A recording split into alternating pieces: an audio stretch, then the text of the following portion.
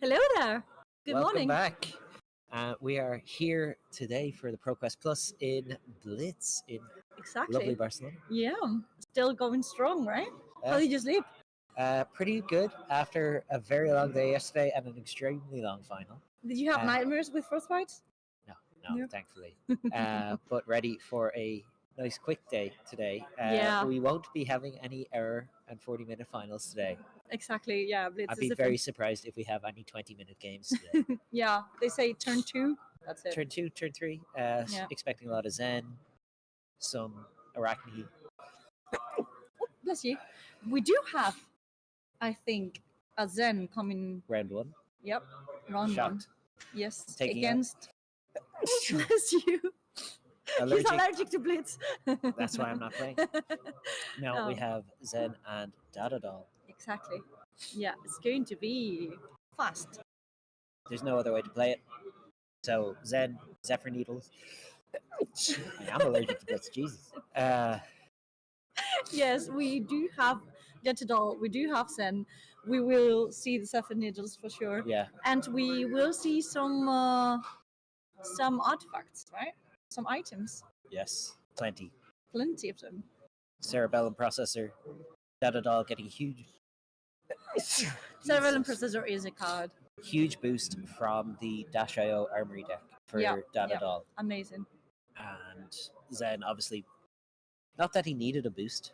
Yes, but getting resurrected does something to you, right? Yes, so they decided to give him some new cards in the Hunted. So we're probably going to be seeing Flick Knives, I would imagine. Exactly. Yeah. Throwing Zephyr Needles, picking up Zephyr Needles, throwing Zephyr Needles. Gonna be crazy. Yeah. Let's see what they can do. Zephyr Needles banned in Classic Constructed. Still legal in Blitz because they're fine. They're fine. It's fine. No comment. They're not fine. No They're comment. not fine.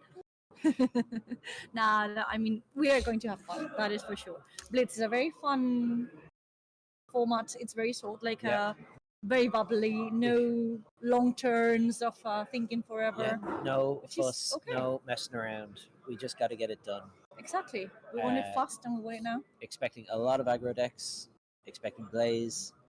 I really hope that I get to see a Sienna. This is my favorite. Beloved. Yeah. I mean, if I play Blitz, it's always Sienna. Sure. I am still trying to crack her, but I'm not very good at that. So, but yeah, with every set, she gets new specializations and she's getting stronger and stronger. I feel like one day she's just going to go floor to roof, sky's the limit. The deck is 40 specializations by the end of it. yeah, she's going off like a rocket and never coming back in one weekend. It's going to be an interesting time whenever that happens. Yes, when someone really cracks her, it's going to be. I wonder if we'll see any of the other Blitz only heroes. I know we have Solitary Confinement in the room. Yeah. I wonder if anyone is dared to bring the Berserker run to KO, maybe 10 foot tall and bulletproof. Exactly. Roll some dice, see if we can swing for 20. Oof. Crazy. If we get to see that on camera. We do have some big names today. Yes, I can spot Pablo Pintor, for example. Yes, Francisco Giorgio. Giorgio, yeah. Jacob Clements from yesterday's top 8. Yes. Still coming for more. Yeah. People just can't get enough of playing Flash. Exactly. What do you expect? Yeah. I hope they rested because yesterday was intense. Yes, it was not a short day for anyone. No, it wasn't. It was like 14 hours stream. Yeah. Crazy. Yeah. A lot of work. But everything was great thanks to you guys. Yes. And we will get started in a minute soon. Yeah, looking forward to our first game. We're just waiting for everything to be set up for the game, the stream table. And I can see people already starting their games on the other tables. So I don't know yet how many people we have in total for this tournament, but we will get the numbers real soon. In no time. I think we do have 2 local Spanish players for this first game. Jose Luis and Jose Luis and Rodri. Rodri, whose nickname is Nimpo, for those who know him, and they are both coming from Madrid, and it So looks they're like local to Dat you Doll is as well? starting. Yes, they are friends of mine. Yeah, Are they friends of each other's? they are. I mean, what do I do?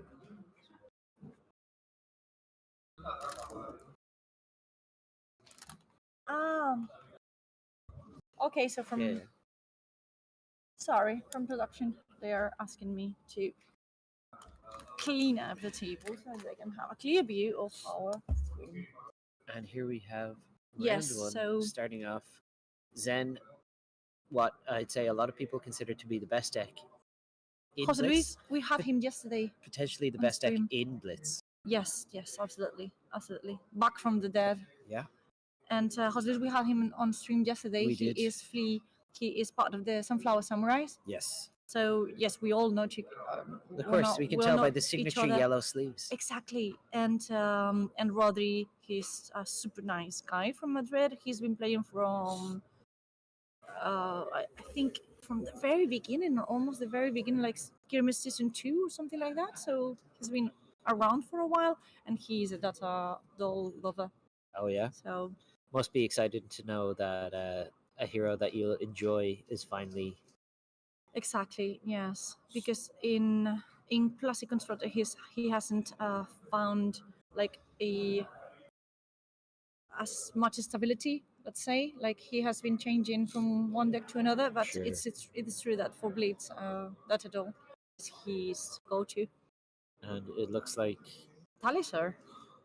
yeah, That at all. Talisher is the Mhm. weapon of choice for Dat Doll because Yes. it doesn't really matter when your game goes 2 or 3 turns that it has a downside. That is what you need. Yeah.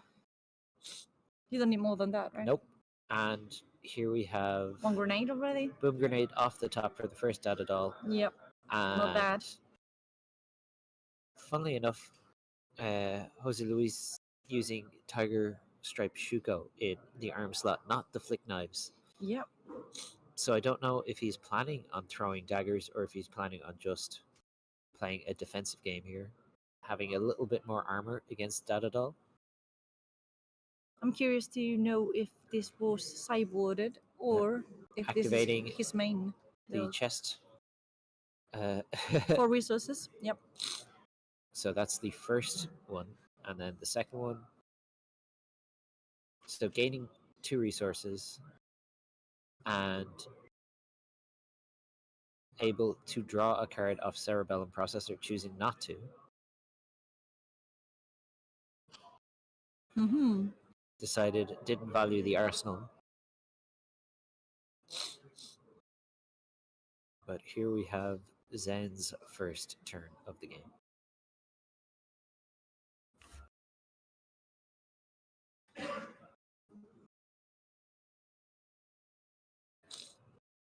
Pitching a Concealed Blade, coming in with Zephyr Needle. I can't expect Dat Doll to do a lot of blocking with a 3-card hand here. I wouldn't. Maybe block with some armor. That's about it. Yes. Absolutely. I don't think he will be blocking at all. Like, you may see her block with that headpiece that comes from the Dash.io Armory deck. It allows you to banish the top card of your deck. Yes, which can be useful if it's an item. Exactly. Nothing like blocking 2, drawing a card. Yeah, sounds great. Sounds great for me.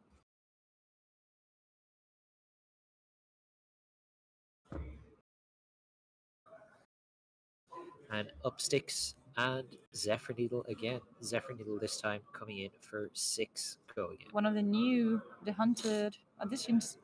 Absolutely. And one of the reasons we're talking even about flick knives in general in Ninja. Mm-hmm. No flick knives for. But we are going to block Flea, 5 however. here and banish the top. Oh, it's a penetration script, so we get our item. Surprise! Shock. Dat Doll has an item.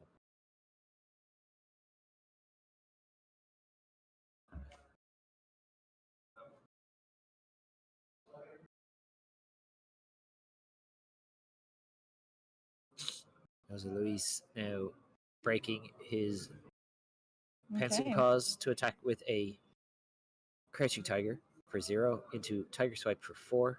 Oh, 5 because of 5. Yep. Tiger Stripe Shuka. Are we going to see any blocks declared here? Knowing we do, in fact, still have 3 Battle Worn Armor, and in a pinch, there's always access to that Adaptive Plating, which can galvanize any of these items in the field.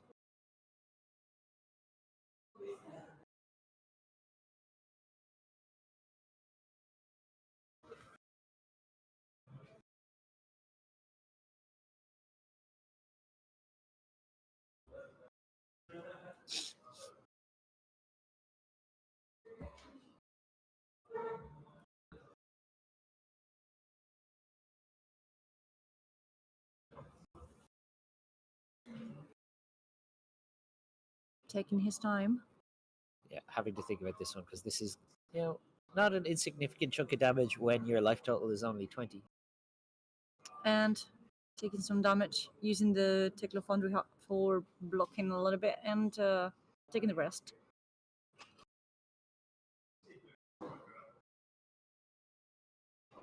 And we can see that little by little he is setting up a table there. Yeah, absolutely. Getting everything, taking all his steam counters off.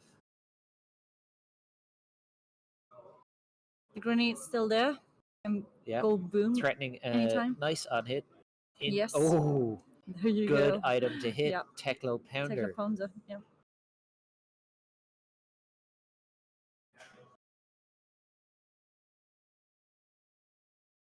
The Fast and the Furious. This was an addition from Das Yes, deck, right? Another one from the Dash.io Armory deck. Exactly. Yeah.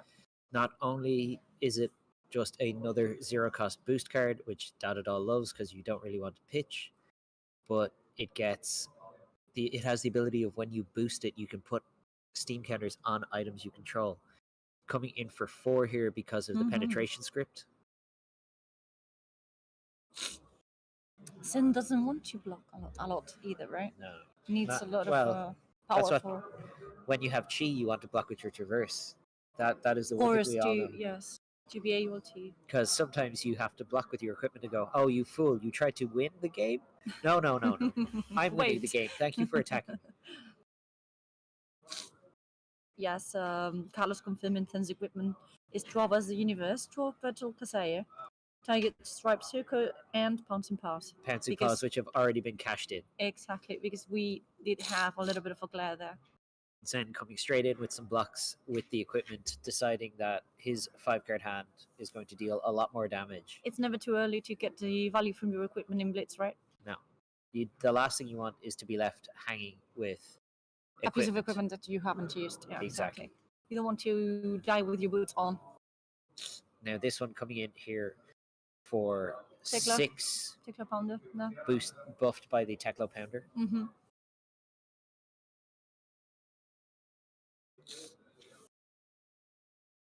Oh, 7? I think so. Yeah. Should be. Not 6. Yeah, it would be 6 because 6 there has been no items cranked this turn. 6, threatening 10. I see Thomas there in the chat. I believe has top 8'd a Blitz event, like a Battle Herd, with this same deck. Brutal. And then Nimpo just moving to Arsenal, ready to go for the next turn. Probably going to try and cash in as much equipment as possible to prevent damage. Yeah. And just absolutely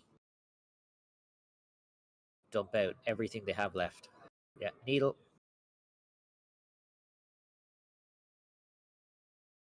Can only assume fishing that beautiful steely bot. Yeah. Definitely not even considering blocking these needles here. Possibly with some equipment. but it's usually quite a big ask here.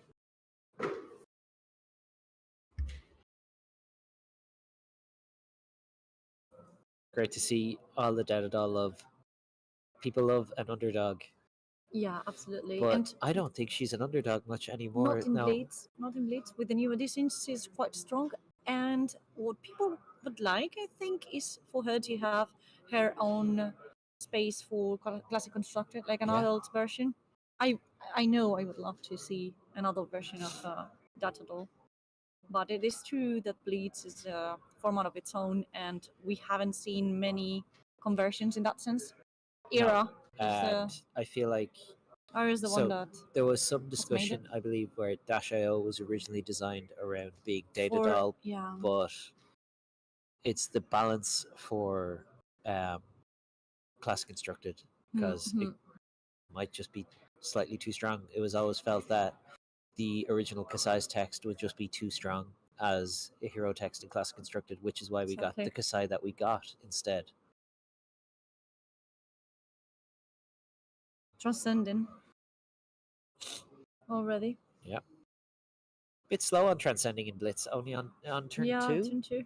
Well, but it's 2 keys in hand now. 2 chi in hand. We've Not attacked with a needle and an attack.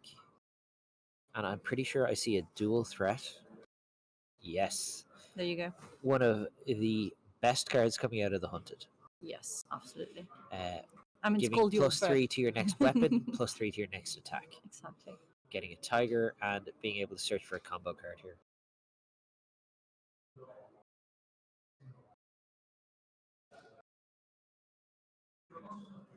With Nympho just sitting there patiently for now. Aha. So we know this next needle is going to come in for 5. I think that is what and whatever Nympho was trying to clarify, yeah. Yeah. Whatever Ho Mauling Chi as the search for Zen. So needle for 5, tiger for 3, and Mauling Chi for 5 as well. Really good turn set up here for Jose Luis. Itchy for Nympho.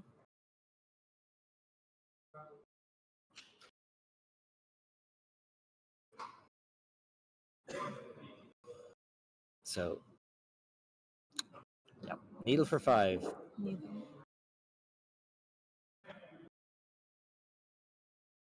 We're missing the die there, but some amount of 5. block is going to have to be committed here. I wouldn't be surprised to see the adaptive plating be cashed in here and use it to galvanize the penetration script, which isn't going to be doing anything else for the rest of this game except for going away. Exactly. Look. There you go. You mind reader. I told you, I just know what I'm doing. There's a reason you brought me over here. Absolutely. And we're going to trigger the headpiece to banish, which will give it 1 defense.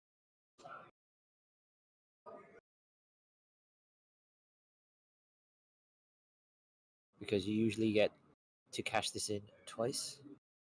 Let's see.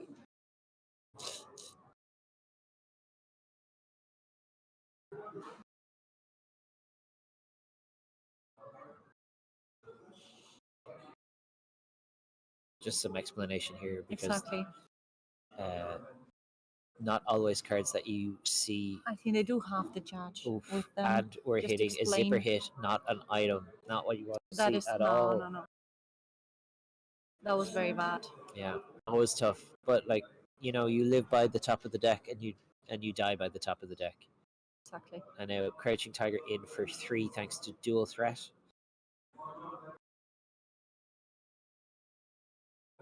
And we still have 1 more. Which we know we have a Chi in hand.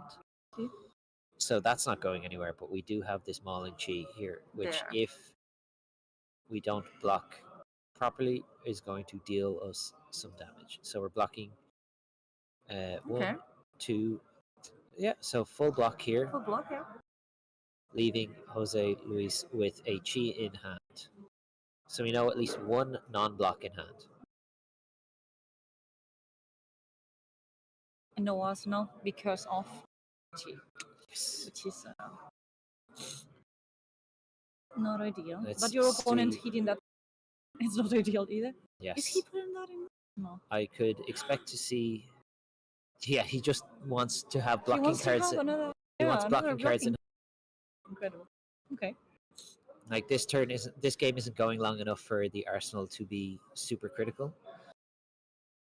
And outpace to start here. So boosting away a data link. So this is coming in for 6. We have go again and cannot block with traverse the universe here. Exact. So Jose Luis just taking the 6. And now activating the Teklo Foundry Heart here. Banishing I love that a boom chest. grenade. Oh. And Is it deciding yellow? whether to crank it or not. Is it yellow? Is it red? Have to decide whether to crank, and we are cranking to gain an extra action point, and then banishing a dumpster dive. It is the red one. Right. So really, we need to make sure we have at least one more attack. So activate Cerebellum using that spare action point that we have. What do you have in your arsenal, Rodri? Looks like a microprocessor to me.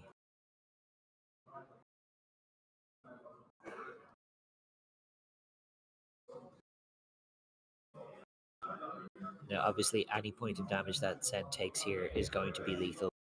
Grenade. Exactly. He can't afford to take another hit from a mechanologist attack. Activating the boots. Yeah, Banishing the top 2 to generate 2 action points. Optical Monocle and Microprocessor. So these are both powerful cards. Yes, they probably are. Something. Good news for Rodri. Yeah, something. Rodri probably wishes he saw slightly earlier in the turn. But we have 2 action points here.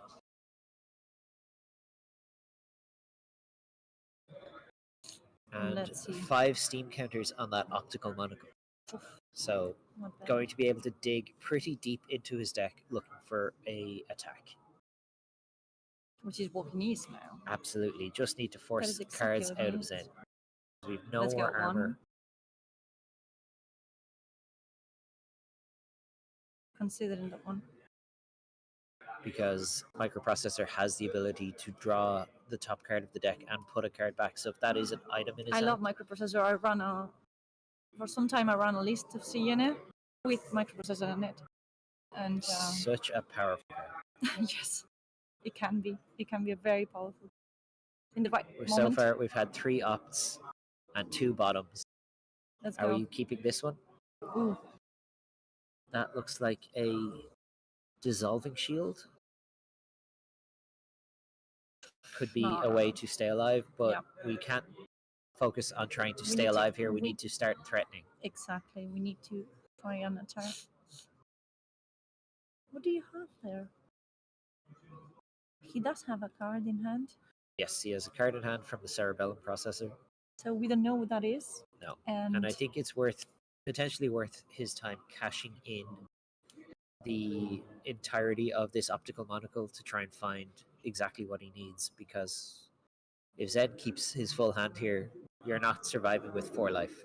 Impossible. At least we know the arsenal. Zen's arsenal is not useful at all. That we know. We're going to Optical. There. Yeah. Straight to the bottom. Looking at the top.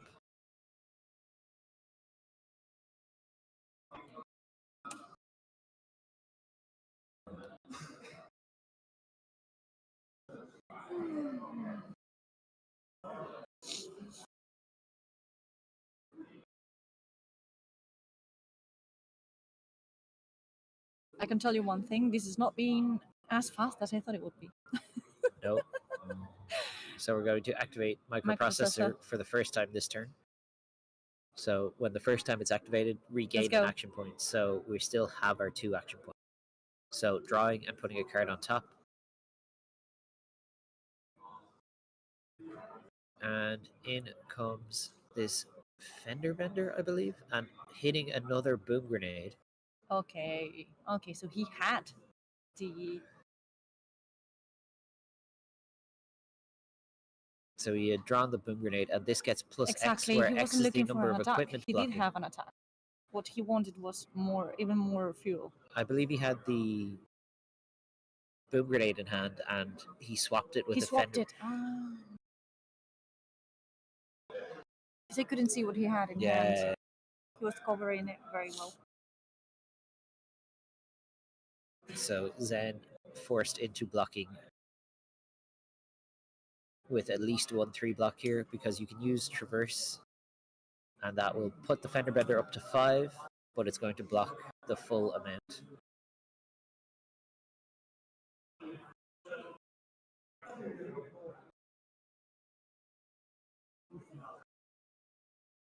That is one extra T going to please hand.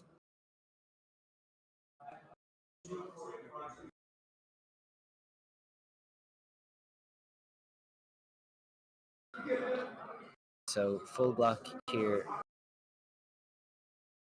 We still have action, I believe, from the activation of those boots. Yeah.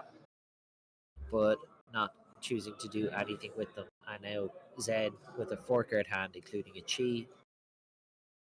And Dat Doll with her major downside of a 3-card hand. Jose Luis leading with Ancestral. Not only Ancestral Harmony lead, but Ancestral Harmony hit. It is not looking very good for that at all. No, sadly. It is not. We have Rising Sun, Setting Moon, and okay, double Preserve. Oh, pass over, even banishing a card. That is one.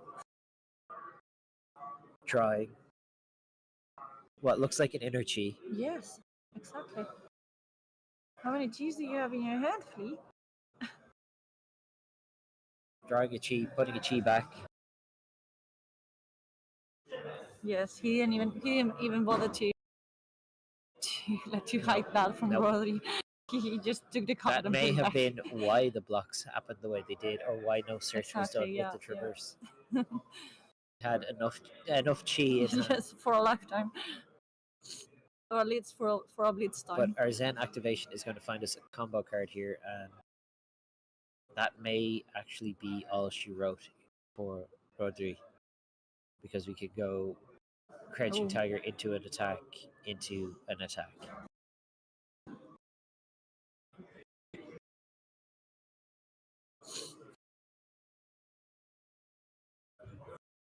Shouldn't the Crouching Tiger tokens have the same type of a sleeve? Absolutely. Yes, normally we would. Yeah. Because if you want to, for some reason, put it in your deck or in your or whatever. Exactly. Rodri showing off his hand that does not block. Oh. Just waiting. We're just waiting here. Poor Rodri.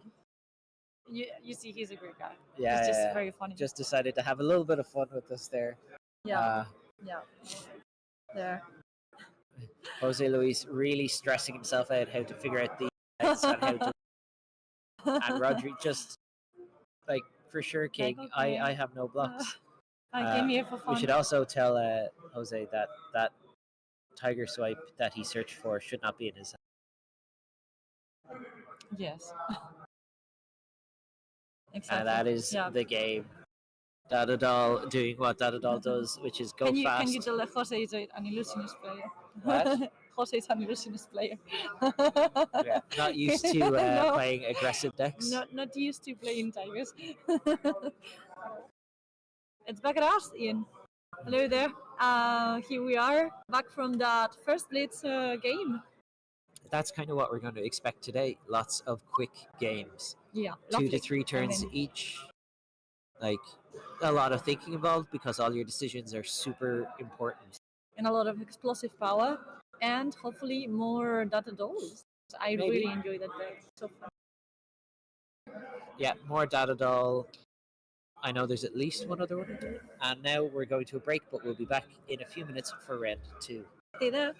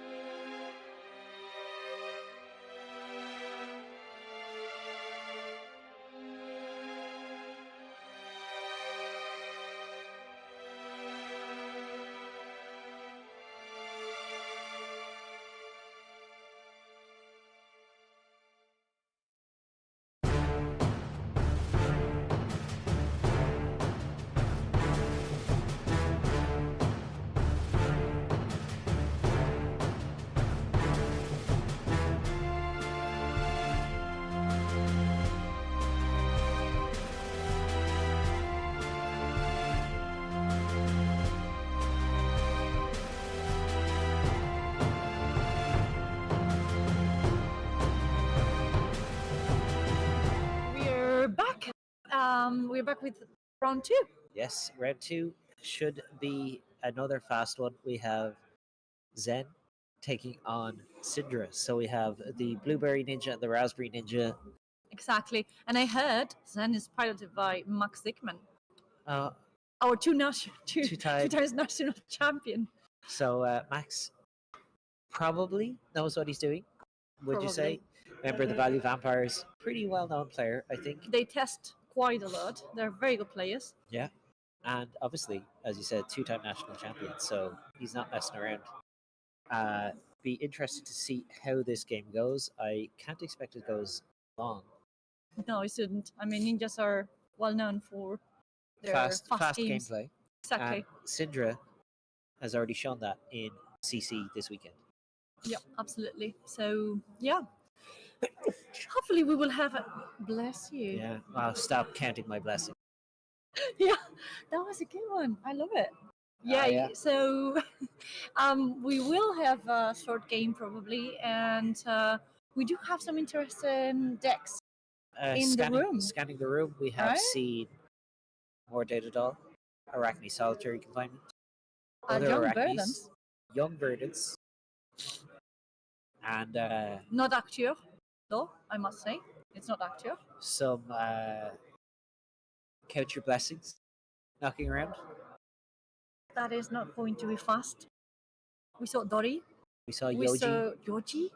It's just, yeah. Some people are here for a good time, and some people are here for a long time. Some people are here for murder. Because they are going to kill us if we have to narrate that. Yeah. But there's also some Auroras. Yes. And a couple of different blades. I saw Fitbar is here again after yesterday. Could be back on Vinet. That is cool. There's a few people. Finlay is a good player, and Vincent is a very nice hero for Blitz as well. Extremely strong in Blitz. Yes, absolutely. Extremely strong. It reminds us of Viscerai in a way. No, it's nowhere close. I don't know if you ever saw. Were you playing when Viscerai was legal in Blitz? Yeah, well, that was just a. Yeah. Like through the roof, and that's it. Yeah. So it is Daniel winning, who was top 8 yesterday on Syndra. Yes, he has a winning surname, which I love. I mean, you can't lose with that surname, right? It is nominative determinism at its finest. Exactly. But and it's the second Zen that we have had. It's quite popular. A lot of people consider Zen the best deck in Blitz. People like zombies. Or should I say zombies? Sorry.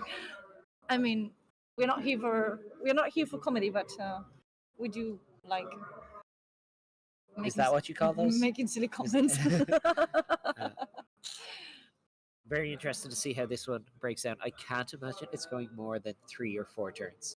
Total, not each other. Yeah, absolutely. Obviously, Max Zen has 3 or 4 minutes then. I mean, that's been my experience playing Zen and Blitz, but that was pre-Bonds ban, pre-Art of War ban. Yeah, of course, and well, Semifinal is not helping. No. Making Blitz games longer, right? So here we have them. Go. Beautiful playmat from both of them. Daniel using his classic Spellground playmat, I believe. It is so cool. It's a double one, right? Yeah. Yeah. And then Max rocking that World's San Jose. One of the prettiest ones. This is the one that I use when I play Cinna. Oh yeah. Yeah, I do have it, and I do use this one for CE, which I haven't spotted in the room, sadly. Max rocking his white bordered Zephyr needles. Yeah, why not? I mean, they're legal as well, right? It's just another kind of beastful terrorism. Yeah, it's all head games versus your opponent when you're playing those. And here we have Daniel leading with a Draconic Head Jab. EM is here. Yeah. Supporting Max, of course. Rocking in just in time to see his teammate. Exactly, and teammate, yeah. Draconic Head Jab blocked.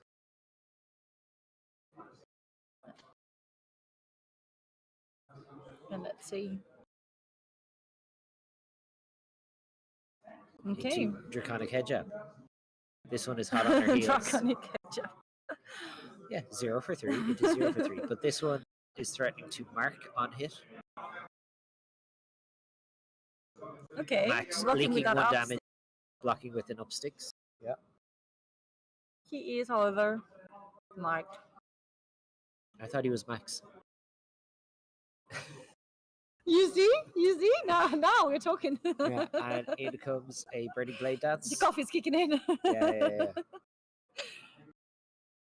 It's either that or Blocking William's with sleeping up. another up Up sticks. sticks. Yeah, that is the second one, and that's it. We don't have more up sticks in run now. There could be blues, could be yellows. Oh yeah, of course. But I mean, yeah. I was just 1 damage dealt here.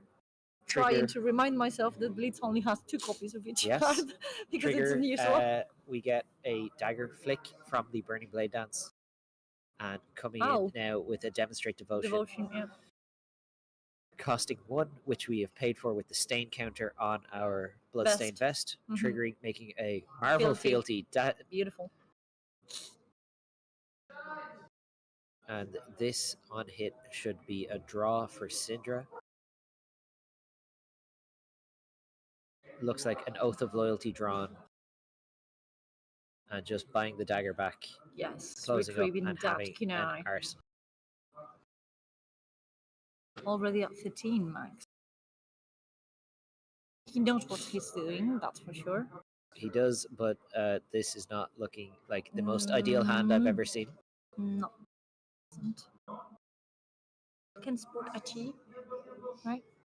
I think there's 2 Transcend cards here, a Wind Chakra, and I am not sure what that last card is. It looks like it could be a dagger card of some kind.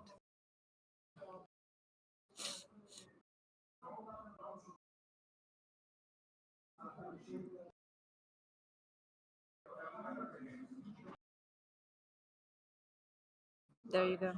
Yeah, so Wind Chakra on the stack. Time to transcend, gain a life with our homage to ancestors. Gaining a resource from 12 Petal Kasaya.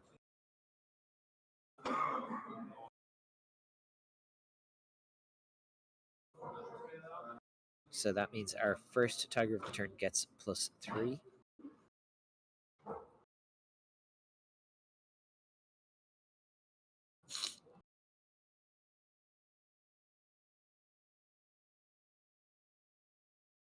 Pitching that Chi. Activating Zen, getting our first Tiger. Crouching Tiger. This time in the very same sleeves. Yes. Yeah. Rest assured that we reminded. Yes. from last game that he should keep his Crouching Tigers in the same. Absolutely. And let's see what Max decides to do here. Shuffling back and keeping us on our toes to see what he has in store. Potentially, yeah, Tiger Swipe.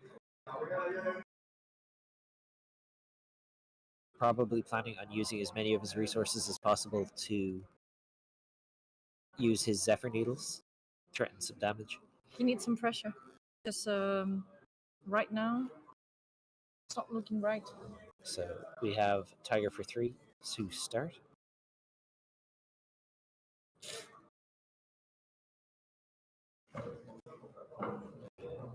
Daniel just electing to take the 3 here into our Tiger Swipe. Triggering Shuko, so this is coming in for 5. On hit, will create another Crouching Tiger. Since this is Blitz, this is quarter of a life. Yeah, there's no messing around here. Daniel saying, I'll take 5, yeah. You can have your Tiger for 0. Yeah. 2 Tigers on the table already. Well, the next Tiger is for 0, so it's not the most impressive Tiger I've ever seen. And now we are more going like a to cat, a kitten. Up sticks into Zephyr Needle. So this is Zephyr Needle for... You were right, he was running the other up sticks. Of course, it's a 0 cost blue, it's a Transcend card. Taking 3 from this Zephyr Needle. Misville using all the blue cards in this set and the previous ones. All of these zero cost cards are just perfect for Zen. Zero cost blues. Absolutely. But Daniel returning fire here with a 5-card hand on Syndra, leading with this Oath of Loyalty. Now, obviously the restriction here is that he may only play Draconic cards. However, he has two fealties. Yeah. So that shouldn't be the world's biggest ask. Yeah. At least 2 of his cards can be turned into Draconic with no effort, so... Yeah, with no downside at all. Levels of alignment, Aspect of Tiger and 2 Command and Conquers. Right? 2 Command and Conquers from Max. Yeah. I have a funny feeling Max might not have time to be using those Command and Conquers. Not probably.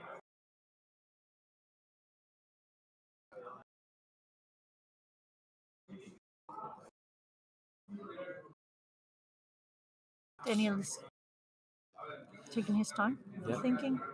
I've done a little bit of testing with Blitz as well recently, and I gotta tell you that Syndra might turn into a bit of a problem.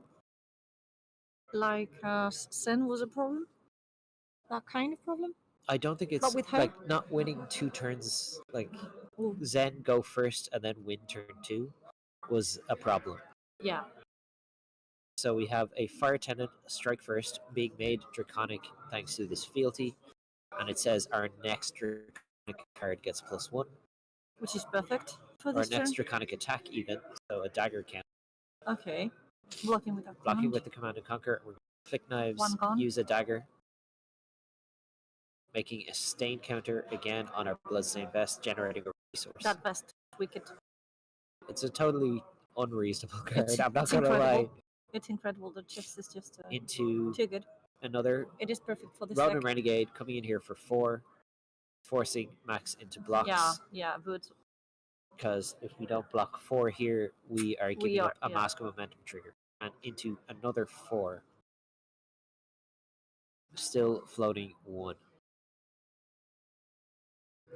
I wonder what could be that resource used for.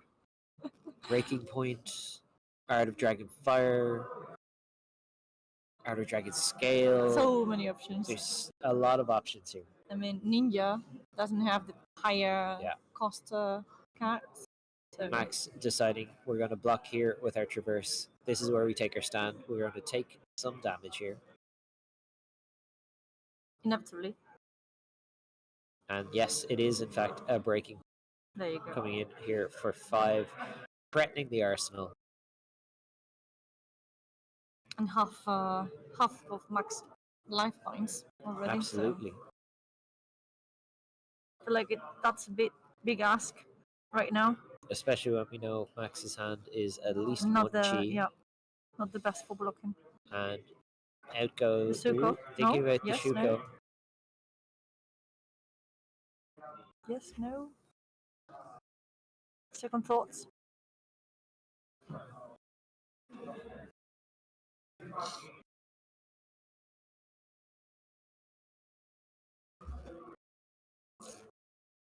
Just because these are going to be short game in terms of turns doesn't mean players aren't really being very considered on how they're going to plan.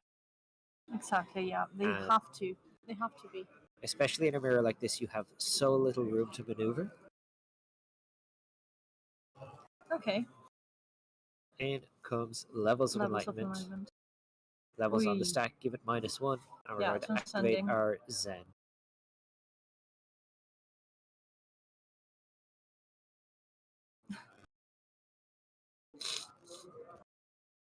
So we get our Crouching Tiger in our.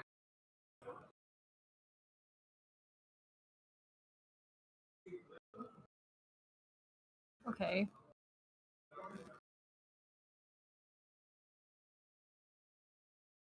And getting a Chase the Tail, which is going to threaten a reasonable amount of damage this turn. Between levels, probably Go Again, draw a card. So it will be 2 Go Again into Needle, into Not a bad Tiger. turn for what he had. Nope. He has been able to get a lot of value from his hand, considering the circumstances. That's the thing about Zen. The ability to tutor your deck and find cards you need that's just so is powerful. just crazy. And if you're a very good and experienced player, as Max is, of course, you can get tremendous value from it. Absolutely.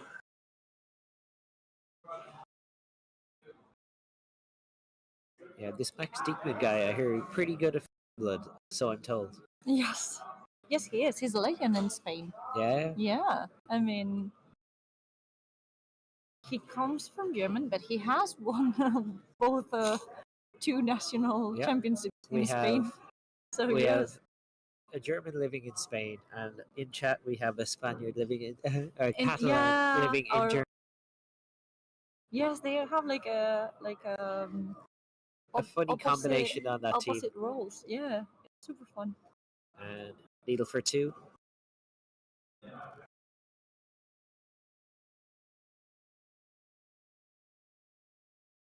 This is blocking with that burning blade dance to make sure that needle gets broken. Exactly, this is a time for blocking. You might not find especially another on this turn. This is the time for getting rid of that. Tiger. Diabolic needle. Tiger for 0. We take 0. You can always block with those Dragon Scalar flight paths if you really wanted to. It's not like the only hit is going to bother Syndra. So. True. And there you go with the Chase the Tail. Chase the Tail for 4, threatening the Pouncing Paws to be another Tiger for 3, which would be lethal.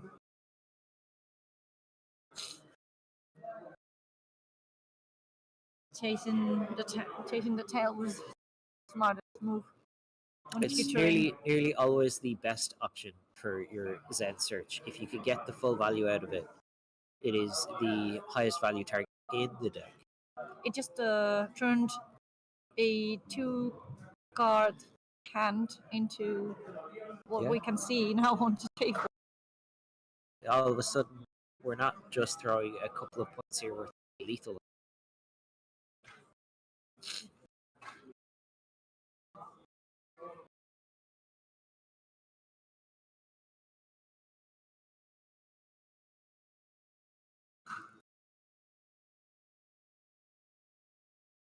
Daniel might be forced into a more defensive.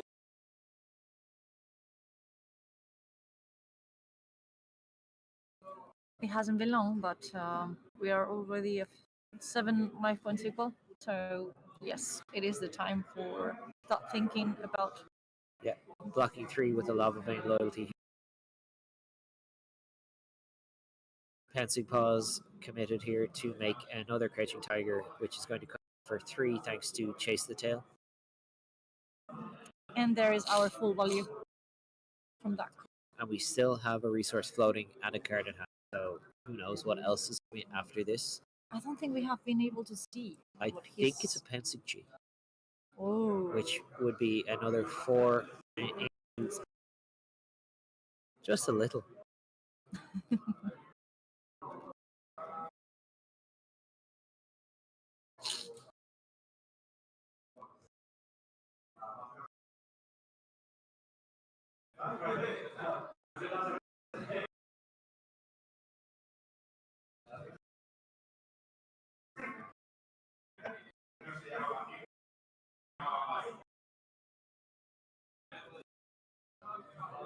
Yeah, Max using.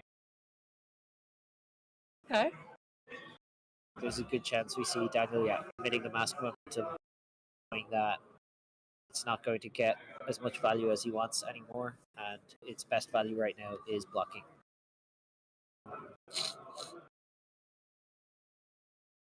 Max down to 1 needle, but keeping a card in arsenal.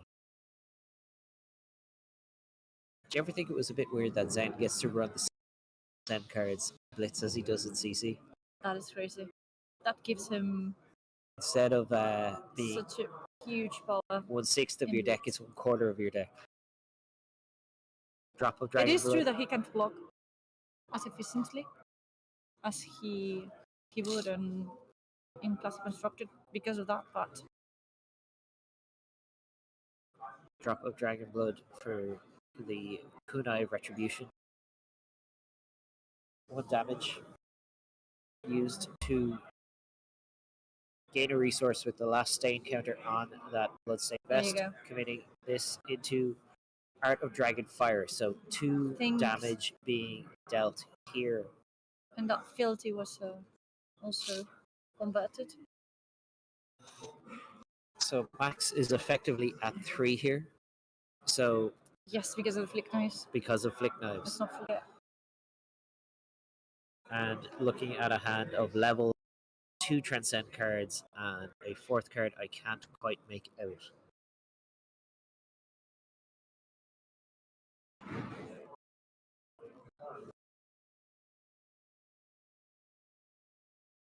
And I think our chat has very astutely pointed out that Sidra may have forgotten to use Flick Knives earlier in the game. Yeah. And if that is the case, Daniel might be leaving Max alive at 1. That would be crazy. But Max here committing a 3-block Throw Dagger. Another blue 0 cost that could be used in the reaction step to draw a card. And just to... Yeah, Dagger is getting flicked with Flick Knives, putting Max Diekman to 1 life. Which, if the Flick Knives would have been... Could have been an entirely different game. There's no telling how a decision like that can affect the overall outcome of the game. Of course. Because Max might have made different decisions then. And, absolutely. Well, we don't know how that would have gone. That's the thing about Flesh and Blood. Like, all those decisions sort of spiderweb out and just change how the game plays out entirely. Did you say spider? By the way, guys, we have pirates now. Or that's what they're saying. Oh my god. And here we have the Zen Sacred Art Jade Tiger Domain. All with this pick up the point on the stack, which when it resolves, Max can pay his 1 resource to get a... Only 2 tigers in hand. The levels as well. Everything, yeah. But those tigers are both 1 damage. They're not nothing at all. But it is okay if you want to put pressure and strip him from cards. It's interesting. Yeah, it's pretty good when your opponent's at 3. One damage, quite exactly. Not too bad. I mean, it could be enough. I mean, I would think so. And we're able to attack with the dagger as well. No, Carlos Max is getting the meta report about the pick up the... We're going to have some reliable info about what we have in the room today.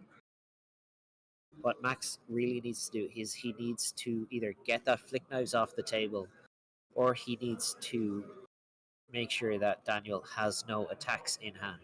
Because if he has any way of attacking back at all, and for that Flick Knives so will be taste come in handy.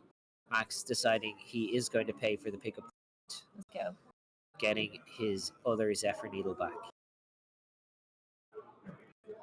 He wants to deal as many attacks as possible this turn. He wants to go as wide as possible. And he's going to need the Zephyr Needles for that. There you go. Just crouching tiger, first tiger. Yeah, so tiger for 1, needle. Okay. And then that Levels of Enlightenment is just going to be lethal. Dory activating Zen.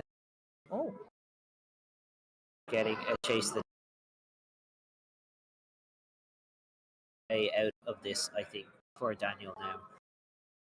Not with cards in hand, anyway.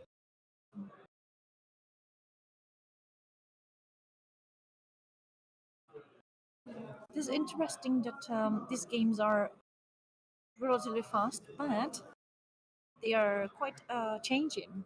Yes, Max choosing 3 draw a card, immediately blocked. Didn't even think about it. Into Tiger for 1. Well, Daniel knows what's coming, and he knows that he can't get. And there's the Flick Knives. Max is now pretty safe. Yep. Pitching a dual threat, coming in with Chase the Tail for 4 blocked, and then Tiger for 4 for the lethal. And that's key. Yep. Yeah. But we have gone from thinking that Syndra had. Yeah, Like, looked very quite a lot Syndra of favored advantage, into and being then- Max favored exactly. into Syndra. They're quite That's Blitz, baby. It's a Fast-changing games. swingy game. Yes, they are. Especially these aggro mirrors, because if you just draw the right cards, sometimes you can just change the game Aurora on the dime. decisions like much more heavy, like heavier than in classic constructed in Blitz. Yeah. Right? Yeah. If you pay at all for what you have chosen to do in your previous turn, that toll is quite Yeah. quite And pricey. once you start losing that tempo, even if Daniel survived that turn with no cards in hand, what's he going to do against a Zen with 4 cards? You know. Exactly. Yeah. You can't block forever. You're just you lose the tempo in Blitz. Dead. So, really well played. So, And, congratulations to yes. Max. And yes, GM, value vampires, stay winning. Yeah, absolutely. 2-0.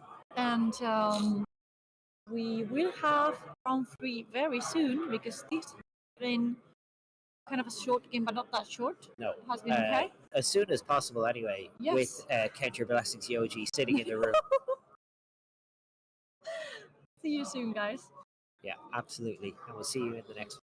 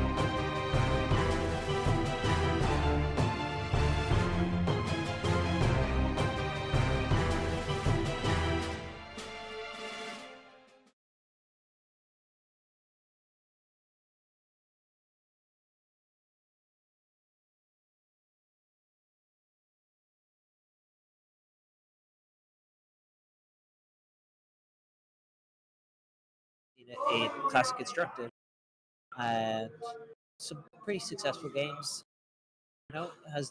Did reasonably well yesterday. Obviously, no top 8s, but did reasonably well. And Riptide. Hopefully, we'll get to see some arrows on stream. Say I'm a ranger, so I really want to see arrows, not only traps. Please. But it might be all traps, nourishing emptiness, Riptide. You never know. No, don't say that. Why? Let me dream. Live in there are no azaleas no in the azaleas. room, so this is what no I Lexis. have. No Lexis, no azaleas. What I have is Riptide for ranger representation. Hoping for the best. So yeah, hoping for the best. I can confirm there are no CG. We can confirm there are no prisms. So well, that is already something. Yeah, it's going to be an interesting matchup. Anyway, I'm not entirely sure how this one plays out. Obviously, Aurora's general game plan will turn on Riptide's hero text pretty easily. All his traps are going to be live, pretty much, except for the reaction one. Yeah. Because Go Again or Power that Grid legendary trap that affects Go Again is going to be very important here. It's also very funny though. If timed correctly, devastating. Yes, if you time it wrong though, you might actually fix their. Yeah, well, true. Absolutely. No. We for sure are going to be seeing an interesting game. It's Jacob switching off new Jacob today. Piloting Aurora. I know he was on the hunt for a Blaze earlier, couldn't quite get his hands on it, but is here with Aurora instead. We only have one Blaze, by the over way. to aggro, taking on the Riptide of Tim. I am, and I'm not Riptide, venturing with that surname. No. I am. rather And I don't want it to sound wrong. So Riptide going first, Aurora going second, probably by choice, I would imagine. Yep. And I really want to see which kind of Riptide we have. Yeah. Like because Riptide can be hyper aggressive, as we saw in the UK Nationals. There was some really super aggressive Riptides, and then they also call it Lexitide for a while. Yes, or Prismatic Riptide. Yes, because of the prismatic ley line. Yes, but it could be completely the opposite. It could be crazy with the only what we might call the Spanish Riptide. Wow, the mid-range Riptide. Mid-range, sure, whatever. Not that mid-range. The Carlos Carrero special. Terrible, yeah. No, I hope we get to see an Agrotide, honestly. Some quick back and forths, some arrows, and some crazy tables turned during the game. That is what makes Blitz fun, right? So yeah, hoping for the best. Aurora going second, which is already kind of a win. Good start. Right? Get to block, maybe get to set up an embodiment. That is very good, yeah. No doubt. I'm pretty familiar with how Aurora plays out, so that is usually where I want to be in these kind of matchups. But you are also giving Riptide access to an arsenal, which could be a trap, or could just be used to pay for, as part of the, what's the chest piece called? The Trench of Sunken Treasures. Yeah. No trench. No trench, tunic. No trench, guys. Nulverin boots. New Horizon. And the Double gloves. arsenal there. So this looks like the setup for an aggressive Riptide. Very aggressive. Very aggressive, but tunic in Blitz. Are you hoping to live for more than 3 turns? Well, it looks like Jacob is anyway. Also has a tunic. Yes, both are. That's why. I mean, I'm not surprised Jacob is running tunic. We can see the glare. We can see what he's teaching. But that is. But that is the new Aurora, right? No. One of the recent visualizations, like 1 or 2 sets ago. But Tim is just choosing to set up a 6-card hand here, not give Aurora the opportunity to filter. That's it. Yeah. If you have a good hand, good for you. If you don't, I'm not fixing it for you. Now, Jacob. Beautiful Aurora, Marvel signed by Azur, is that? I would believe so. I'm just attacking for 4. Let's see. 4, no text. A lightning ninja. A lightning ninja attack. And needing a inertia trap. No trigger on the trap here because the power is not greater than its base. But still a good defense reaction. Yeah, still preventing 3 damage. Good enough. Jacob, Arsenal, pass. I would imagine Jacob is elected to bring the tunic here as it is a hedge against this kind of Riptide. And now we're going to load a Murky Water and fire a Murky Water here. So 6 dominate if it has a name counter, I believe, or 7 because of. Yeah, it's been a while since I've read this. One of many Riptide specialization.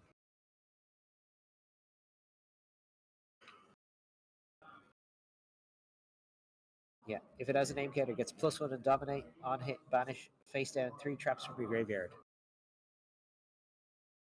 Just choosing, Jacob choosing to crown to fix his hand. Filtering, cycling, let's see. But that sigil makes me think that this is not a fully aggro Riptide.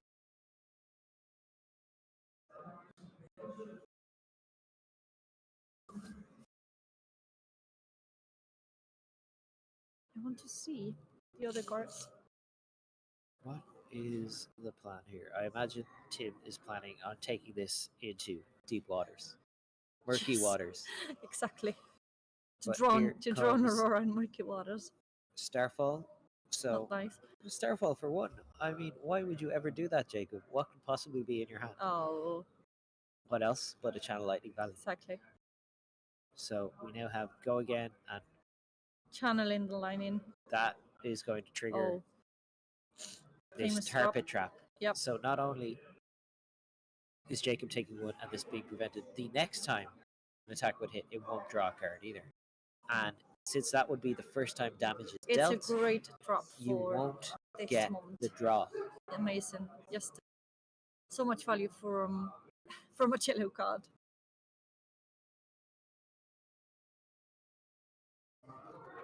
And Riptide above 20, which is even more life total than he starts with. He starts with, exactly. So in comes Remember, Jacob he starts with 19. This Scar for Scar. Okay. Yes. Makes sense. Riptide choosing block 3. Is it Siren? Blocking with a Siren. Siren? Yeah. I love that Aurora. 0-4, potentially 0-5. Just moving to turn. Great. Yes, you don't want to lose that power of drawing, right? Because of that habit trap. In comes Deadeye and Codex of Frailty. Yep.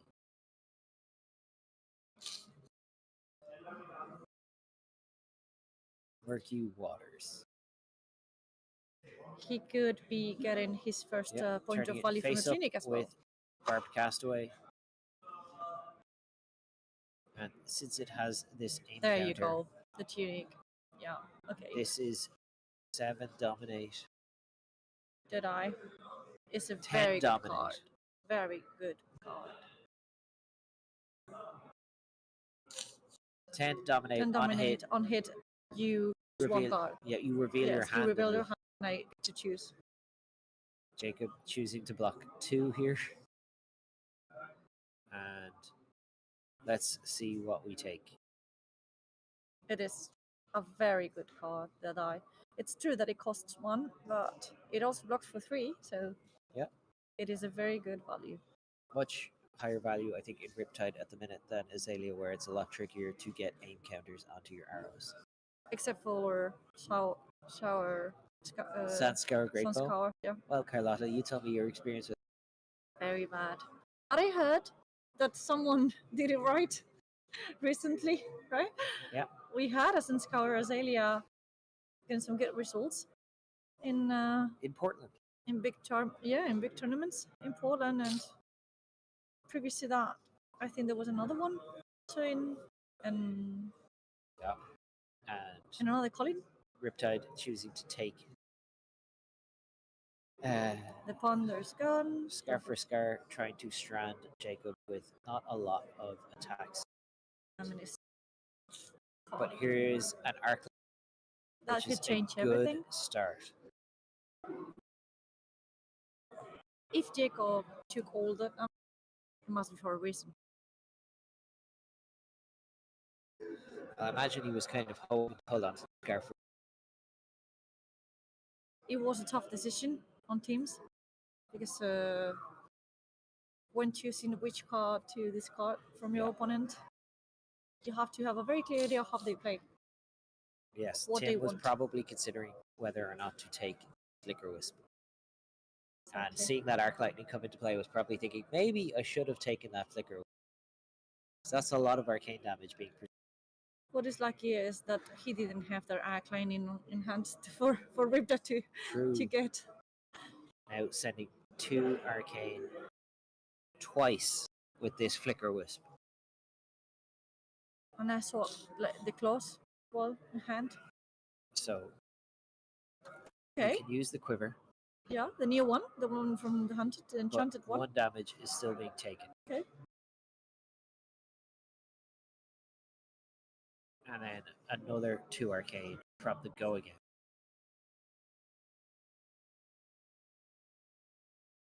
Riptide does not have any AB except for the just boots, the boots, right? Yeah. So yeah, that might make this a little bit harder if this goes long. Jacob swinging in Starfall, coming in for 2, one to Frailty, but more importantly 2 arcane at the end. Yes, because of that Codex team played in. Taking 1 and then taking 2 arcane. Okay. Activating Aurora, or activating Grasp of the Arcanine, deal 2 arcane. And then keeping the Channel Lightning Valley around. Tidying up, passing the frailty token back, and let's see what Tim now has.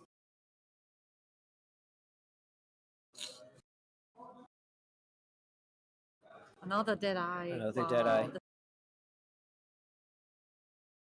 Last Deadeye since we're playing Blitz.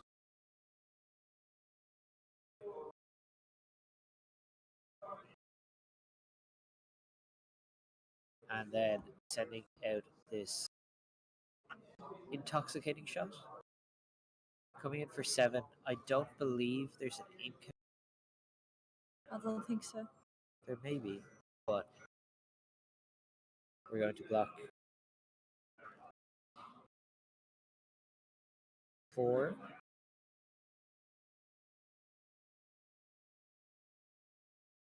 Choosing to take 3. Giving Jacob a Quicken and a Courage. All to enable those traps for Riptide. Exactly. It is a trap. It's a trap. Oh yeah, here's a present. That present is also damaged. Yeah. Here's your present. It's a bomb that ticks. And Jacob has found himself another Arc Lightning. Lucky Jacob. Yeah. At 3 line. Really going to start forcing some action here. So we've seen 2 Deadeyes, 2 Arc Lightnings. Everyone's seeing their power cards here. Is Tim going to pitch for this arcane, or is he going to let Jacob have the card? We need Jacob to get the value for Tunic, because if not, it wouldn't make sense to have the Tunic in the first place, right? True. He in might be thinking maybe I should have 2 blocking armor instead. Yeah, exactly. That's what I. If he doesn't get the value, Tim has chosen not to block the arcane damage, and instead is going to let. He likes his focus on blocking the physical. Yeah, I think Tim likes his hand, however. Oh, okay, electrify. And is it another? This is Mechanic Shockwave fusing with an electrostatic discharge. The electrostatic, yeah. So this is 1 arcane and 5 go again. So there'll be 1 more source of arcane for this. It's a kind of soccer view. Yeah, I thought it was Electrify for a second. No, I think From most afar. Auroras have moved off Electrify. We yeah, realized it wasn't absolutely. really worth it Sad because it was an okay card in the past. in the past. We're at a different point. Oh, the other topic. Yes. Okay. So, but there's no on hit on this. Yes, but it is important that the second one is already out of oh, the. No, this is these. Both of these traps live here, dealing a point Yeah, of damage yeah. to Jacob. This is the one we were talking about before. The legendary trap that affects Go Now, again. does This is Jacob crazy. discard the hand? This is just too much. Jacob Poor discarding Aurora. a snatch and an electrostatic discharge, drawing a single Poor card here. Aurora. And then Ready for one this. more trap. The other legendary trap from Riptide. And that is three traps, dealing Those 3 two, damage. Yes, these two go into Sienna's deck. Oh, yeah. They're too good to not put them in. That is how the game ends. Well, Not with a bang, but what with a trap. show! What a show from Riptide! Incredible. A lot of value. Nice, quick on those one. cards. Ready for round 4? Yeah. Absolutely ready Yeah, for I round like 4 coming I up like soon. games that are interesting, like this, like A fast. lot of and- decisions made in a very short space of time. Yeah.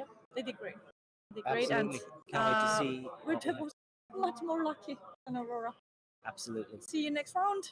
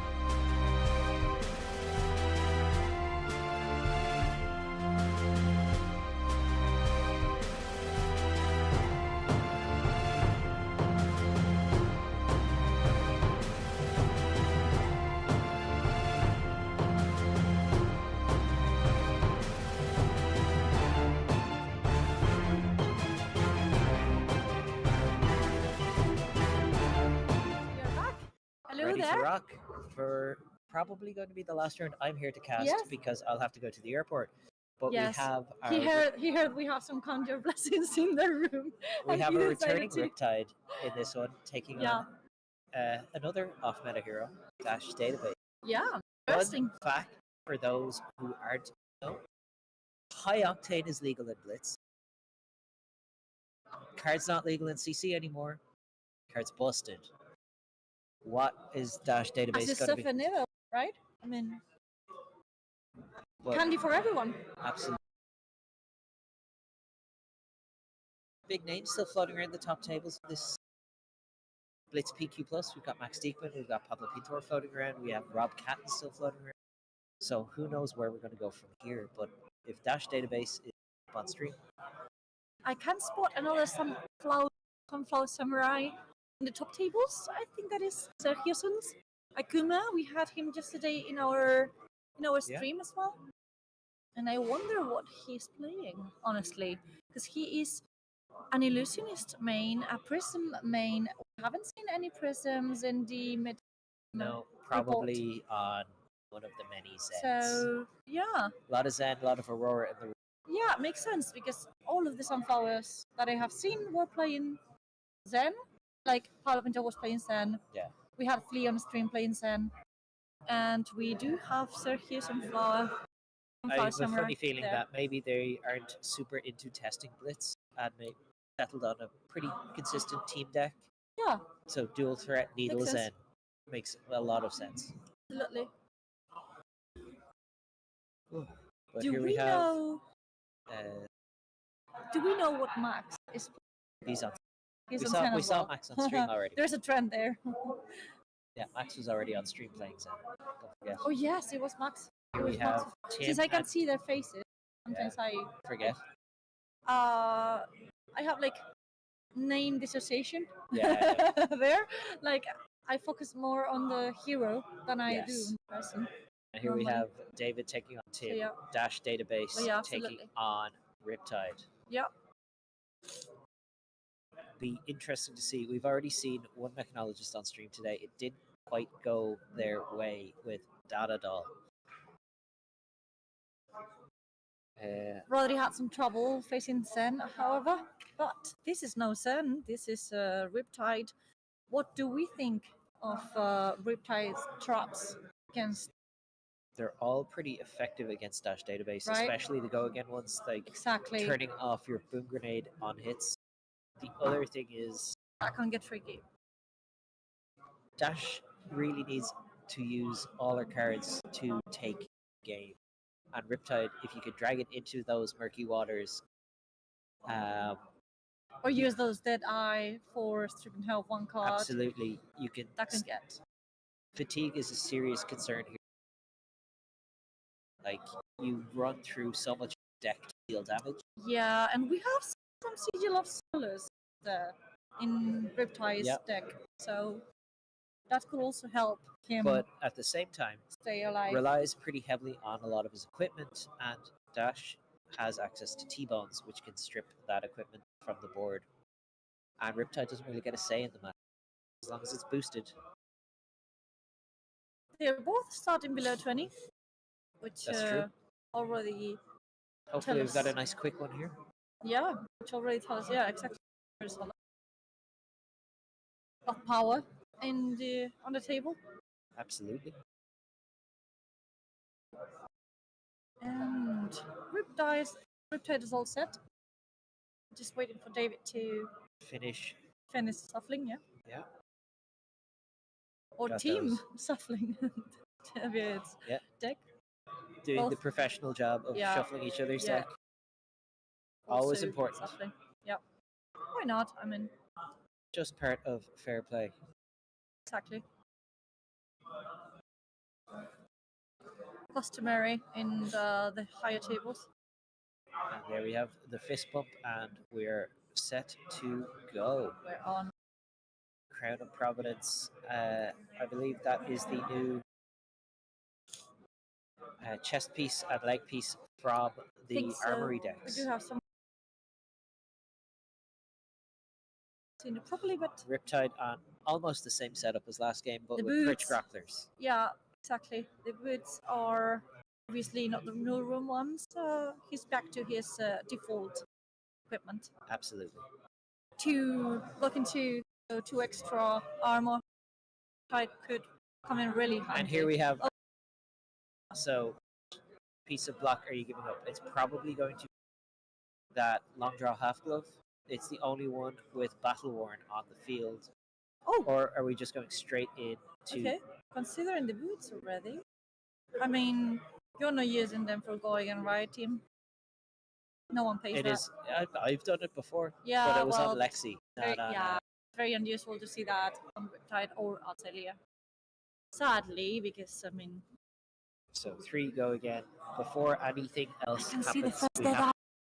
What? The first dead eye is on Team's hand already. Yes, it may be blocked with though this turn because Sad. Dash can present quite a lot of damage. Okay, trap it. First up, trap. Yeah, the first damage from Riptide already delivered here. And you were absolutely right about the gloves. And There a they are. second T-bone. Wow. So a second T-bone Dream means hand for that. we are already stripping a piece of armor. Absolutely. And I think this might see the Perch Grapplers committed here. Yes. Oh, I mean, Tim, it can't be the tunic Tim and it looks can't be the head. very unhappy about that. Oof, yeah. I mean, it's a dream hand or Yes. dust for 20-0. Absolutely, So lucky. especially because with the T-bone, the red T-bone coming first, you commit the 1 block armor, and then all of a Terrible. sudden you have to block 2 on a 1. If there's another T-bone here, I think Tim might just get up and walk away. That's really. No, oh, instead stuck. it is a spark of genius. Yeah. So we're going to search for an item with 0 cost. Yep. The thing about Spark of Genius is it used to be a fantastic turn ender, but now it's a turn extender because you can get an item with crank and choose whether to crank it or not, and then draw. And we are getting the Cerebellum processor. Of course. Of course. This is the second time we've seen Cerebellum in play today, and David has already decided, I'm cranking this item. We're going to crank that, and we're going to see what happens off the top from this Spark of Genius. It's such an overpowered item. What are you talking about? It's fine. We don't draw that many cards As anymore. fine as high octane. Right? And the combination is not deadly at all. No, not at all. Who knew that action point generation would be good?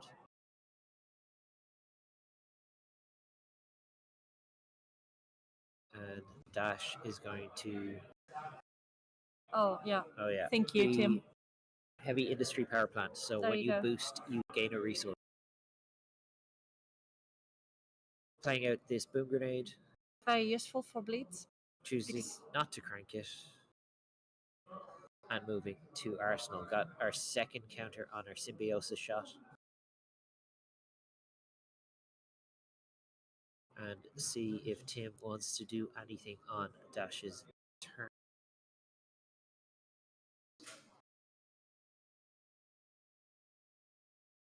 Just draw in. Oy, Looking, Dead and Eye. there is Tunic and Yes. that Deadeye. that was good.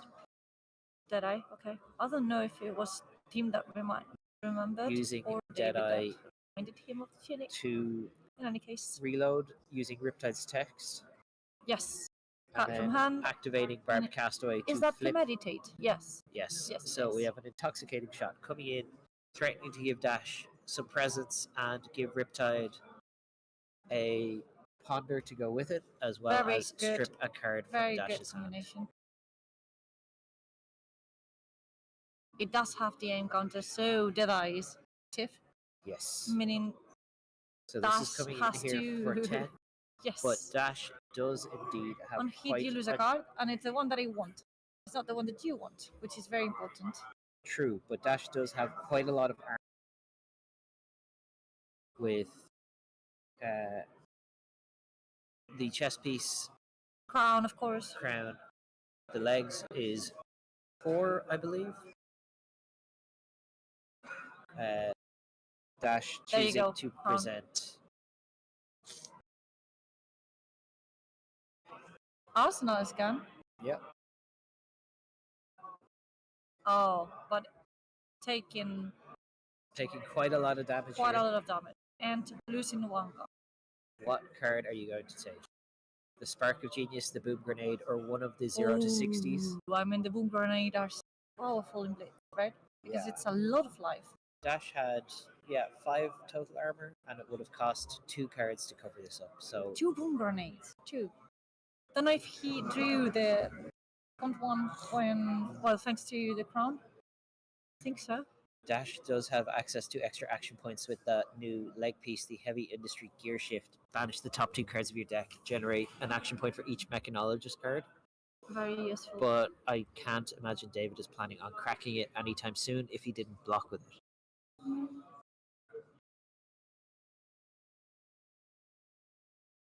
Hot decision for Tim.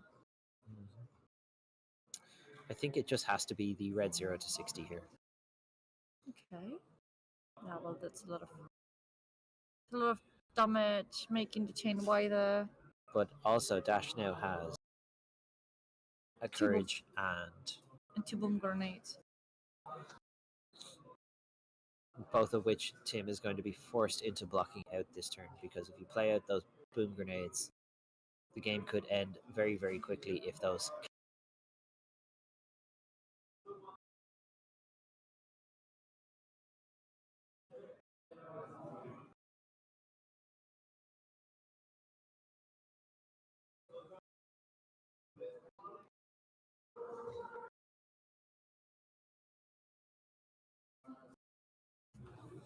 And in we come here with a zipper hit. Or no, a 0 to 60 rather. 60. Yeah. Coming in, threatening that Boom Grenade. Can not we playing see the either. color? Is it the blue one? Yeah, it is indeed the blue one. Yeah, smart of team taking away the red one and Absolutely. leaving the And blue. in comes a Buzzsaw Trap. One of Its the power legendary is greater ones. than its base as well because of that Courage token. Yes. So smart. Yeah, Such absolutely. a smart play from Riptide. Or better say team.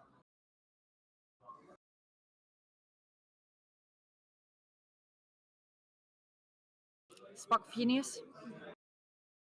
Looking for. Yep.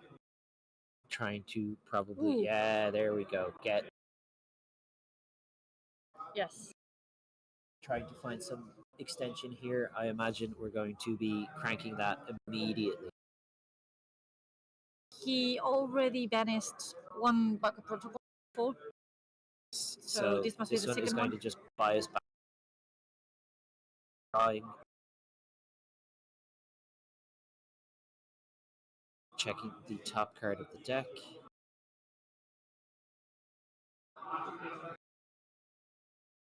Steal some Boom Grenades in him. And we're going. Thinking about cracking the legs.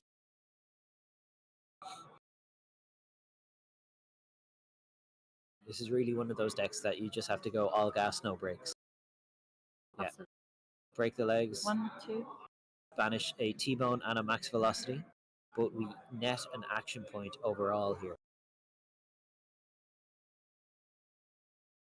So we are currently at 2 action points. Yeah.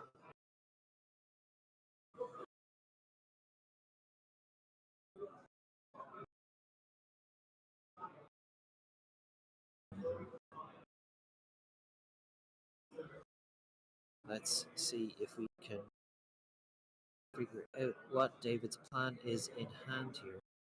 We're going to use one of those actions to draw this card of our deck. We know what it is, obviously due to Dash Database's hero text.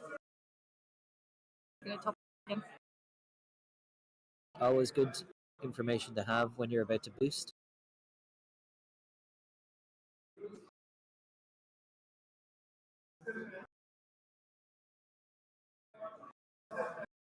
And out comes another Boom Grenade, putting another pistol. Not a pistol, it's a gun. Gun is not a pistol. I learned that from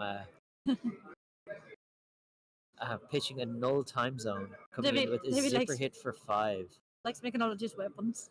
You can see it in the playmat. So this is 5 go again, threatening 2 boom grenades. With 2 floating means we have access to that backup protocol to buy back a red attack. Which one will it be? Look, Tim is also interested in knowing which is It's either going to be red zipper hit that's attacking, or it's going to be one of the 0 to 60 that Tim has already taken.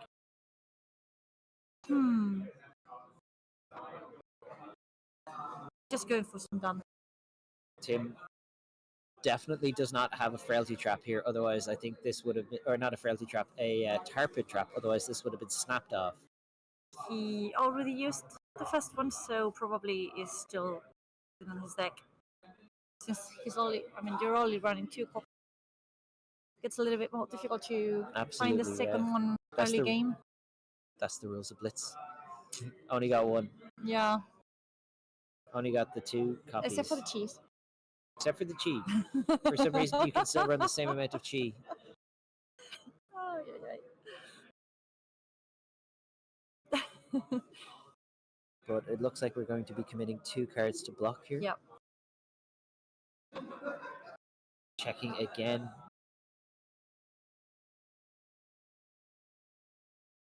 Yeah, committing 2 arrows to block here. Shot and then shot. Cracking this backup protocol with our 2 resources floating. Yes. Getting that 0 to 60, boosting it. Unexpected. And it's boosting it fast and furious, so we get to put a steam counter back on our cerebellum processor. What a card, Fast and Furious. What an addition from that armory deck. Yeah, committing Tunic and another arrow to block, I feel like. Hoping that this dash does not have anything else to throw, and in fact just has another boom grenade, which I assume we are not cranking, leaving a steam counter on it. Riptide, just 1 card in hand now. Is that a trap? No, I believe that was a trap. We might have seen it already. Would have used it already, right? Yeah, before moving to Arsenal, we're going to see if David has anything he wants to do.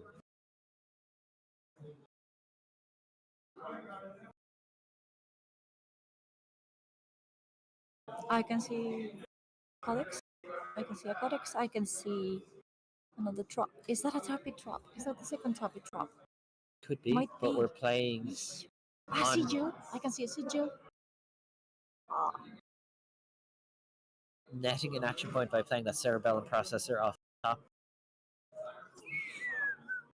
2 cerebellum processors. So we currently have 2 in play, 1 with 1 steam counter, 1 with none. And 2 action Good enough. Not bad.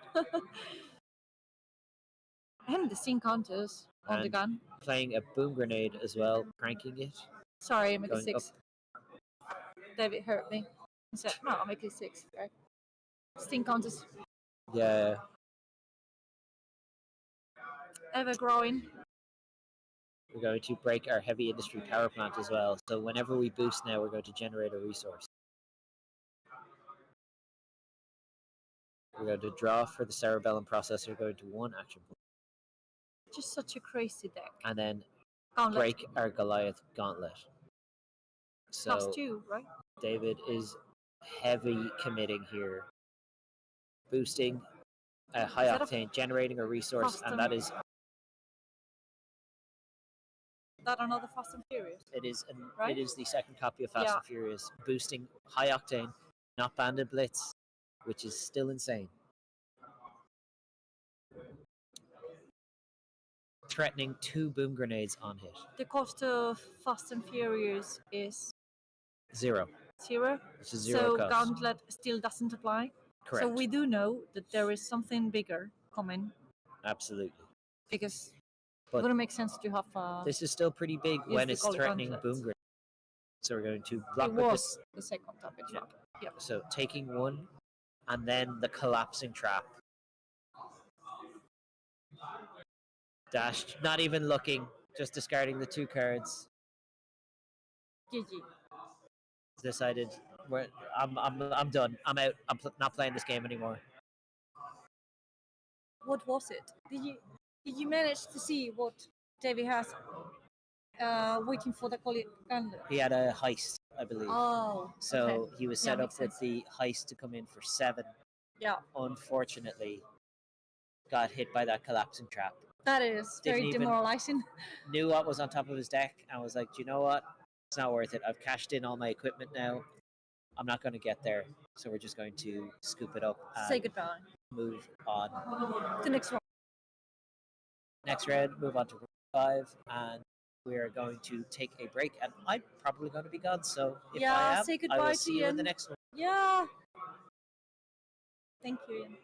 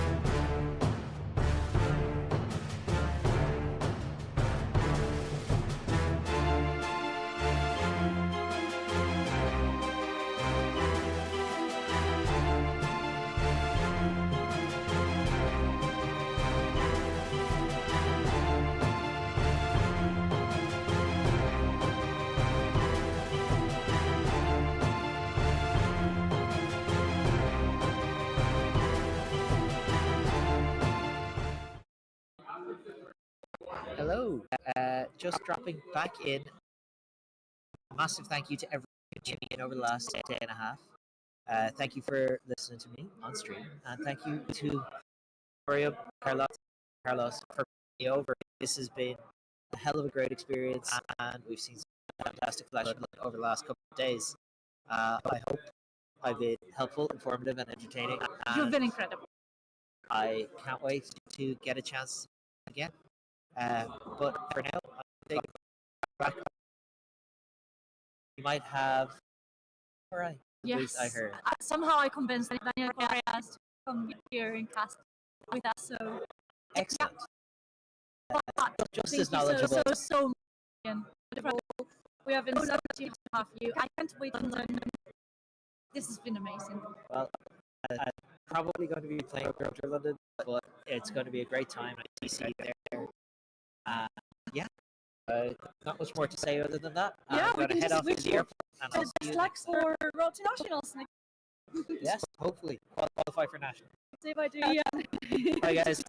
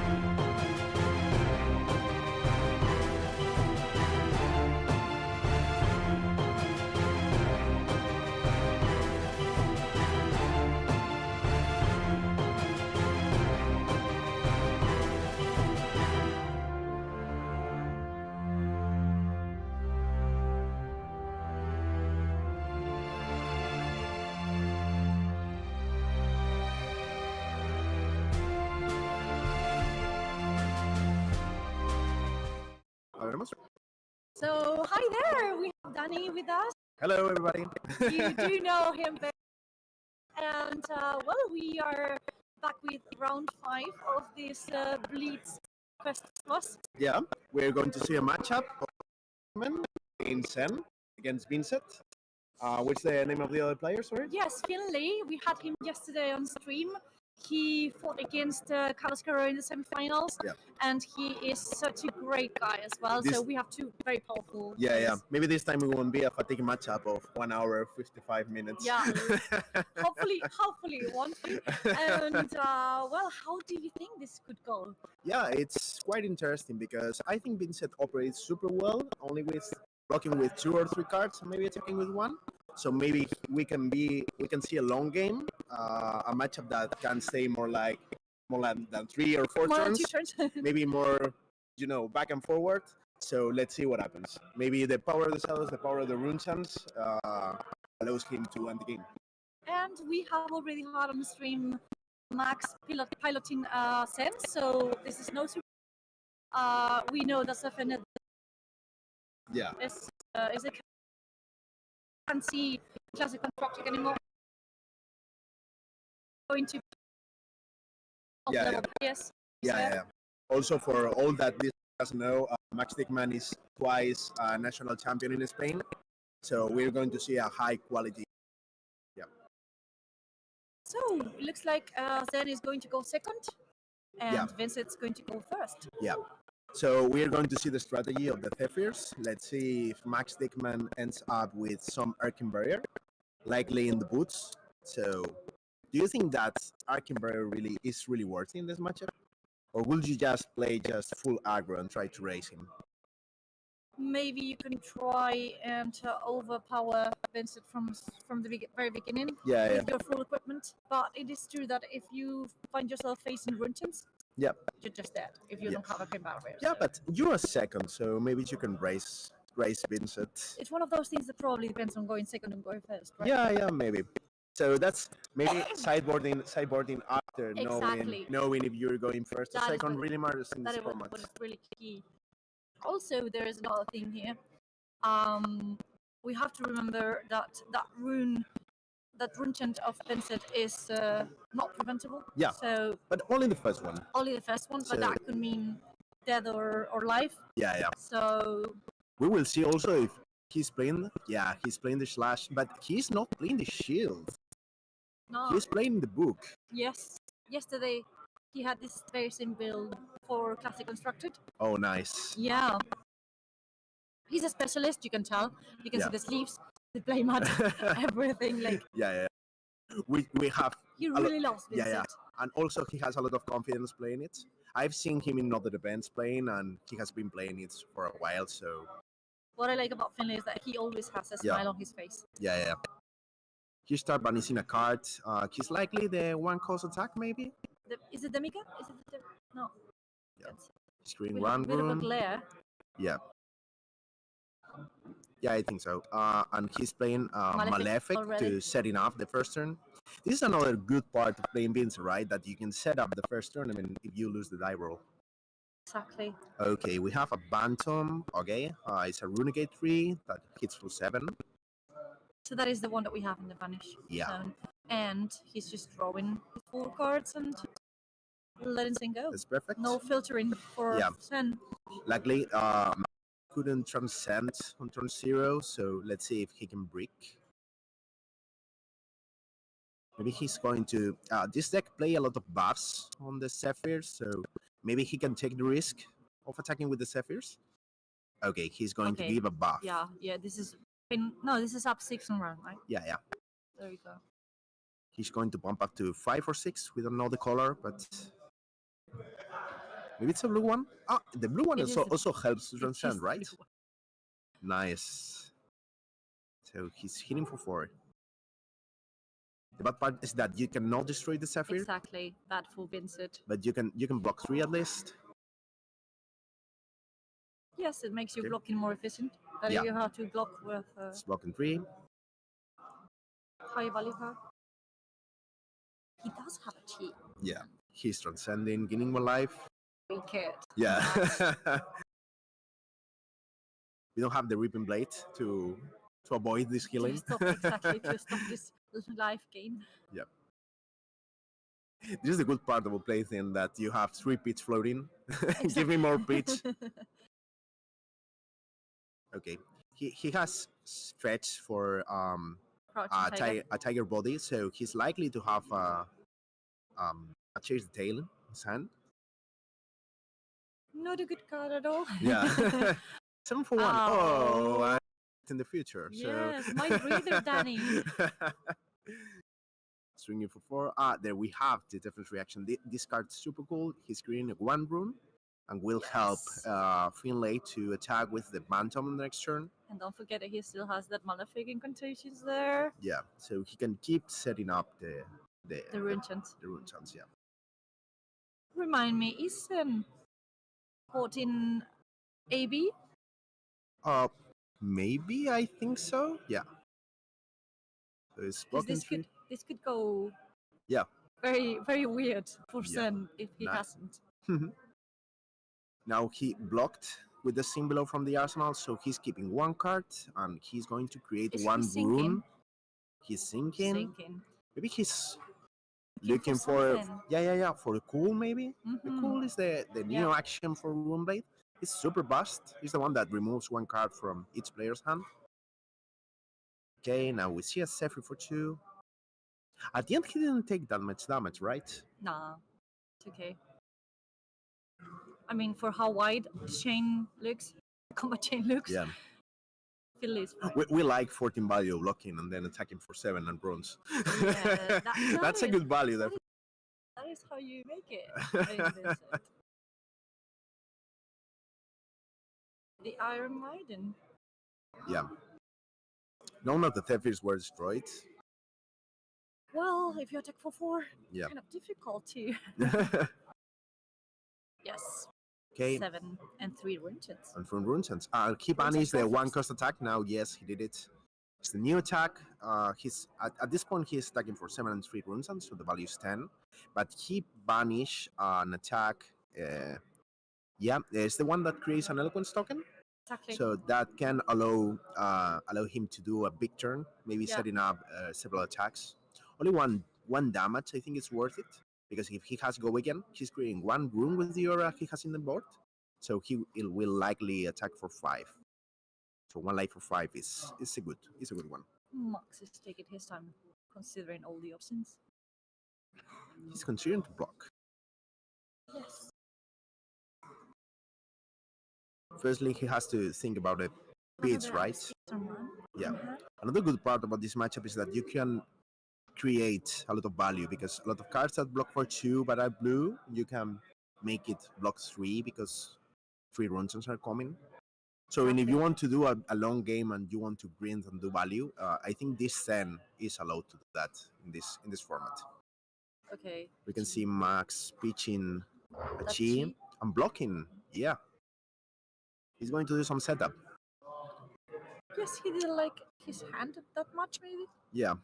Maybe what he wants to do is just to do setup, because if you don't attack Vincent, sometimes the hero cannot get that value for a full hand. Or if they find all non-attack actions, for example. Yeah, or attacks. Maybe this time he has 2 runes, and maybe he can cards in the banish zone. Finlay can create an eloquence token and gain a lot of go again. Yes. We start for an attack for 8. 6 plus 2 rune chance. Rune chance go first, as we know. Maybe Finlay wants to fatigue Max, removing cards from, right?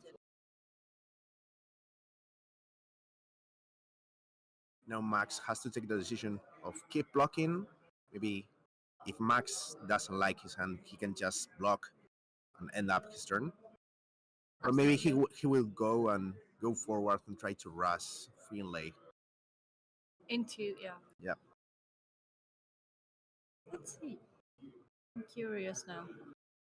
Also in Blitz, I like the gloves that Finlay is playing. He's playing the Vixen, the Quill hands, create 2 rune hands. Maybe can stabilize the pin set for this format. he can create runes, and it doesn't need setup. On the other hand, losing 3 block maybe tricky, right? Okay, finally reading the Zephyr. Just in case. Yeah. We want to get that right. Yeah. If you only play Classic Constructed, that is not allowed. Yeah. That's why maybe you're not familiar with it. It's something that happens a lot in the high competitive level, that you're reading cards that are super obvious, but it's like I want to make sure that everything is working as I want. Yeah. Okay, committing all the equipment here. He's looking for a T. He didn't block with the chess piece, so he did. Max doesn't want to create the Zen state. He wants the T. Yeah. That's for sure. Mm-hmm. And no, he lost 1 Chi. Incredible. Yeah. That is unlucky. Yeah. I mean, unlucky for Max. Lucky for Billy. Which prism do you choose to look at it from?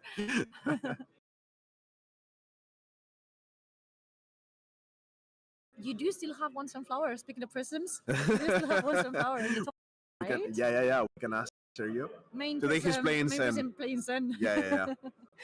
Sergio Sanz. Yeah. He was. His deck choices for the tournament was Zen or Prism. He ended up playing Prism, and today he's playing Zen. So he's doing, he did a run with both heroes. I get it. Yeah.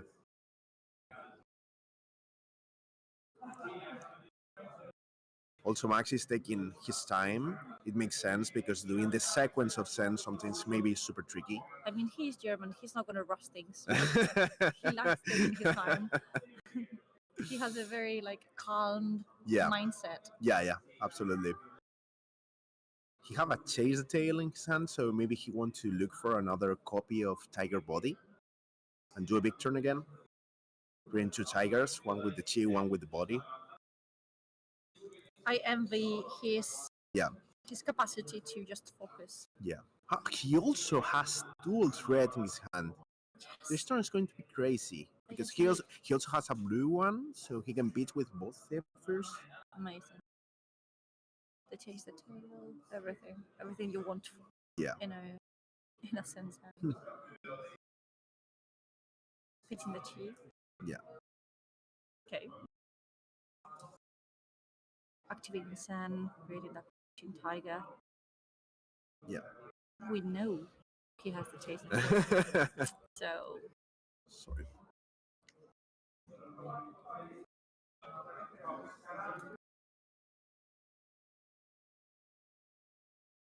Okay. We can see the Tiger Body, Max Dickerman.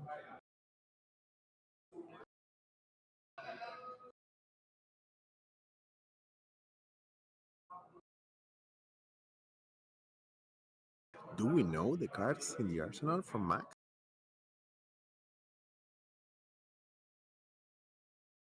We do not. Okay. Pitching positive, as you predicted. Time for 2. Maybe this is the time for. Yeah. Trying to. The problem is that I don't remember if Chase the Tail really checks combat chain, or is the next one in the turn, I believe, is in the combat chain.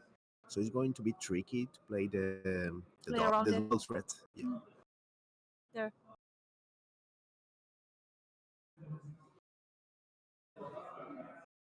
He's crouching the tiger for 0, chasing the tail for 4. The cat is out of the box. Literally. Okay. And there you go. 3. Tiger Body. With the body, yeah.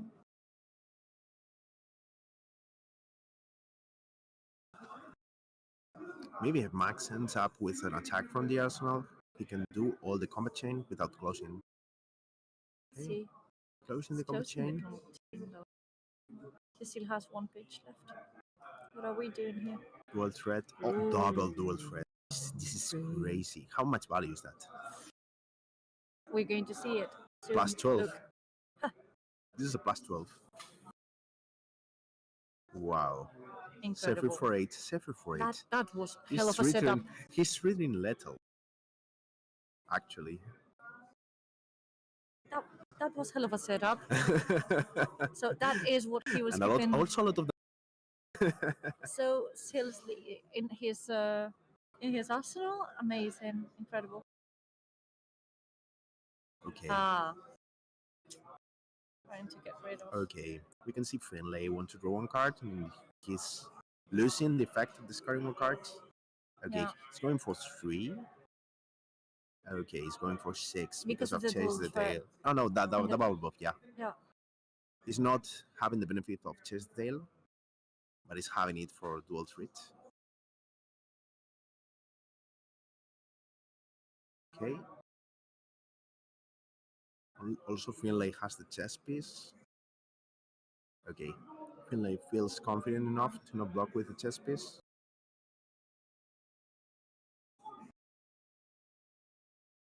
This looks a little bit like an uphill buff. Finlay. No. Yeah. Anything could happen because we have seen crazy things during these 2 days. Yeah. There's Walter Hart and the ProQuest as well. Okay. Some tables turned in the last minute. Let's not forget that Runchins are there and... Yeah. They create more runes. Okay. This is a good one. This attack is quite interesting because he can set up the runes for the next turn. This is 10. Yeah. Not, 1 card 10. Yes, just 10. Yeah, when your life total is 20. Yeah. Not bad. Not bad. Half your life. Just give me half your life and we are okay. I will go from here. I mean, if Max decides to take it, they're 7-5. Looks a little bit less dark for the Shadow Lady. Yeah. The Iron Maiden herself. We see no pitch left, so it's not likely to have additional action points. Yes. Max decide to tank this one. Yeah, he doesn't want to pitch. From, for instance.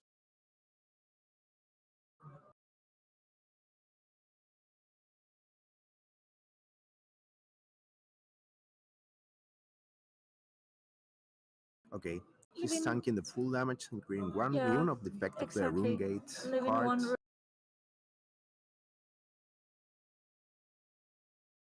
Finlay take one more damage from Blood Debt. And gets Funeral Moon in hand. That's as far as I can see, sorry. And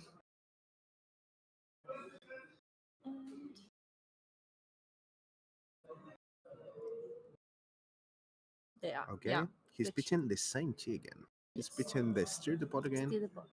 You know, shuffling. There goes the chest. That's it. Okay.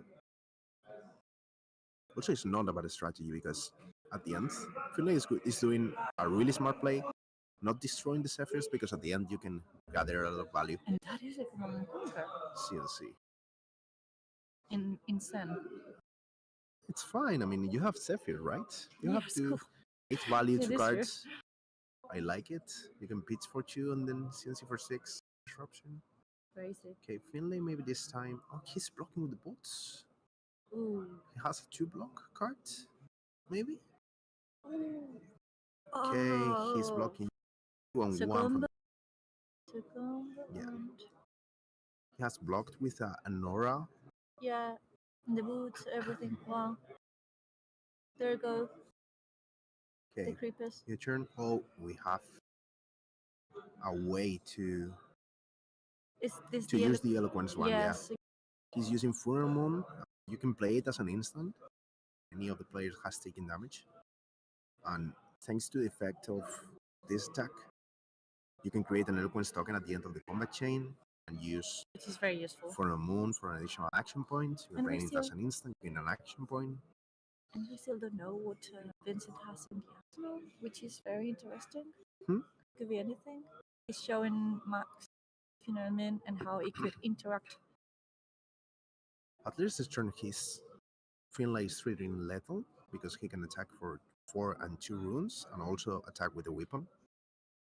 And so remember, at least 1 card from hand or the chess piece will be out of this. And remember that this is a good time for reminding ourselves that those runchas, that first runchan can be like inevitable, like unstoppable. So that is always dangerous. That's a good one. Stickman only has to lose 6 lives to be virtually dead. So we are already there. We have 2 a lethal runchans. chance here. Exactly. We have a lethal. Exactly. Taking this 6 damage fully could mean that he is just very close to that unstoppable runchan. Yeah. The German engine is coming now. He's reading all the discard cards. I'm really enjoying this game. It's been an interesting one so far. Really like both play styles.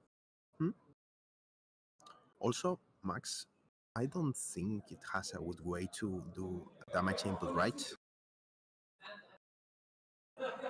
He has some go again, but maybe not a way to. Oh, he's taking the runes? Okay, he's taking the runes. The runchans, yeah. Runchans are gone. Now this one's coming for 4. Maybe he will block card, maybe. And the on hit of Eloquence token being granted to Finlay could come in very handy. Okay. Vincent loves that combination of non-attack action cards and attack action cards. So let's see. He's blocking. Yeah. Yes. The bouncing key for 3. Or not? Maybe not. Considering it. Blurring? No. Blurring. Blocking for 3. Finally. He's only taking 1. Screen on which is enough for creating that eloquence token. Okay. Which is what we see the interaction getting an action point. What he wanted. It is what Finlay wanted. This is lethal now, yet again. Okay, next turn. This is one of those. Yeah. He's losing 1 life to 2 for 1. If it hits, create a rune. This is also an interesting line because if Max will pitch blue cards, Finlay just can, say, okay, I don't want to take this turn, and could make Max lose 1 value in this play. Okay, Max is blocking with the chess piece. Okay.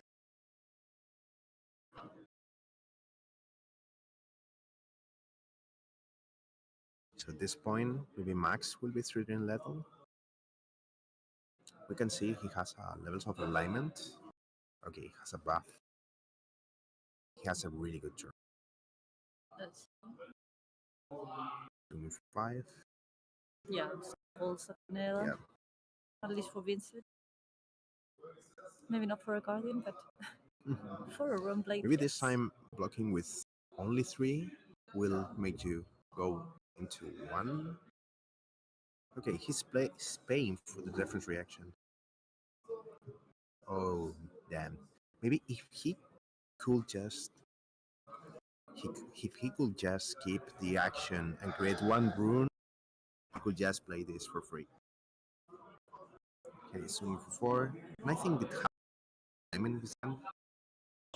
So Max can end up playing for 4. I think maybe this, depending on the arsenal. Could go, yeah.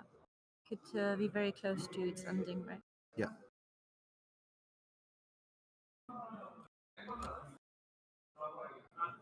Also, worst case, you can attack. First. You can choose drawing 1 or going for 5. Yeah, going for 5. That makes a lot of sense. Finlay's blocking for 3, and we can see the fist of the game. Really well played for both players. Amazing. Yeah. A really good, really good game. So we will have Max. Yeah. In next round. In the top 8, right? In the top 8. Yeah, yes, yeah. For sure. We know the cut. All players need to do at least X1 to be in the top 8. Some players with X2 will be there. So also we will see Vincent on the top 8, right? Probably, yes. Yeah, losing the last round. Yes. A good tiebreaker to be there. And do we know how Sergio did? No, we don't. Since you're his teammate. No, I have no clue. I know he was 3-1 on the last, so he's likely to be there. when he lose the last one. Are We can you- can see a lot of renowned players being there in the top 8. Yeah, that's what I was going to ask about. We will find out more in a few minutes. Yeah. Thank you so much. See you.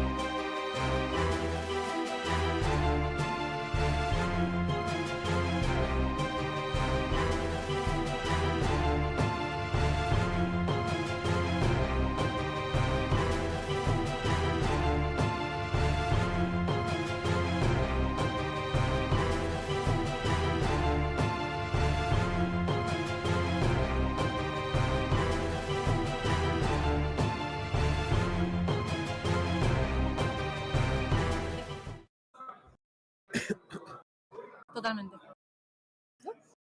We are back with another and super exciting game. We're going to be, if you want to eat something or go to the bathroom, is the moment. We're going to see a matchup with Dory Decimator. Crazy stuff, guys. Yeah. Dory Decimator and Boltyn. And Boltyn, yeah. Right? Pure flesh and blood. A deck that needs attacks to warriors. pump the damage, and a deck with no attacks that wants to only block and attack with a weapon. This is going to be weird. Weird is the word. Yeah. We do have, at least we know that Mew is piloting Dory. Yeah. He has been playing this deck for a while now. Yeah. He's not a one-trick pony, I would say, because he has played Viscera as well and some other decks. But in CC, but he played a lot of Dory in the past, so we can say he's a true loyalist. Yes, he's a specialist. A specialist. But that great axe, that Decimator. Whoa. I'm tired. Just speaking of it, can. You can see in the chat how many times are we going to see a swinging of the axe? Exactly. How many times? We can start a counter. Yeah. And just the axe counter. Just laugh about it. 30? 35? Oof, my goodness. That means that we have 35 minutes ahead of us that are going to be intense. 1 minute exact. So... and we will see. I don't know if Carlos can put the info on screen so that we can know who's the Boltyn player, which is also very brave on his side. Yeah. I would say. Finbad. Yeah. From Scotland. Cool guy. I think. What? Do you know what he played yesterday? No, I don't. Battlefield? No. He's super brave for bringing Boltyn to a meta with a lot of sense and a lot of fatigue games. He also brought Boltyn yesterday. I don't know. Ooh. I'm not sure, but. Oh, maybe we can find out. Do you think Finn has a way to overwhelm Mew? Maybe he can set up a big combo. It could work, of course. Is going second going to help him? No clue. In my experience, I haven't played Boltyn. It's a great axe, Dory. So usual no. Go, right? It's not the testing from that Sunflower Samurai in general. What would you have done if you have to face great axe? If we have a free afternoon, then maybe 2 or 3 hours, we can test it, but. Not yet. I think. Is this a win and in though? I don't think it is. No, it's not. So. It's just that you know what happens. That there are so many things in this tournament. So many. 8 packed with sense. Yeah. So Carlos, our production guy, thought it would be fun to have the casters suffer for 35 minutes and. Since we are here to make you happy, guys. Yeah. Here we are. Yeah. 35 minutes of pure flesh and blood. Exactly. Getting all our value from every second. Yeah. You have 35 minutes. I won my 35 minutes of my game. That is my approach. Yeah. And still, who can we see in the top tables? Tell us, Danny. Yeah. Are you familiar with some of the players that are still fighting for top 8? Some of the players, I've seen people playing Aurora, a lot of Sans, big names, but I see those of them are on the table, but I don't know if there's the slot. Because maybe it's the slot of people playing on the stream. We do know that Max is in. Yeah. Absolutely. We can see Mario Donoso fighting for top 8. Yeah. We also know Max Dickman. Some English Max players. Yeah. Sadly, I'm super bad at remembering the names of the people. I know the faces, but not the names. I am sure that we will have a very, very interesting top 8. Okay, we can see the game starting. They're setting up. Okay, Finn wants to... Oh no, what have we missed, Carlos? I can see a Sulter from a storm already in the area. Okay. Maybe we missed the first turn. First great axe. Yeah. At least for us. I mean, no problem if we just lose one turn. We will have like 25 more turns to see the game. Yes, to see exactly the same once and over again. Maybe game plans, possible game plans. What can we see? The Boltyn player Finn's playing Raiden, so I assume doesn't have sabers to try to set up a big turn with a combo. Do you think double Luminescence can beat Mew in one turn? Enough? Is How it?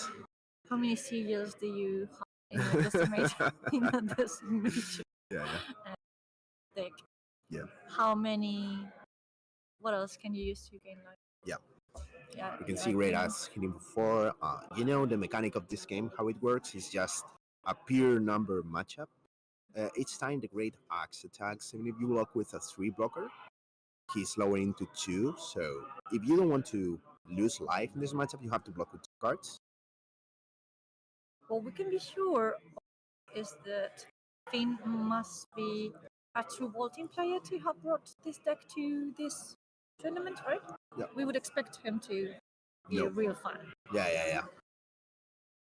I thought he was here just to play in the deck he likes, like he wants to play. Just such a great approach. But I love it. yeah, he's charging another card. Maybe Beacon of Victory. Beacon of Victory is a card. That is a card. Yeah. Maybe that's a strategy. Interesting. Okay, Mew's blocking. Just blocking. Yeah. Casually blocking. blocking. Okay, 3. You know, the most important part of that deck in Dory is the bottom right corner. If it puts a 3 or 4, we're fine with this. And swinging for 4. Yes, swinging for 4. Pure flesh and blood, ladies and gentlemen.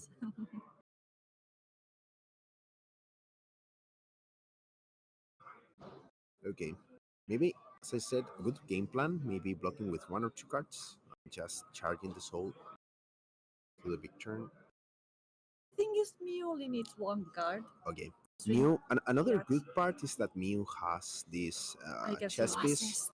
Yeah. The grains of blood spill that allows Mew to create vigors. The best part of that is that you can cycle your hand, so you cannot break doing that. Also, maybe if there is a way to have go again, you can swing with the axe and thanks to Dory ability, attack again.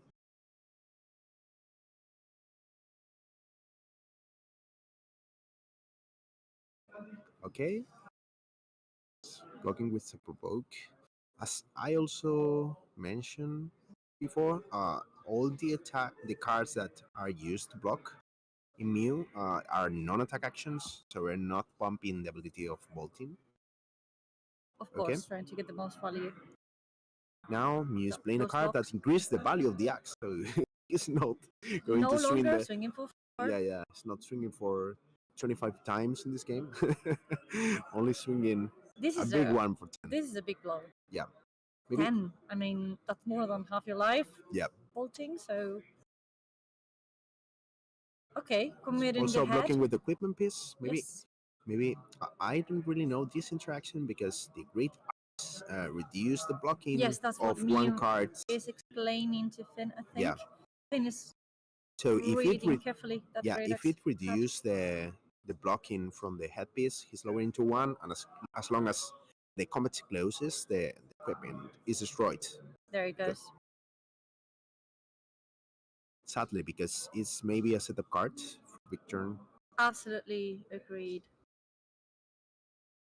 Okay, we can see another setup card.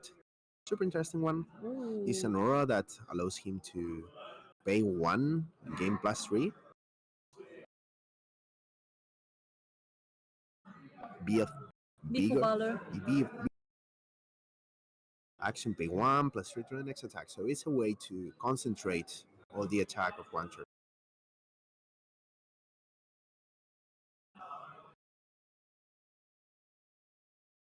Okay. You have 1 resource from you. And just swing it for 4. Why not? Yeah. Deja vu. Yes, exactly. We haven't seen this in the last turns. Yeah. Okay, we can see Finn speaking victory from hand. Very interesting card. Yeah.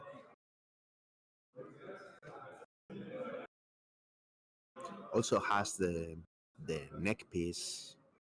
His hand, the one that gives illumination. Oh, he's blurring for 0. Okay. Isn't this suspicious? Okay, he can charge in the middle of the attack. Ping one, he's charging, getting plus Is 3, that Irina? which is a 6, which Irina is a and Lumina. 7. It's a 7. Irina and Lumina. Yeah. Wow. Okay. Swing for 7 because it's an instant. Okay. Sing below. Mew sinking. Unexpected in this thing. Yeah. 4 block. Please. Please. Another one. Oh, he's pitching. No, he's pitching those conjure blessings. Okay. First class terrorism. Okay. Right there. He's bumping We it. love you, Mew.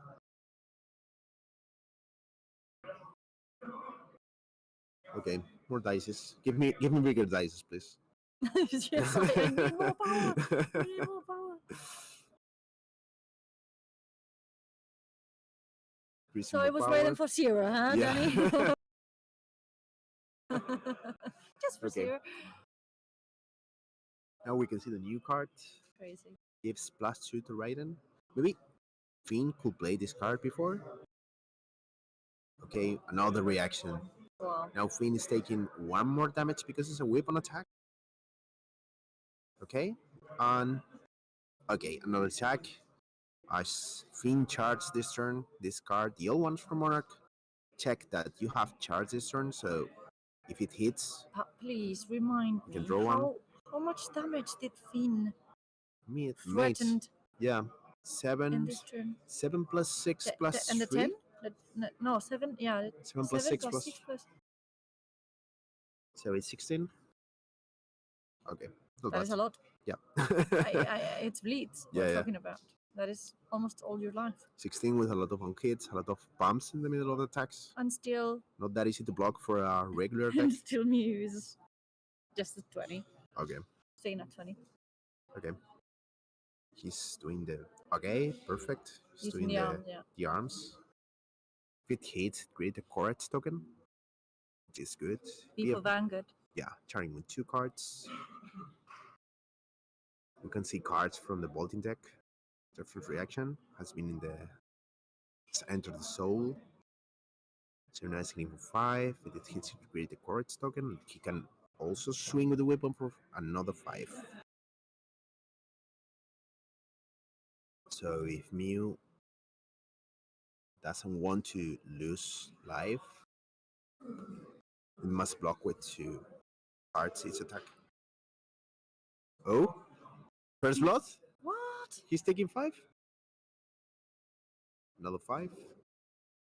I really thought Mew didn't want the life count to go below 20. Okay. Hi, Beck. Now we will see Conjure Lessons. Okay, blocking another 3. Another sink below? Unsync. Yeah. Unsinking, yeah.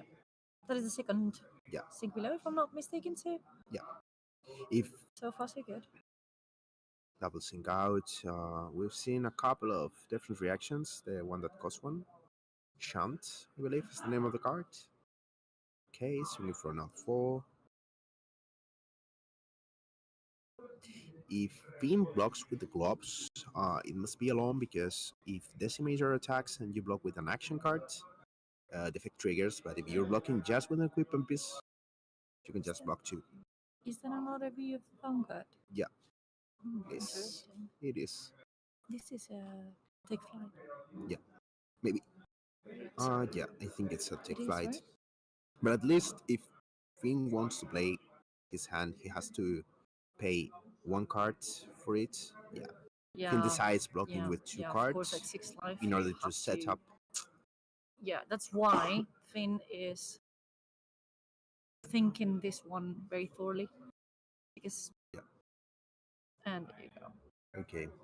There he goes, that take flight. Okay. Nice. The new boots from the Armory Boltyn deck allows Finn to charge and create a courage. First kind of lessons. No.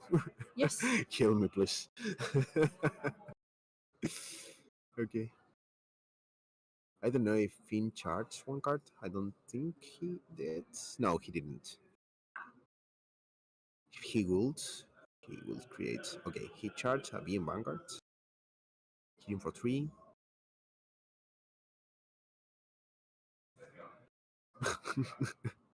Mew following the protocol. The fatigue protocol. Looking for truth. Looking for another 3.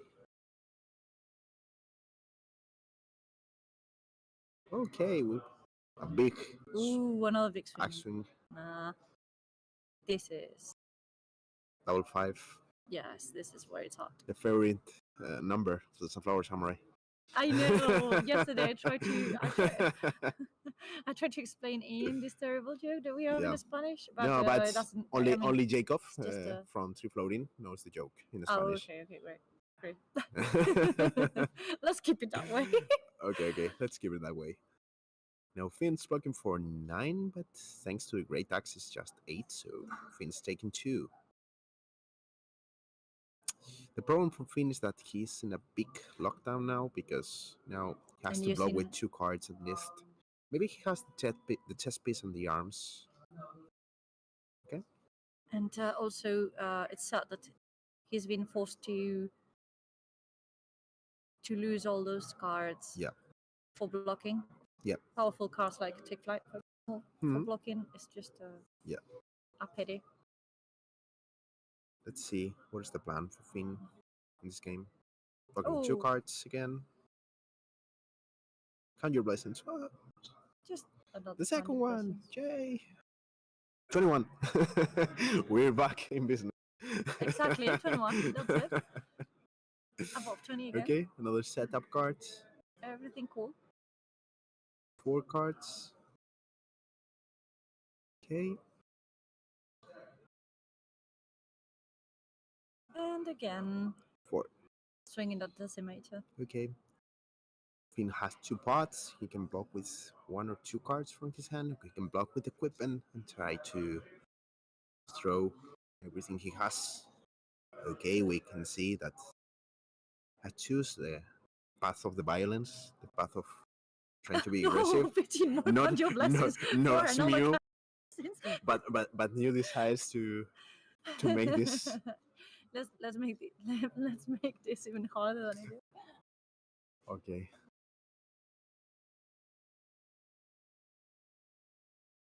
Okay. Oh, we have Erica and Ian in the chat box. Hello there. Hello there. Thank you for your support. Ian, yes, you dodged the bullet. Absolutely. He's saying that he was so lucky to miss this game. We can change that to dodging the bullet to dodging the axe. Exactly. Dodging the decimator. Okay, we can see big pump. Interesting decision in the deck building. This card allows Raiden to swing twice. Warmonger for blocking. It blocks 3, yeah? Yeah. Blue block 3. And it's not an attack. It's perfect for Finn. He's having a lot of fun. Exactly. Now he's pumping it to 9. That's cool. But Mew. Let's go. That Dusk was nice. A very good card in limited. Pumping to 10. Pumping to 10. For 1 damage. Carlotta, 1 damage. Yay, Lumina. 1 damage on one more swing. This is the second Lumina. Danny, this is it. It comes to this. We want to give some emotion to this, right? Yes. One card from the soul. Oh, that interaction. 1 card in the soul. But it doesn't trigger because it hasn't been charged. He's not entering the soul, but charging. So hard to fight against this Dory Great Axe Decimator. Swinging for 4. Great Axe, sorry. Fate for Sin. Shelter from the Storm. What do you think? Okay, what's happening here? Just okay. Thing. Fate for Sin. Fate for Sin. Checking it up. That opt. And back at Muse. Maybe a misunderstanding of the pop from me. He's asking he should know the card, so maybe he didn't take into consideration that Lumina gives a +1. Yeah. Okay, swinging for another 4. So if Finn blocks with both equipments, he has another life, another turn to attack back. It was the time to use the equipment. You don't want to die with your boots on, right? We also see a super tight deck, so this won't take more like a couple of turns, maybe 3.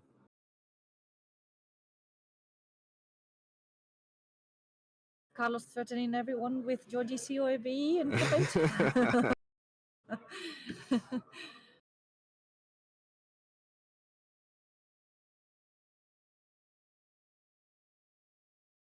Okay. And Mew just doing their thing. Yeah, blocking 3. Smart guy. Blocking 3. Okay, we have a beacon. 1, 2, 3, 4, 5. Maybe 4, maybe 5. 5. Yeah. No, thinking 3. Just 3. 3, but You need to go again, right? go again. Can look for. He has a super difficult decision. Pumping it to 6. Warcry of Boltyn. Okay, one attack. We should say that Finn should shuffle Damage. his only cards in the deck. String of 3. And still keep go again. Has a full hand. So new quest Right, unlocked. 3. Ended up with the game in Mew for less than 20 life. Mew blocking again. Okay. I Bumping it to 5. truly admire I know. Finn and his fighting spirit, honestly. This has been a lesson taught to everyone who wants to stay loyal to their beloved heroes. I mean, come on. Yeah, do it. We have all been there. Maybe Finn will be in the passing the cuts. Yeah. Maybe Finn has a good plan against Sense because a lot of Sense has been in the tournament, so maybe he stands a chance to do a good result in the tournament. Still with those then going around. Yeah, if he end up being 7th or 8th, he likely will be playing against Sen, likely against Max. So maybe we can see an interesting game, right? We will see. Yeah. If he passed the cards, we don't know. We don't know it yet. We do have a top 8 coming so soon. We do have Max Dickman locked in already. Yeah. For top 8, and As we first one in Swiss, Yeah. he was in the perfect score. I think so. Yes. Well, he has to win this game, this very same round, for having a perfect. If you want to do the yes. perfect. But otherwise, he's completely locked. So we'll tell you more when we come from this little break. See you later. Thank you.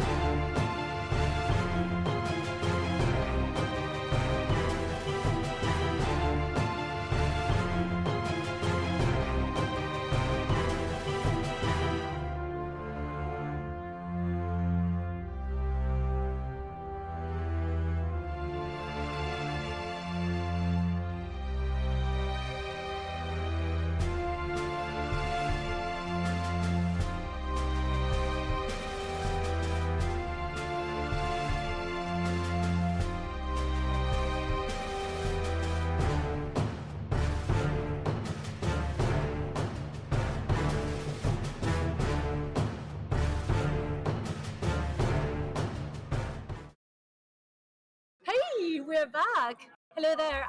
So I convinced Gabe to join me for this very first round of top 8. Welcome. I'm glad to be here. I've always wanted to. I didn't have the greatest weekend at the gaming table, so why not take a round over here? Exactly. Give us a little bit of background. I am originally Canadian. I've been playing the game for 4 years, and 2 years ago moved to the Netherlands. So in the context of Fab, I feel like a Dutch player. I have a Pro Tour top 8 and a calling top. Right. And they were some pretty lucky tournaments, and I'm really looking forward to getting some casting. That is great. And today you played. Today I played Arachne Solitary Confinement because I decided to only bring the cards for Arachne for the whole weekend. I played Marionette yesterday, which was a good decision, and then I played Solitary Confinement today, which was a bad decision. Bad decisions, they balance make us out. how we are, yeah, exactly. So that is the balance. And we do very weird but interesting top 8. A very interesting top 8. That's a little bit. It's weird because there's 3 Zens, and Zen's obviously a very good deck, but it's also interesting that there's only 3 Zens and we have some other heroes represented. We do have some mirrors going around. Several mirrors in the top 8. 3 out of the 4. Yeah, we do have a Riptide mirror. Riptide mirror will be on stream. Exactly. We do have a mirror. We do have an Aurora mirror, and then we have another Zen Aurora. You can see here the bracket and how it goes and how they are seated as well. So Max in first in the Zen mirror was undefeated throughout the day, so that's a 6-0 Zen there. He has done a perfect so far. Perfect record so far. Yeah. And then we have the Aurora Zen matchup with Lee. It's probably the most typical matchup for what the meta actually is. It's what we saw a lot of at the table throughout the day. Absolutely. And then an Aurora mirror, I actually watched these 2 guys play this mirror in 5, so the second last one. And it was a really interesting match. They played it really well, and they had interesting points. So I think that mirror is pretty compelling. It's very aggro. It's very turn 2, turn 3 format. But very cool. And then we've got the Riptide mirror. Hey. Yeah. And you can say, maybe I was telling me that they are not the same time. They don't seem to. So I've watched a couple of Francesco's games. He had Death Dealer in. He had some of the bots, so there's 0 for 3 bots, some Frailty and stuff like that. So it's a relatively aggressive-ish Riptide. It's still Riptide, but it's but he's playing arrows and he's playing them for 7 sometimes and not just for 4 or 5. Which is very cool for me because I am an Australia player, so I will appreciate some arrows on stream. And then we have team who, of course, we had already in the, I can't remember the number of the round, but we is a sport in that broadcast way build. And I haven't seen his deck, but it seems to be more defensive from what I've heard. There were some City Losses, there were some, lots of traps, of course. There was no trench, however. I don't know if Francesco was... I don't remember. I think every time I got to a game, their chess piece had already been blocked with. So both of them are using New Horizon, though. I think so. Know. That's which is the usual one. Nowadays. It's also a 2. So yeah, in this format, it's pretty interesting to just keep your lives. Exactly. Or pretty important. Yeah, 20 lives is not... Well, hey, 19. Right. A lot, of course. So you have to try and be conservative. Yeah, at least in the Riptide mirror, the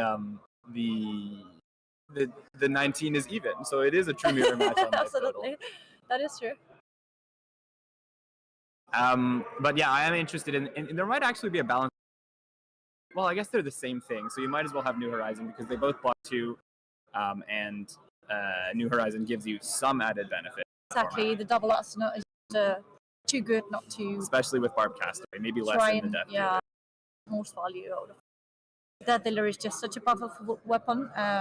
Azalea's signature card every turn, that is a lot of value in Blitz. Especially crazy. when you're playing those bots. You get to Death Dealer and still draw a 0 for 3 and play it. Incredible. No pitch, and you can still swing for like a certain arrow for 14, which is just crazy. Well, in Azalea for sure. I'm not sure Riptide will be firing any arrows for 14 in this game, but it would be interesting. It would be cool. Yep. Still. Oh yeah, I remember. Also, Tim was taking a lot of advantage of his the die, which is very interesting in this format because stripping your opponent from one card in hand, in revealing their hand, is just a lot of advantage. Barb Castaway, it's worse than Death Dealer because of the lack of card draw, but there are some aim counter effects that are really powerful, like Deadeye. And I wonder, I don't know how many arrows he's on, but some of those aim counter arrows are. Yeah, absolutely. We will see how this goes. We are also interested in knowing what they. Oh, look, we have it. We have two Who's beautiful going second, Riptides. who's going first. Okay. Well, Riptide is very in tune with what we recently knew about going to the high seas. New news. We are going these. I wonder if there will be a Riptide reprint and maybe some additional Ranger. I mean, ideally, he kind of looks like a. He looks like a pirate. Everything is pirate. I see, right? Yeah. It's just it's do they want to give us another one or do they want to go back to the tank? We absolutely had it coming. Yeah. Everyone was asking for it. Some people are very happy about it. We want the pirate set. We want the Riptide cards. We had Brian joking on social media about the sea being filled with many more things apart from pirates. It's not all pirates, guys. Not only pirates. Well, I mean, we see in some. There's a lot of sailing themed cards in the last set, so maybe we get some hints in there. We even have one card called Siren's Call. Oh yeah, that would be great to get. Although I can't wait to what find class would a siren be? And that would be crazy. I would love it, and I know some more people would love it. So I'm super excited to see any cards from that. All we got was the to high seas the sea. All we've seen is the logo, but I want to know the cards. I want to know what classes we'll be getting. And that'll be an important set because that will be, I think, Nationals and a Pro Tour this year. Yeah, that is going to be very close. Yeah. Because if I'm not mistaken, the US National and the release of this set might be on the same weekend. No, the same day. The same day. They are saying it's on the same day. That's so interesting, and then that also means that Nationals, you still only have a week to get those cards. Exactly. They will be going to the pre-releases like crazy. Yeah. Imagine. This is my chance to get my hands on those cards. Yeah. You beg at the store to run a draft after the pre-release just so you can get one in-person preparation round. What about the world premiere? Super important to go to. It'll be a great tournament out in Taipei. I won't be able to go, which might set me back for some nationals, but I think it'll be a really interesting season, that whole season, the way it plays out. Yeah, you can tell that we are up to something with all of this, right? It's going to be very, very, very, very interesting. How it develops, how it affects the metagame. The we have seen some prevalence from the Misveiled Heroes for some months. Now it's maybe shifting. We get some Syndra in the world. Syndra seems to be very powerful right now. Verdant's picking up as well. Amazing. I am so happy about it. And one in the US as well. So yeah. Getting some love finally. Getting some love. Rosetta finally got figured out. Maybe Ring of Roses was really a key card. Clearly. It has to be. It's such a good card. When it gets out early, it's yeah, absolutely. So the decision here was Francesco, who had a higher seed, I believe. Decided to go second? He decided to go second, which makes sense, especially since his deck is a little bit more offensive. He wants to be able to control the tempo of the game stage. If he expects Tim to be more defensive, then maybe he doesn't expect to be stripped of that many cards on turn 0. How are you giving Tim another to begin with? That is interesting. Was Francesco first seed? One Arsenal he was or third. More?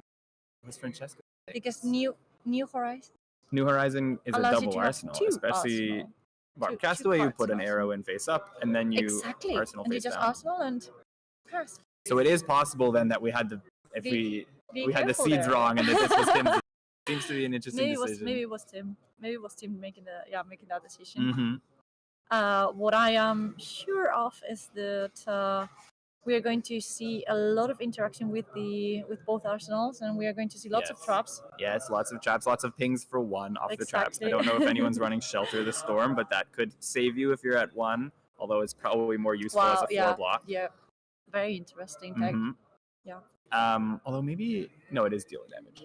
And it seems like we're about to start the game. I am excited. It's also going to be definitely the longest game will be the stream game. So all the other players playing their Zen Mirrors and Zen Aurora matchups will have to wait. If Carlos can help us maybe with the equipment of Francesco and remind us what that is, because we have a little bit of a glare there. So on Tim's side, we have the New Horizon long draw half gloves. We have Tunic and Perch Grapplers. Yeah. And then on Francesco's side, we know we have New Horizons and Snaps, but the other ones are unclear.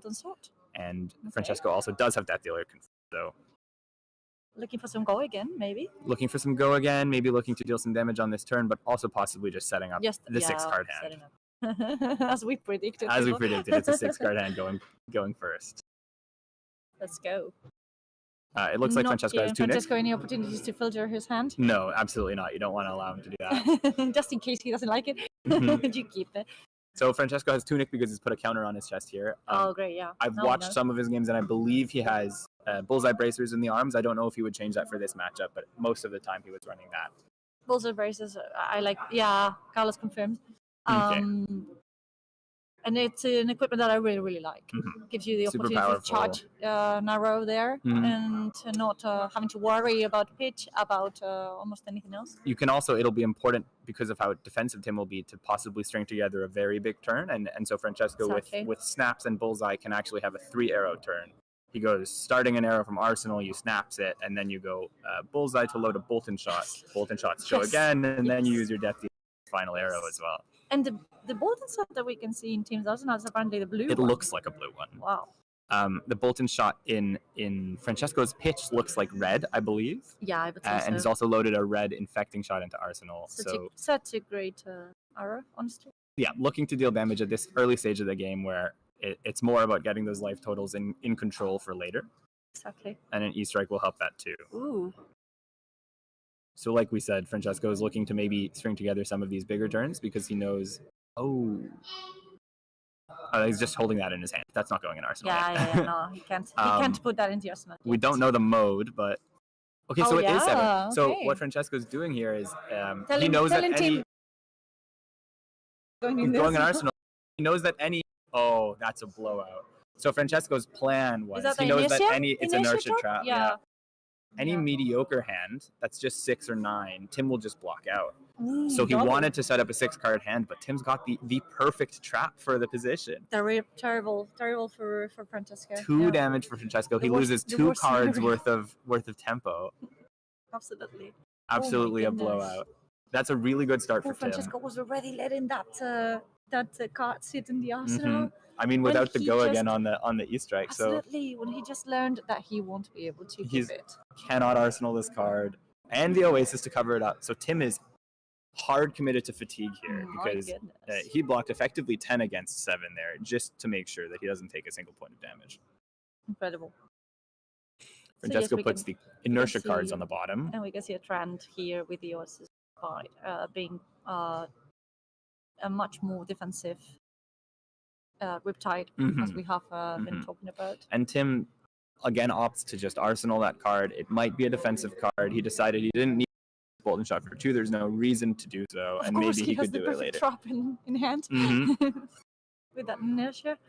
Oh, what an effective turn from Tim there. Wow. So Francesco once again has to start to do the same thing he tried to do on that, which is some kind of offensive overlap to be able to beat Tim's defenses. And what I would try to do here mentally is just convince myself that I just started. It's just that I am very lucky because I have an extra counter on my team. Absolutely. This is still turn 1. Those cards are still in your deck. Exactly. They're on the bottom of the deck. They didn't get destroyed. That's it. No worries. And he only took 2 damage from the trap. So there was no offense thrown by Tim on the backside. It's not a terrible outcome. That is it. Just focus on the positive things and keep going. So the question is whether we'll see something similar here and Francesco will just Arsenal and give us 6-card hand next turn, or whether he throws this that one's called a drill shot, and then put something else into the arsenal as well. Well, we can tell at least is that Francesco shouldn't worry anymore about those inertia traps because Tim used both of them. We did get both of them, so no inertias left. That means a 6-card hand unless Tim is running an sedation shot, which is unlikely. Ooh, Then any 2 cards going into Not arsenal impossible. represent 2 cards for next turn. Yeah. Or command and conquer, but that can always be blocked. Absolutely. So Francesco thinking here on whether he wants to just throw offense, Okay, which lace he with decides to inertia. do, lace with an inertia. Oh, and pass. Ooh, what? So he's just trying to make the perfect hand next time. He doesn't care about dealing 7 or 10. He cares about dealing Setting up 15. so hard. Oh, sorry. I forgot how Riptide worked for a second. Okay. Let's go back. yes, Riptide of gets course. to put a card If into you- our format. It is, and thankfully Carlos is helping Indicated, us, yep. So here's a lace with inertia choice into Endless Arrow, which is still what he's doing. So he does have a card left in hand. He's still trying to arsenal and set up a 6-card hand. But what the powerful effect here is if Tim decides to take 6 instead of 7, he can't keep those traps in arsenal for the following turn. So he's forced to block 7 here, which either means giving up an equipment or giving up 3 cards. It looks like we're going to give up an equipment. And Lazaro is just a very powerful card for this Blitz format because it keeps on giving you an extra value coming back to your hand. This matchup will be a lot about what's in deck at the end of the game. So that Endless Arrow coming back into your hand and staying in your deck instead of getting used, Very incredibly useful, important. yep. It looks like, based on the way Tim is thinking, that he probably doesn't have a 4 block in hand. So he's probably... Oh, but maybe he does. This is just committing 1 card. Oh, maybe he was debating whether he keeps that Boulder Trapper. Oh, Boulder Trap does block 3. Yes. So this is 6 block.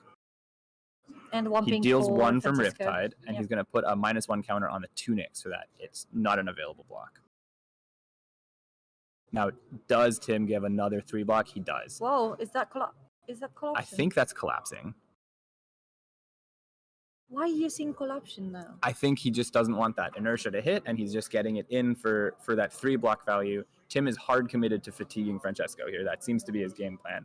Probably Francesco doesn't have as much going. And not so much go Probably. again, Yeah, and, right. and it's really just snaps and Boltyn shot. Yeah, so exactly. collapsing is not that relevant in terms of its on hit, and what Tim wants to see is So that eventually key. Francesco has 0 arrows left in deck. Oh, a serious shot. So searing shot from Tim, just dealing damage. The thing is, Francesco can take this now, but eventually he does have to start blocking because Riptide might just be able to ping him down. Also, it's not coming for 4, it's coming for 5 because does. if it hits, It you deals get a an life. extra, You lose a life. yeah, an extra point of damage. So Francesco choosing Very to take useful. 11 or take 5 now, which means that future decisions he won't be able to do something like that. So right now he decides that this 6-card hand is the right 6-card hand, and he chooses to attack right now We saw instead him of just setting throwing up. cards. Yeah. So Oh, this is a really good. This means that not only can this one be a 6-card hand, the next turn can probably be a 5-card hand as well. yes, creating that ponder Mhm. in case an attack hits this turn. And with an arrow starting an arsenal here, there is the option to attack 3 times this turn. Snapdragon's still sitting there. Snap still sitting there, Bullseye Against still sitting those, there. Grapplers. Perch Interesting. Grappler blocks for 2. Interesting. Lace with Bloodrot. Lace with Bloodrot. Francesco Trying to really slip trying to in get some an damage extra in. 2, yeah, an extra Mhm. 2 points of damage with that Bloodrot. So 3 cards left in hand here for Francesco. We can't Yeah, see we're them. still. So we're not quite sure what the difference of arrows and Ooh, okay. so he decides to keep the information hidden. So the only way to give this go again right now is using this one. It's dragon, right? snaps. So let's see. Let's see if it's worth it. Yeah. So Carlos is putting up the rain razors on screen. I'm not sure if it's in hand, but it's a well, yeah. So the Let's goal see. here for Francesco is to deal damage. So Snapdragons is a way to give this go again, and it's a question of, is his next move going to be, let's just keep getting arrows in to deal damage, and eventually the premeditate will hit, getting him the ponder and setting up another 5-card hand. Tim doesn't play around Ooh, the Tim potential looks- reaction. Oh, that's a big block. Yes. Like he's thinking of blocking heavily. So the power of the attack offensively here is 10. It looks based on the cards that he's holding that this is a 12 block. And he has an endless arrow that he's in his hand. Mm-hmm. So 12 block here does play around any potential reactions that Francesco runs. He's trying to get rid of those possible potential red raises. Imagine he has 2 of them. That would be a lot. Crazy. That would be the maximum you can have in Yes, Blitz. but it would be a lot on this turn. It's Okay, possible he does still. because he's still playing it, or maybe he's just playing. playing this for the reload. Yeah, maybe he wants to get the most. So he doesn't want to Them. use his bolt. He still wants to be able to load arrows on this turn. So even though this Rain Razor doesn't hit Change, here, yeah, this hit is still Exactly. 12v12. He'd rather set up a the There you ability go. to. Oh, he chooses not to reload. It seems Still like. no, still going with the plan. Yeah, but it chooses not to reload off of Rain Razors. Run races does not allow you to reload. I thought it's whenever you It's play a- a card from your hand. Oh, is Riptide that- ability. but- yes, but the instants that do count. Oh, nah. I'm not sure. In my mind, it's any card because I think you Yeah, could do it off maybe a defense reaction too. It might be any card. Oh, but- so we misread the blocks. This is 12 versus 11, so there was a premeditate in Tim's hand. So that Rain Oh. Razors does come in to actually deal not only Okay. 1 point of damage on the hit, but also Oh. 2 points of damage off this remorseless. Blood Rot. And then he will just use Death Dealer to load the efficient way. Yes, that's what I was going to suggest. The Mhm. other option was that he was still able to use that dealer, and of course you want to get that extra He card. gets that extra card, he pitches it for this Remorseless here. Oh, it's a bit. It was. Well, didn't have the tunic available, right? Didn't matter. Whatever it was. I believe he used Tunic for the Mm. Death Dealer. Of course. So he needed whichever card was it for pitching for that remorseless. It's already going buffed because of the rain races, which is good. And then if Tim decides to play a card on his next turn, he'll take if he decides to play an action card, he'll take an additional point of damage. And also thanks to that 1 point of damage slipping in, Tim has now a block rot, which is 2 extra points of damage. Remorseless is also very important in this matchup because it stops Tim from using a lot of his defense reactions that he Exactly. might have.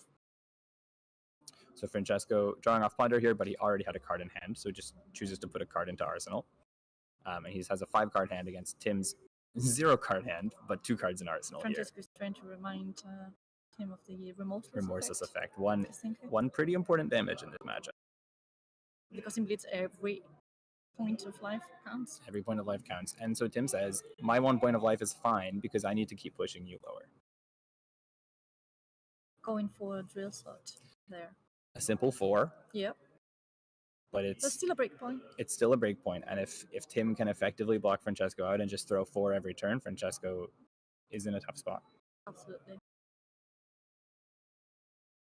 Also, it does have an encounter, is it? I don't believe so. It was face down No. in ours. Oh, So that wasn't- Boltyn shot has yeah. been face up since turn of 0. course, And, yeah, of course, you're right. Yes, because I was considering the ability of a drill sword as well, with the piercing the piercing, and yeah. the So the on hit is the happening on-hit is anyways, still there. Yes, and he does take a point of value away from that New probably Horizon New block. Horizon. Yeah, Obviously, Francesco wants to block with New Horizon as late as possible.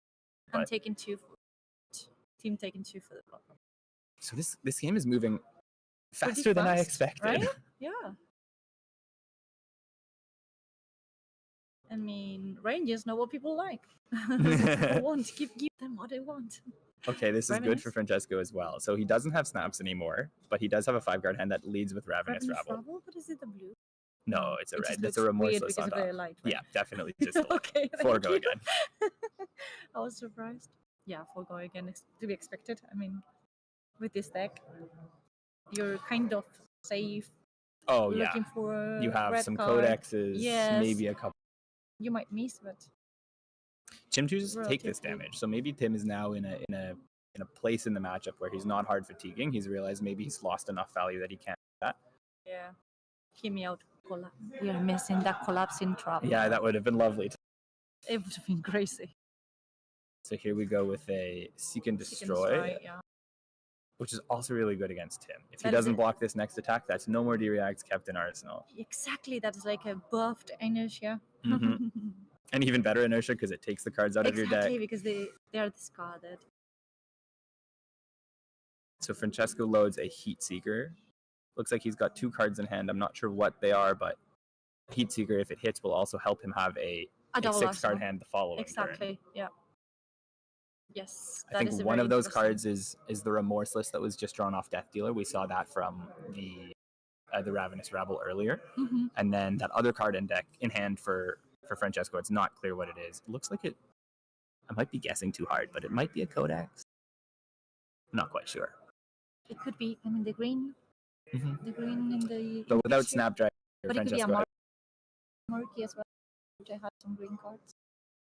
But definitely there was some green. True. Actually, Codex could be used because it would mean discarding this Remorseless. But if he played it here, he could get that Ravenous Rabble back into Arsenal, do another 4-go again, and then a Heatseek. That would be a pretty big turn. Tim has a full grip still. You do have information already of the of your top deck, which is well, he's drawn that card. That was the. Of course, you're right. Oh.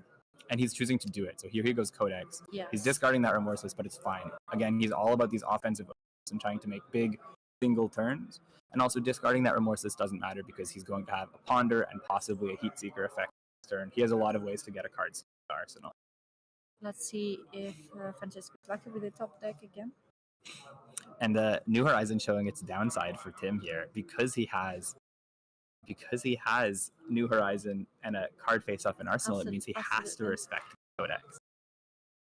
So this is a Frailty going Tim's way. He picked a Searing Shot, if I recall correctly. And this he is has going to to be discard a important card. We know that this is going to be the Ponder as well.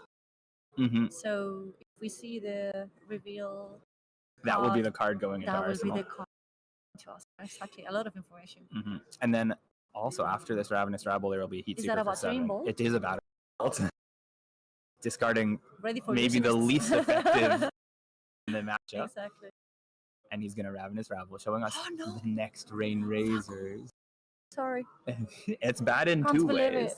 So it makes your Ravenous Rabble only 3 when you really wanted it to be 4, and also it shows your opponent that the Rain Razors is there. Incredible. And he's taking the Ravenous Rabble. Kind of unlucky. A little bit. But he has to respect this Heatseeker. Oh, but it could be the card that goes in the Arsenal face-up, and you still can get. Well, I think the reason Tim took that the Ravenous Rabble is he knows he has to hold cards to block this Heatseeker, because he can't allow that card to go into Arsenal. Of course. Also, with the Seek and Destroy effect alive on that Heatseeker, it's too still risky. 8? Still 8. 5 plus 3. Maybe a time to. Well, he's commuting the Tunic. He's committing the Tunic. He's probably finding a way to count 7 in his cards, which maybe means one of them blocks 4. Oh, and Boulder Trap here too. So that's trigger. Yeah. He's going to put a second minus counter on Francesco. There you go. And then there you go. The Oasis. So of course, you can't commit the New Horizon because you will lose your 2 arsenals. You lose your 2 arsenals. So. But this is still pretty punishing. So this is an 8 block out from Tim. There's no hit effect. So he just gets the Ponder, which is the Rain Razors. Francesco will decide whether or not he will arsenal it. But also there's no equipment block from Francesco. Exactly. So every time damage gets dealt now, he has to give cards. Those drill sort have proved themselves very, very useful. I think it was 2 boulders and 1 drill shot, but still very effective. Oh yeah, true. Sorry, it was the boulder. So low life total in this matchup is interesting because there's obviously the hero power that can deal almost uninteractive damage. Searing Shot again. The second. He picked it off of Codex on the last turn. So we knew what this was, yeah. But this is, unfortunately for Tim, a Searing for 3. So it is blockable with 1 card, but it does almost require that Francesco block it. He can't choose to no block. Going down to 2 here would be way too risky. I agree. He doesn't have 3 block on equipment anymore. No, and that Boltyn Shot, the blue Boltyn Shot has been sitting there forever. A very long time. I mean, it's fine. He could have thrown it earlier for 2, but if you don't need to throw it, you don't have to throw it. Maybe it actually would have been effective on a turn. Saving it for when it's lethal. Yeah, there was a turn earlier where he threw it when he blocked for 2. 2 could be lethal later. There's also the...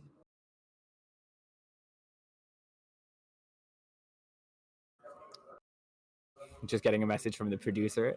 There's also the interesting effect that Tim maybe didn't play that Boltyn Shot earlier because he didn't want to allow any sort of defensive cards to be used. He wanted to make Francesco use his defensive cards as pitch cards inefficiently. Absolutely. Yeah, absolutely right. And here Francesco has the tough decision of letting go one of his cards. Letting go of one of his Eesh. cards. And he doesn't want to. Doesn't seem like there's an he doesn't obvious seem choice like- for him. Exactly. He doesn't seem like he likes Yeah. one card less than the others. And we do have, we're going to have the message from production told us that we are having 3 giveaways during top 8. So leave some messages in our comment box. Yeah, give us the thought of some what you love. think of this game, Exactly. this thrilling Tell us what Riptide you- mirror. So he gave a Boltyn shot there, which What you would is do, or how you think this is going to end. It's quite interesting. I think that Francesco blocked with a Boltyn shot because of the Rain Razors on this turn. That Boltyn shot represented go again. So maybe that tells us that he actually has more Boltyn Some more shots. And Rain Razors from Arsenal. Robin's Oh Rumble. no, it doesn't tell us he has more Boltyn shots. It tells us that he had 2 blocks. And he couldn't. He couldn't block out that searing shot Of if he wanted course. to avoid the damage on the hit. extra and the one extra damage. Yeah, that was a hit sticker. We don't know what this last card No. in hand or arsenal that he's loaded is for No. Francesco. That But is- look, but I that saw a is- lace. This is still damage. Tim cannot afford to take 2, 4. Yeah, He's on a 5. Yeah, You're against a Riptide. This is taking 1, possibly even 2 cards. absolutely. Chooses to frailty trap it, and it's got go again. It didn't come from Arsenal, but if that is an arrow that Francesco loaded and has to follow up on this turn, then he will have 1 less value on that arrow. So Tim taking 1. Let's see. Francesco also taking 1, I believe. Yeah. So the life is close. Okay, a lace into an endless. Unless So I that guess he is decided, since he's only firing 1 arrow, 8. So go for 8. this is for 9. He Because of the decided that the frailty? endless arrows on hit is more effective than the the Boltyn shots go frailty? again. Ah, Yeah. I'm not a ranger player anymore. Yeah. So This is it's for 8 over, but yeah. it's Tim has Still- given us, Still good enough. yeah, good enough. Tim has given us Double- 1 double the card in life hand. of It has Boltyn. doubled Tim's Double, life. Yeah. He's only got 3 Yeah, cards in he's hand, both. which means maybe he can only block 9 comfortably, and that would Mhm, take out his mhm. whole hand, which is ideal for Francesco. Ooh, that is a legendary. Yes, that is. The bus soul drop. Yeah, I don't remember the name. I know it's not the snake pit, but it's I think it's the bus. this is the one that I and the believe sigil. sigil So to his gain life- life. His life count wasn't real. No. He's an illusionist now. Yep, Tricking us. we had a sigil Tricking in us hand. into believing he was lower than he was. Okay, and then he just takes that That whole. was the bus soul drop. I don't think it was live. I think that's Oh, the it if you wasn't. It was the plan for the worst. We're One of very the last. blind here. One of the last. the newest cards for additions, Riptide. yeah. So Tim goes down to 2. He is in a dangerous position if Francesco has traps, but it seems like Francesco has decided to not play most of his traps, other than maybe the legendary 3. Finally, that Boltyn sword getting out of you. Mm-hmm. What is happening there? There's no way to give that Boltyn shot go again right now. No. In theory, that Arsenal card could be a Rain Razors, but then you wouldn't have a follow-up. Wouldn't that be weird for him to have a rain races with In the a- build he's running? Yeah, in little a bit. deck that's trying not to block. A little bit. I'm just looking for all the outs. I don't remember if Tim has an extra card in hand, but I know, and I've seen weird things going around. I can't tell. so last turn was just It would be weird, but not impossible. uncommon. Ravenous Rabble into Yeah. the arrow. So Yeah. I don't believe. Oh, I believe Tim. Well, We know We'll see. Francesco has a, one of those. Oh, come on. Can't remember the name now. One of those that.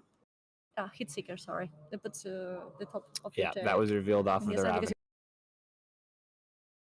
So that we know. That Mhm. information we haven't. But at the very least, he has that in hand. Oh. Boltyn set against Boltyn set. I can't tell whether blocking 3 is better than dealing 2 here. I think Francesco. I have my doubts too. He's playing safe. Okay, so that's. Oh. I was suspecting this when we saw the first sigil that this is just about Tim gaining life and not being at the threat of Francesco. With that inertia represented, he has to play that sigil there. and Francesco deciding that the Boltyn shot is, unless he can use it really big for a really big turn, it's not better than an Endless Arrow. Yeah, the Endless Arrow is just the best card in the deck right now. As long as it hits, it comes back. I think this was the card that was played last turn too, so this is the same Endless Arrow we've already seen. It's the third time he's fired an Endless Arrow. Second hand Endless Arrow. Interesting thing when you can get that much value from Endless Arrow and like fire the same one for like three turns in a row. Yes. Tim was unfortunate last hand. He had that sigil in hand, so he wasn't able to block. He couldn't let it. He had to let it hit. Oh, and this was one of the additions in Azalea's Armory deck. The first one. Oh, so Tim throwing down 2 traps here that aren't live because this Endless Arrow does not have go again. And maybe that's why actually Francesco has been blocking with those Boltyn shots and not using the arm piece for them, because he's as long as those go agains are still in deck, he doesn't want to have them happen. I hadn't considered it. It might have just been that the hands didn't work, but yeah, I wouldn't go again. Try and is that serious shot? Yes. Yeah, so what Francesco just did is he activated the quiver with Tunic and a yellow. He had a Tar Pit in hand, and I think he doesn't expect Tim to attack on this next turn, so he'd rather have that Tar Pit go to the pitch zone, and also holding a card the way Francesco is here, he's able to then arsenal a card as well. I think it's a good outcome for him. Serious shot is a very nice arrow. It goes for 0, but it's 0-5 potentially, and also you're very lucky to find yourself an arrow with that quiver. With that quiver, and that quiver only puts the card into arsenal if it is an arrow. So that probably implies that Francesco's card that he's holding here, that's either another trap, another defensive card, or it is a buff. So that means that next turn, what Francesco's doing is after this Endless Arrow, he's setting up a buff and a searing in arsenal. It's just a perfect use for that quiver, because if not, you just lost 3 resources in that side. Well, I mean, the card was dead in hand, but this is a great outcome for Francesco. It is. For 0, it allows you to use all the buff that you want and still fire. But almost more importantly, it means he can use those cards any which way he likes. He could have blocked. Tim was able to present a 0-for-4 offensive card here. He still could have blocked with 2 cards and have not given up that much value with basically 8 represented in the arsenal here, 7 and on hit 1. We don't know what exactly that face down card is, but I can imagine. We can assume. So we start. I think it would be a buff. We start with Seek and Destroy and Premeditate. That's a lot of buffs already played. Yes, how many does he run? Destroy, Premeditate. So we've seen 2 Seek and Destroy. We've seen 2 Premeditate. Yes. Well, those are very strong buffs. I would expect him to run 2 of them. I think we've seen several waves. We have seen Frailty and Bloodrot. I don't remember the amounts. I don't think it was a lace with Bloodrot. But pitching with a Tap It Chop. And we're going to see what that is. Oh, this is a Heat Seeker, so it was an arrow. It was in fact the Heat Seeker that he kept in hand on that Endless Arrow turn 2 after turns the ago. Reveal from that Ravenous Ravel. So Francesco, maybe Team knew. I mean, he could have. He could have known. I don't know if he was paying more attention than us. We were. Exactly. So then maybe Francesco just accepting that the searing shot will stay there until he needs it. Oh. No way to gain go again. It is the older thing. Yeah. So Francesco having the classic Ranger problem of too many arrows when your opponent says no, nothing on my turn, I'll just pass. Francesco would have loved to have an extra buff as you suggested. Sure. Either the card in hand or the card in arsenal. Exactly. He is holding a card for arsenal here, so there's an option that is a buff, but it's most likely that if it's a buff, he just would have played it. Oh. Ooh. This block is okay, so losing that arsenal. What is in your arsenal, team? It's possibly just another blue arrow, like the Boltyn shot that we've already seen, that he doesn't value that much. He doesn't really care for, probably. Because New Horizon does that. It does destroy your arsenal. He helps you block too. But as a trade-off, you lose any cards in your arsenal when you block with it. Exactly, they get destroyed. This is currently an 8 block, so Tim maybe has an additional defensive card in hand, or he's going to take 2. And what he gets to do here is this Heatseeker could lead Francesco to have 2 arrows in arsenal and a little bit of a gummed up turn. What we know is that we will have a Riptide in top 4.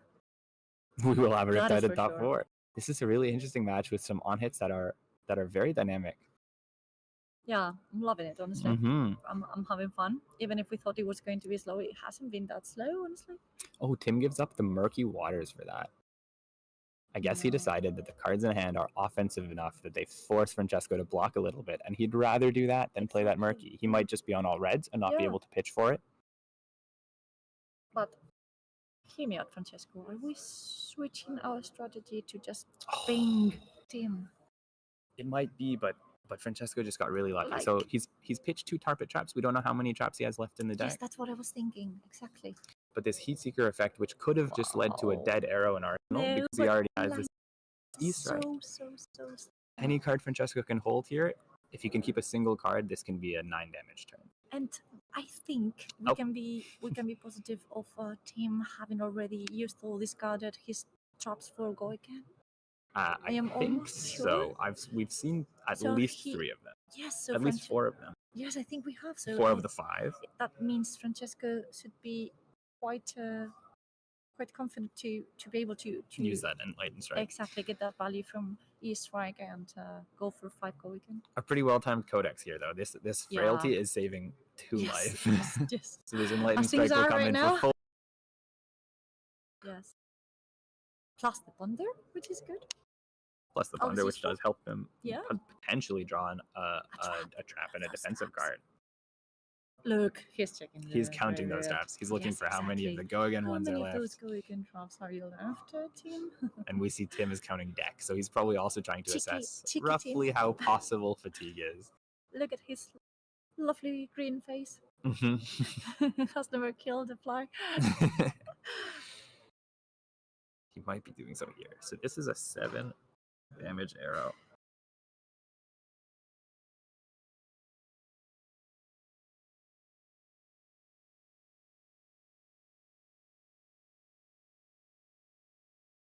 So in my memory, we've seen 2 Tarpits, we've seen the legendary go again one, and we've seen 1 frailty trap. So there's possibly 1 frailty trap left in deck. It's probably what those players are confirming right now. Exactly. Also, I don't know if they had access to each other's list. I don't think they did that for this event. Okay. They because did? Yesterday. Carlos just confirmed that they do. Wow, okay, perfect. So now we know. So if Tim runs the second frailty trap, then he knows that it's available. Exactly. If Francesco has a good memory, he can keep track exactly of what Tim is running and is not, which is very interesting. Doubles up the strategy scheming.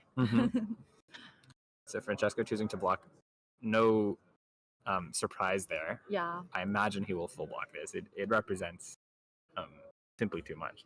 There's an option that he could block 6 and choose to take 2, going to 3, but that does leave him vulnerable to trap triggers over the next couple. See, rethinking it. It seems to be. Well, what's possible is that the only traps that apply next turn are Tarpit, and maybe the original Crucible of War traps. If he okay, so we do see the 9 block. Respecting the card, holding that 1 card in hand to possibly use as the E-Strike. Playing it safe. And now it's Francesco's decision of whether he wants to go off an arsenal or whether he wants to hold something available for the following turn. And that's what he's doing. Searing from Arsenal. Lots of Searing Swords. Yeah, a couple picked off of Codex. Yes. But we have seen it to come and go. Back and forth in both directions. Back and forth in both decks, yes. So Francesco, it is a lovely error. Yeah, and the Searing Shot does say on hit lethal, because if it hits, it'll deal 1 damage and then it'll make you lose another life. So the Searing Shot represents 2 cards out of Tim's hand, and he's still putting a card into Arsenal, meaning he's hoping that E-Strike into an arrow plan works out for next turn instead of this turn. Absolutely. Especially because, I was about to say, especially because of the frailty, but this frailty also makes this Searing Shot a lot easier to block. This frailty represents that the Searing Shot is just a 1 card block. It might be. Okay, I saw. Is that? There's a dead eye in hand. And I don't know. Have doubts. This is, I believe, also one of those Azalea deck cards. Yes, exactly. But This is here one of just being the- used for its of the most armory effective deck ability. cards. It blocks 3. Exactly. So Francesco choosing to not lose that E-Strike value on a Frailty turn and choosing to leave it in Arsenal and hold on to it for a 6-card hand So, that he gets to hold now. what we have seen is that Team's Riptide is much more focused on aim counters, and that is why he's running this lining up, which is absolutely not useful in Francesco's deck because he's not going for aim counters. There's not at a all. single way to So, make an aim. Exactly. So Tim But here, in Team's deck, it it's has great. a lot of sense. Synergies well with Deadeye, for example, with other buffs. So Tim getting a pretty lucky draw off the Ponder last turn. He drew into a buff, so that's a Seek and Destroy going into Arsenal. He never had to decide whether to block 2 with it or And he not. can use his ability to put that Endless Arrow Into Arsenal. And then he used the Barb Castaway to put Endless Arrow into Arsenal. Because Seek and Destroy came from Arsenal, but that is 7 damage coming forward. Oh with yes, the of Endless course, Arrow it was effect. from hand. I'm just too tired now. I need to eat. Seek and Destroy effect as well. So Francesco would know whether Tim has Rain Razor. We think it wouldn't make sense, but we don't know. But he knows whether he has to block Blocking 7 or with 9. those infecting shot. Is he? Let us see, Francesco. That Endless Arrow can't go back to hand. Let me tell you. No, it can't. Go back to hand. But also Enemy importantly for number one. Francesco only needs to hold on to one card to have a pretty effective turn. He can do the same thing that he was threatening last turn, but this time the frailty Absolutely makes right. it. Yeah, There's yeah. lack of frailty makes it quite good. So Agreed. 4 into 5 will take. Sorry, 5 into 4 will take effectively 3 cards out of Tim. Tim could choose to take 1. It could even take 4 cards out of Tim. And Tim will check in Francesco's graveyard. Oh, Probably is that, checking for what traps. Falcon Wing. This is 1 Falcon Interesting. Wing and 2 Infectings. Yes, infecting. We saw that Infecting bottomed early in the game, if I recall correctly, off an inertia. Probably. Yes, probably the one that that he had to put away because of Team's Inertia trap. timely inertia trap. So this is Enlightened Strike. Oh, he's thinking. Ooh. Francesco possibly also- wanting and to play also- around the frailty also- trap. No, Did he he? did. I think he 2-nicked it. Yes. Okay. I think what Francesco might be thinking about here is playing around Tim's last frailty trap. So if he chooses, Chaos Ranger Riptide. Yes. if Yes, in he the chat box. Chaos Ranger Riptide. Chaos Ranger, Yes. that would be a fun reprint to have, a Chaos version of reprint, like we got a Course. Chaos version of Arachne. Yes, crossover between Mhm. the hunted and outsiders. I would love that. So we don't know what mode this is. It could be 5-go again, but that's pretty vulnerable to a tar pit trap. Sorry, a frailty trap A if frailty trap, Tim yeah. drew that. So Eight, that eight, means eight. No. Okay, so clearly the C-Strike is just for 7. He didn't want to take a ping to that frailty, and he also didn't want to make the follow-up arrow so easy to block. Oh, it's a Codex. No, it was That was going with 5. Dory again. Yeah, that was 5. But Team is not trusting Francesco at all, so he double blocked just in case. Well, he has a double block, unless he has a because 4 block in I mean, hand, then a he's on 2. Yeah. This Codex is pretty punishing, but I'm intrigued why. Well, I don't remember whether the Tarpet was in Tim's hand. Team cannot make any use of the codex, and he's just getting the frailty. He just gets the frailty. There's Yeah. no face-up. There's no New Horizons anymore. That's it. But if there was a Tarpet in hand, he chose not to play it. So that must mean there's not one. They're none. I think he used both of them. Ah, okay. Yeah. Hard to see some of these cards with the Okay. glare. Ponder. And Searing Shot. It's the best 0-cost arrow. Yep. You already have a Ponder, so you don't need the Endless Arrow. And you just take 2 cards out. It's just the eighth searing shot. Legitimately, possibly. I think it's the 5th or 6th this game. So what's funny is we see Francesco will draw up here. He'll have a couple cards left in deck, but when Tim passes this turn, I think this is Tim's whole deck. So Francesco, by being the more offensive Riptide, was able to, if it works out here, he was able to fatigue Tim just by Absolutely, dealing yeah. damage and forcing Tim to Yep. block him throughout the game. But Francesco is also running out of cards. Francesco He has is, a very thinned out deck. well, it's thicker than 0. Yes, it is true. Tim just drew his whole deck. So Tim has 12 block left and only 2 life. It looks like it's game for Francesco. It looks like it. And this is a Boltyn shot. It might even be blue, but it's still But go Carlos again. is letting us know that the quiver of abyssal depth could be It is available, useful. but that's if he's able to hold cards. Right now, Francesco Well, is it's an coming in instant. for, well, yes, but So it means we'll pitching see. 3, so you can't defend Yes, so much. you have to. This is you a have to Boltyn shot pitch that for I it. can't tell which color. It could still be red. Did I? Okay, so that's 3 block. And that. Oh! We see the final so parfait. there was So there was one 2 frailties played and target. 1 parfait left. Exactly. We get a trigger here that There was prevents one the target blood rot from being drop created there, as well. yes. So Oh yes, there were. Do you remember the 2 frailty taps were used? No, that was the inertia. Yeah. Yes, at the beginning. So Francesco choosing to close the many traps. chain in order to use the non-attack action on his arms, non-attack activated ability to load another arrow. We- Finally using the bullseye braces. Both heroes took 1 damage on that last hit in order to turn off the blood rot with Tarpit and also keep enough cards to possibly block this Clinic next arrow. available, so. Oh no, it's a drill Didn't set. need it. It happened to be a 0 plus cost. 0. Tim still has to give 2 cards because this attack comes in for 5 and he's on 1 and then he has no deck. That's the G. They're very, very close, huh? It's so close. Very interesting game. What's an Arsenal? It's the last murky water. Yep, Wow. Riptide mirrors. incredible. That will probably be the longest game What? that we have in top 8. Yes. Certainly the only game where we see Yeah, I don't think Aurora's no are cards taking left in that deck. much time, right? Yeah. Beat another. We're back. I think we are back, guys. Yes, we are. And well, I hope that you enjoyed this pretty. A pretty interesting matchup. We Interesting definitely match, learned yeah. something about the Riptide decks, and it's so interesting to see the different ways they were built. Yes, Francesco absolutely. clearly onto something with. They were super different. Oh, They ended up being not that different. So Tim still had several of those 2 blocks and buffs in his deck. And Francesco similarly did have those traps available, but there was probably a higher density of them in Tim's deck. And Of Francesco course, was yeah. very effectively able to navigate setting up those big hands and taking cards from Tim at the perfect moments to win the game. how would that Barb Castaway against Death Dealer? It's just not as good. There is the difference, right? Yeah. There is the difference, yes. Not only that, also those 2 extra points of block for Fetch Corpus. Probably not worth because the And Snapdragons, Exactly, that's what I was it thinking. represents taking more cards out of the opponent's deck. That is, I think, one of the things that I would have changed Mhm. from Team's, Especially when we setup. so often saw Tim effectively blocking with a card for just 1 point of value. So we get to see the results here. Ooh, the semifinals. So the interesting one being Aurora beat Zen in the only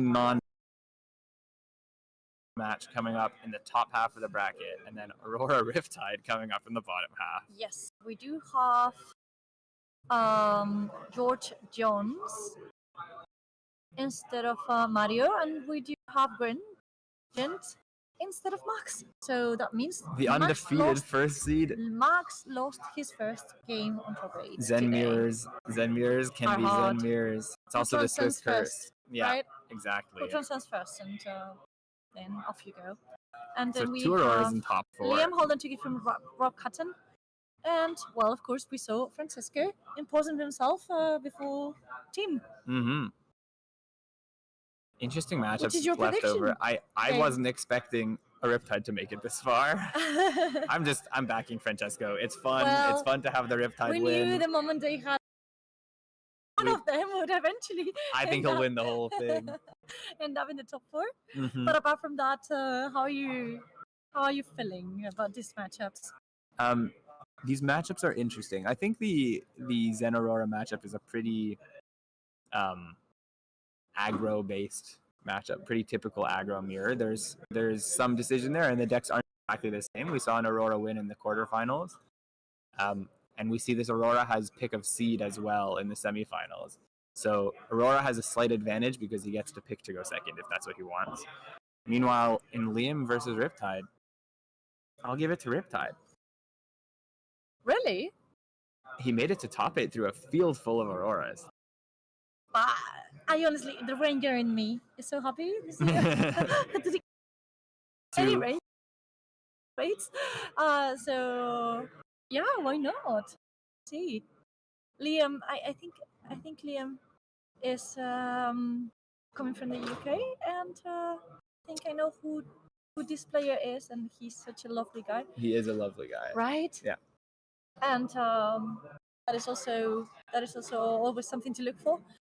And we have to leave you so far. Mhm. We will come back for the semi-final. We'll see if we will have Aurora against Riptide or Aurora against Cinna. See ya.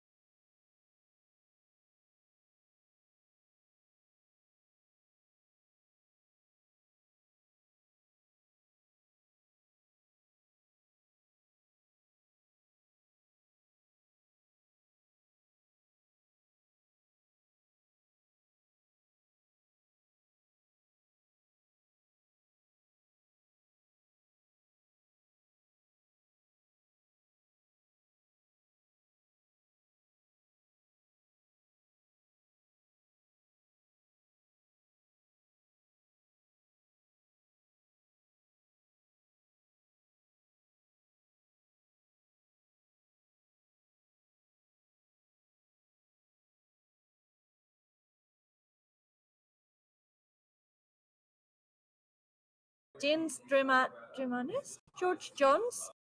We do have a Sen versus Aurora coming up. Probably a little bit quicker than the last one we saw. Yes, much probably. And going first and Aurora going second. Yeah, so Aurora here having the higher seed, being 4th seed overall. So he chooses to go second. A pretty classic decision in an aggro mirror. Absolutely. The only thing that can make a perfect turn 0 for Sen is transcending. Transcending with a double transcend, stir the pot, or even homage on Rising Sun Setting Moon, so you get to put one of those transcends back in deck. You pitch one just to daggers or something. Great turn 0. George also has some good turn 0s available, even going second. If he's able to play something like, or if Jins attacks and then George is able to play something like an electromagnetic somersault, then he can have hero ability to still be able to create an embodiment of lightning going into his first turn. Okay, so confirmation. Jins here is from Latvia, and George here is from the UK. So an interesting representation. Amazing. At the top 4. It is great to see that some players are coming from so far. I am very, very happy to see that this BH Barcelona had some. They've had quite a bit of. Yes, some affluence from several countries in Europe. We had, I think, 100 players yesterday. A bit smaller today, but slightly above 100 players yesterday. But we had Arthur coming over. We had Jacob. We had people from Romania, people from Latvia, people from Germany. so many good players. Event to be at. I'm glad I took the weekend to come here instead of play some local road to national. Great to have you. I mean, you're coming from Canada / the Netherlands, really. It's not Canada anymore. But still, yeah, as you said, a good representation of, let's say, all over the world. I like that. Mostly over Europe. All right, so we're getting started here. Only 1/7 of them? What? I think they're debating where to place it and just having some fun with it. There, yeah. Here it comes. Yes, well, no chance you're leaving one out, right? Mm-hmm. No, too powerful. Admittedly, if you put it in your graveyard, you can get it back pretty easily in this deck. That is true. So we don't have an eye on the equipment on the Zen side of this match, but on the Aurora side, we have Crown, Classic, Snapdragon's Classic, and Dyadic Carapace and Grasp, which are mostly here as 2 blocks. The Grasp can be effective late in the game. Yes, because of the runes. Because of the rune chance, and it can turn on things like oh, this is interesting. Jins is starting with his ultimate, the big Transcend. So what he's doing here is he doesn't get both on that card. He just transcends just to be able to put that chi into his deck, so it's available for traverse. Exactly what we were saying. What we were commenting on, like suggesting that could happen. He gets a transcend in perfectly, and it's not like this turn will be small. He still is able to throw down to show some a little bit of damage. Choosing aspect here implies to me that it's possible there's Chase the Tail in hand. This is create 1 resource off of the chest on the side. There we have goes Tiger. The Tiger. And do you have that tail? And we do. So it's going to go 4, 3, and if that arm piece is Tiger Stripe Shuko, then another 4. Yes, Carlos will confirm that. Super soon in the chat box. See if he can tell us something about the equipment that is. George's lucky to have some 3 blocks in his hand here. So he takes 1 down to 19. Doesn't want to give up cards too inefficiently, especially when they're decent cards. Close against close.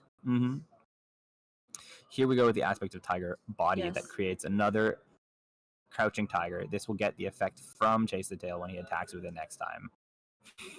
Jin's having to get creative with how he creates those second tigers. Lovely. I saw him earlier using a metro ticket as a original tiger. This is blocked for 3. That is just very peculiar.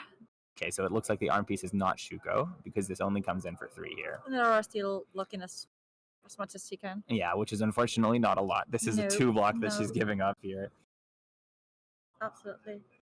Oh, so it's Flick Knives, because here we see the Zephyr Needle get flicked on turn 0 to get 1 guaranteed damage in. Maybe implies that Jins has a retrieve for next turn, or maybe he just wants to make sure he's maximizing his chances in case he draws that retrieve next turn. This Zen deck got a big buff with the Hunted, having those up sticks. Even blue up sticks is really good in the deck. Incredible turn 0. He gets 3 damage in, sets up an arsenal. If this was how it started against Max, I get why we have Tits here. And I know Max is on Shuko. So Ravenous here, it's impossible to see what was revealed. Oh, it looks like it was Ravenous. Oh, it might have been an Arc Lightning. I couldn't see the art there. But this could be either for 3 or 4. It's for 3. So that was an Arc Lightning on top of the deck. Very interesting information. Not the one that you have your opponent to have? No. But not this early in the game. It looks like we have... Oh. Lightning No. No, it's not. I couldn't see it. It might be an Electrostatic Discharge. We have a Current Funnel in hand, it could be. which for George probably goes towards the hero ability and the sword here. This is a Fry. This is a Fry, yeah. This is a beautiful card. A beautiful extended art card, but only representing 3 damage here. I think that was still in George's hand last turn, so he wasn't able to block with it and just had to take some of that damage, which is maybe why he took all those break points. Giving this card blocking value, but making it 0. Ironic. Very funny. So Jin's choosing to just take all this damage. Classic Agromir. Okay, so he's giving Traverse. He's saying, I like the hand well enough. Already, yep. I'm using this Traverse effectively to block out your sword. And here we go. It's a turn 2 format, so we're going off on turn 2. Exactly. George doesn't have enough to really threaten. We were not expecting a fast game here, right? No, not at all. Not at all. So George attacking with, I think that's a Photon Rush. So it just deals 3 damage, has go again, but there's no cards available for him, so he's going to probably create an Embodiment of Lightning after this. And then trying to get as much go again. That's how some of the players were running it, especially some of the UK players this weekend. As well. That Arc Lightning into a really big turn, though. It might just be used for its 3 block. Don't say that. Embodiment of Lightning created off of the Aurora ability. So George using those 2 resource floating from the sword effectively with that current funnel. And now Jins has the beautiful, the 6 card hand, everything he wants. He's going to start the turn on the search, meaning maybe he needs that Tiger as a chain starter here. Let's see. Some other new powerful cards for the Hunted? For Zen in the Hunted include Dual Threat. It's possible that because we didn't see the Pouncing Paws blocked with last turn, which is usually a dual threat enabler, that it might not be here on this turn, but this is 6 cards, so it still could be. We have seen a double dual threat this morning. Already? Yes, on stream. Pretty stream. Powerful. That is pretty tough. So this search up will get a Mauling Chi. It's a very powerful finisher. It's effectively 6 damage. Yeah.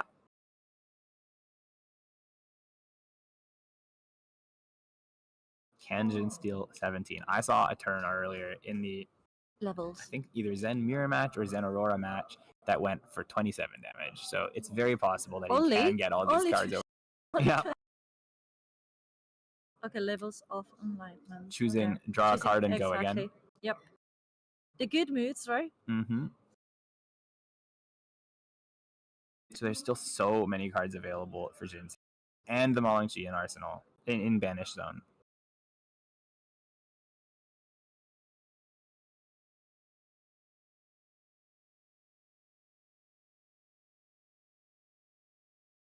Damage taken for George. He wants to hold these blocks until as late in the turn as possible to just hold for information, essentially.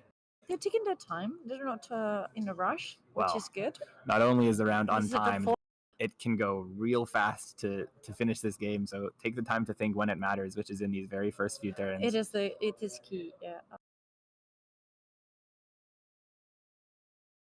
Aurora still has the full power of her equipment. And her equipment, which does block for 6.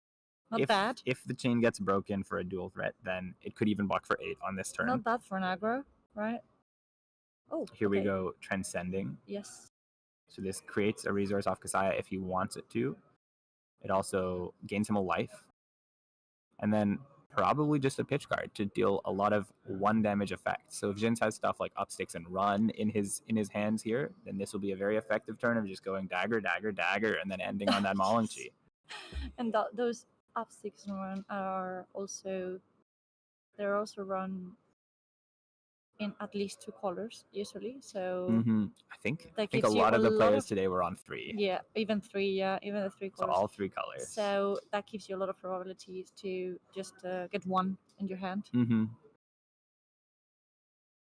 Attacking for 2 go again with a needle here. Flick hasn't been used this turn, so George also in a spot where he can't ever choose to go to 1. I mean, you can't lose both Semifinals.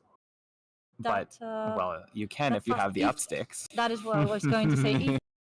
Upsticks. Importantly, Jins has attacked with 1 attack action and 1 dagger now. So this could be a dual threat somewhere in hand or in arsenal. He's threatening. Let's see. A 0 for 6 coming in later. But Aurora, I'm so bad. She seems to, or maybe she just knows she has to block with it later on. But I think the decision here is: do I break this needle if it's going to be broken anyways? No, he's just taking the equipment, but no. Finally, finally taking the damage. It's not worth blocking here. Keep that blocks for as late as possible. Crouching Tiger. Crouching Tiger for 1. Oh, sorry, 0. Chase the tail. Chase the tail for 4. This is what is making it buff. Probably an aspect then, as either the last card in hand or an arsenal. There is Pouncing Paws available to create that second Tiger if he needs it, but he didn't block with the Pouncing Paws last turn, so if he it maybe implies that he's got a Tiger Creator in his hand. Or arsenal. Okay, thinking of using We know that there's a the Chi blocking actually power in of her hand. arms. I don't remember if that's the only card in hand or he's got 2. I think he's got 2 cards in hand. So I'm sure. I think going down to 10 here. That's a Chi and another card available. Yeah. Aspect There to you create go. the other tiger. We again do the little switchy. the little So this is a weird lot of token damage still flow remaining. tiger. This is 3 off of aspect, 3 off of tiger, 5 off of mauling chi, possibly 6. And this is And how you whatever flip it card is in around. arsenal. You flip it around, absolutely. Doesn't matter if you're going first, you just get the big turn faster. And the other card, there you go. And it's coming in for 3 again. Yeah. So George's strategy here is to hold his hand for later to see if he can afford to just keep a 4-card hand and threaten Jin's life total. But this is Well, you so have big. to, yeah. George has to There you go. commit the equipment to try to stay away from giving in cards. So that arsenal card then not an offensive card on this turn. This is just the mauling chi to finish the turn. Yeah. It makes it feel a little bad. This turn was massive, but just think about how much bigger it could have been. It could have been even bigger than that. A dual threat in arsenal is 6 more damage. Finally, though, George does have to give up some cards. This is 5, and if it hits, you deal 1 damage. So I mean, 5. Possibly giving up a 3 block and the crown in order to prevent that extra point of damage. Already threatening 5. That's exactly with how Aurora is right now. Mm-hmm. I mean, is enough. Well, I mean, yeah, 6 is lethal, but even it's not smart to just block 3. You can and stay take, at 1. Yeah, that is just not an option with those flickering knives around. Flick knives on the other side. It's just not good for your health. I wouldn't recommend it. So George 5 blocking. He also does crown, meaning he's trying to fix the hand a little bit with that arc lightning. He probably knows that no matter what he does, that arc lightning can give it go again. And the embodiment The of lightning embodiment also. will help as well. Yep.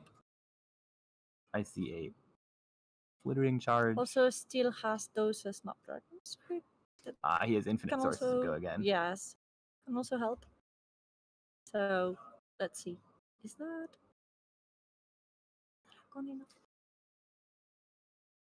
I'm not sure. There's one card that I'm not quite sure what it is here, but George just deciding what order he attacks with 0 for 4s on this turn. Yep. Interestingly, he's choosing not to throw that arc lightning that we saw off the travel. It could have been the card that was bottomed from the crown. It's for charge. Yeah, but usually you would Not start as- the turn with arc lightning, right, in order to deal the arcane. So it's either the card that he bottomed or There. it seems like it is. Coming So in. Jin's taking 4 as you do in an aggro mirror, but that turns on your other cards. This is static shock. It's just for 4. It could have go again from the Snapdragon Scalers. It does threaten 1 arcane on hit, and Jin has no way to prevent that. Loads of ways to regain that action point, right? Oh, that's what it was. That's why it wasn't a dual threat. It was a sync flow waiting to be used. Yeah. Okay. So that also prevents Are the you 1 point thinking? of arcane on hit. I think he's thinking about it. Yes. And then George might be thinking about the Snapdragons He's as well. thinking. He's thinking about it. Let's go. Yeah. So we get a sync out of Jin's. Just trying to make his hand as good as possible. He still has 4 cards available. Maybe he wants to make sure that he has enough blocking power to make decisions and not being forced to use this card or this card just because they block 3 instead of 2 or maybe a T even that doesn't block. Well, we have to start taking into consideration our lives at this point. So George does put a card into Arsenal there. I don't remember if it's Arc Lightning or if he got a random card off the top. And I think George has a Snatch, which is very He has useful. both a Snatch and a Sigil of Suffering, which is a guaranteed 4 block against that here. Okay. Starting with the Needle, as it goes. The usual way.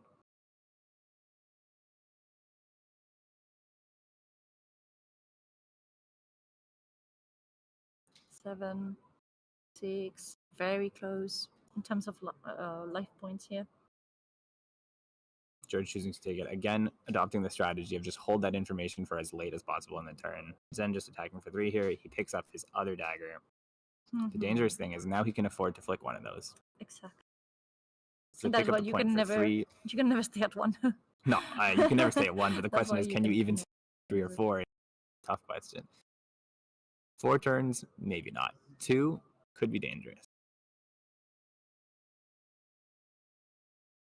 This attack is only for 3. George almost wishing there was an attack for 4 with that sigil in hand.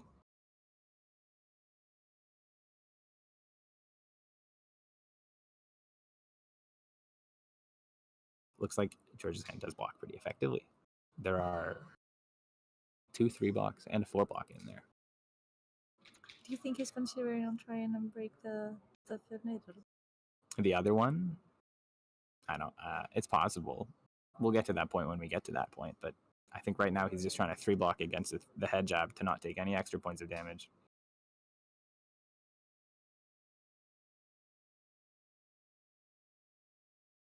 And here we go. That's exactly what we see. We see a 3 block. George has 1 2 block in hand, and it's really playable. So he's probably going to be holding that exact card for his turn. Jins has some cards available, some resource available, a Zephyr Needle available. Still a lot of ways to threaten cards out of George's the other hand. needle. And this is where you maybe would, I guess, 2 Zephyr Needles at this point is a little bit too much. It's quite dangerous. Also, George can't afford to go to 2 because that's 2 turns of Flick Knives damage. Oh, but he does it. So maybe he's saying, I'm going to kill you here or I'm going to lose. He is a 2. Now going back now. It could also be a Sigil in Arsenal again. Aurora does have ways to gain life. They do run Sigil because it is an instant. Yes, so just like setting a bite for Jins to commit, A bait. And then a bait, yeah. Trying to a say, bait. give me too many cards Exactly. and then, actually I And had then, the life total all along. I'm gonna lose in this one. Taking that Zephyr Needle down to 2. My life is not real. Don't know those remaining cards in Jins' hand. He's hiding them very well. Good job, Jins. We are nosy.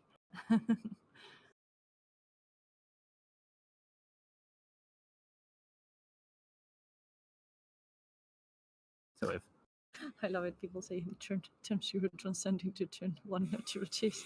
it's just rude.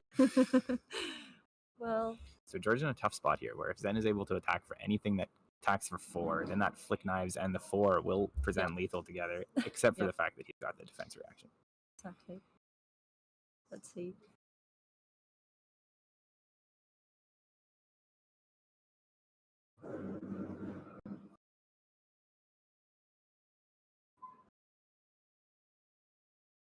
A big think from Jins, trying to make his turn as offensively powerful as possible. Trying to think of how George can get out of these situations. I mean, you can actually taste the tension there, like A little bit. right.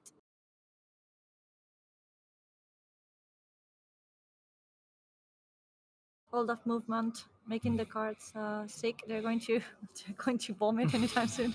Like, go faster and faster. Here we go. It's a biting race. So it's only for 1. Now, does that mean that the other card is a cheat? Because this is a blue card being played. It's being blocked. Exactsies for 1. This is a grains. Wait. Considering. Okay, he's flicking before we pass this chain link just to get rid of one of the Zephyr Needles and put a timeline on George's ability to stay alive. That is what I was afraid of. A card. Yes, at 1 you're absolutely at Jin's disposal. Like unless that is a Sigil of Solace. No, it's not.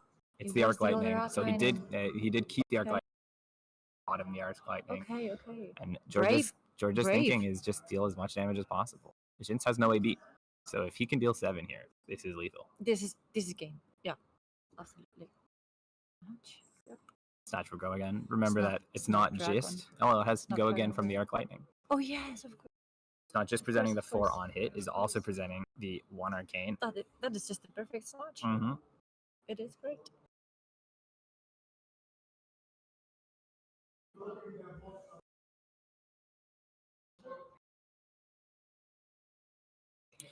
This guy is just she's just super bad, right?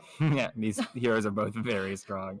So Jin's choosing to block 3, hoping that George doesn't have the lightning frenzy here. That would be quite dangerous, unless he put another sink below into Arsenal. Yeah, but I mean, like everyone getting rid of the books. Yeah, get rid of the books. Burn the books, well, and just then leave them in Zen. And then, 'Zen's hero ability is a book. Zen's hero ability is a book. So George, 3 blocks, 1 arcane. He can deal 7 here.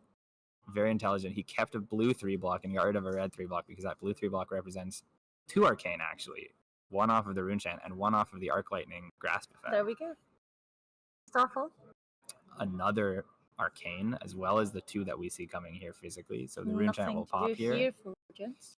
Sadly, he can't even consider. He has no AV. Yep, He chose no to just AV. try to kill George before it mattered, and it Decisions. looks like it's mattering. Decisions. He always could have created a Zen state if he had Kasaya, yeah, access to it, but Kasaya trying to prevent those physical.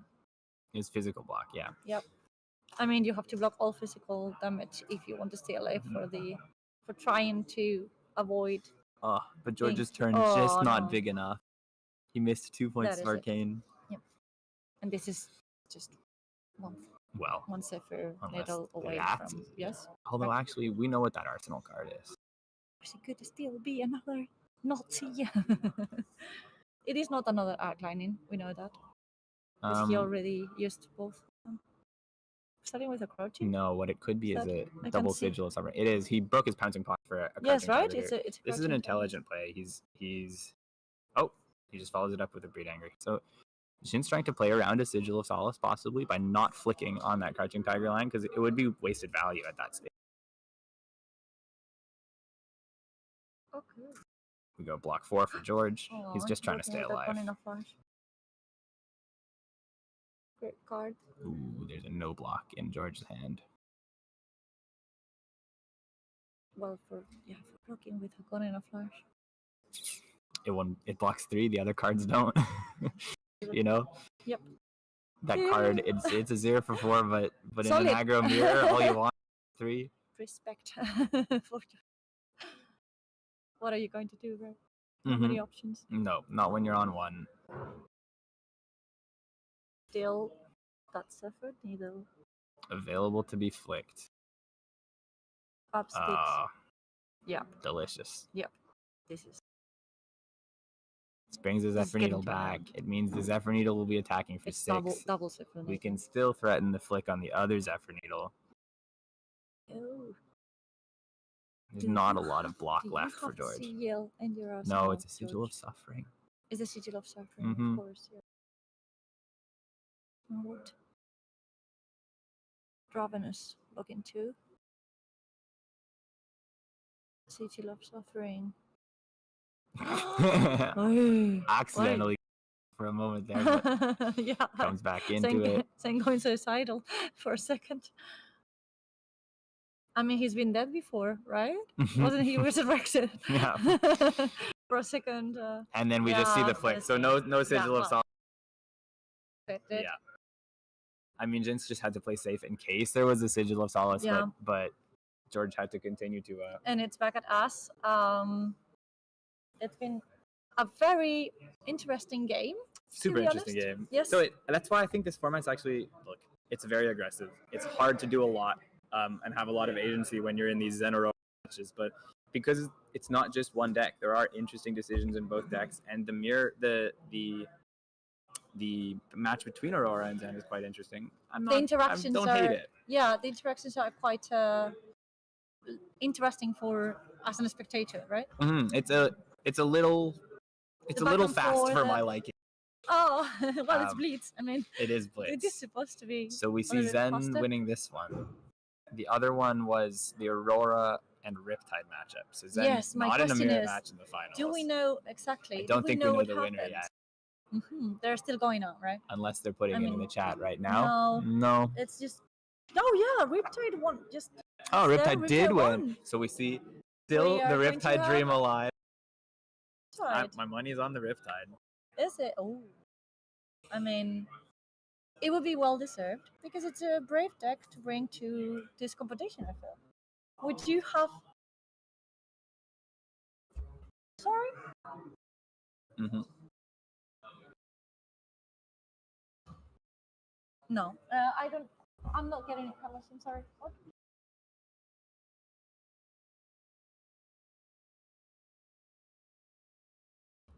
Figuring out some.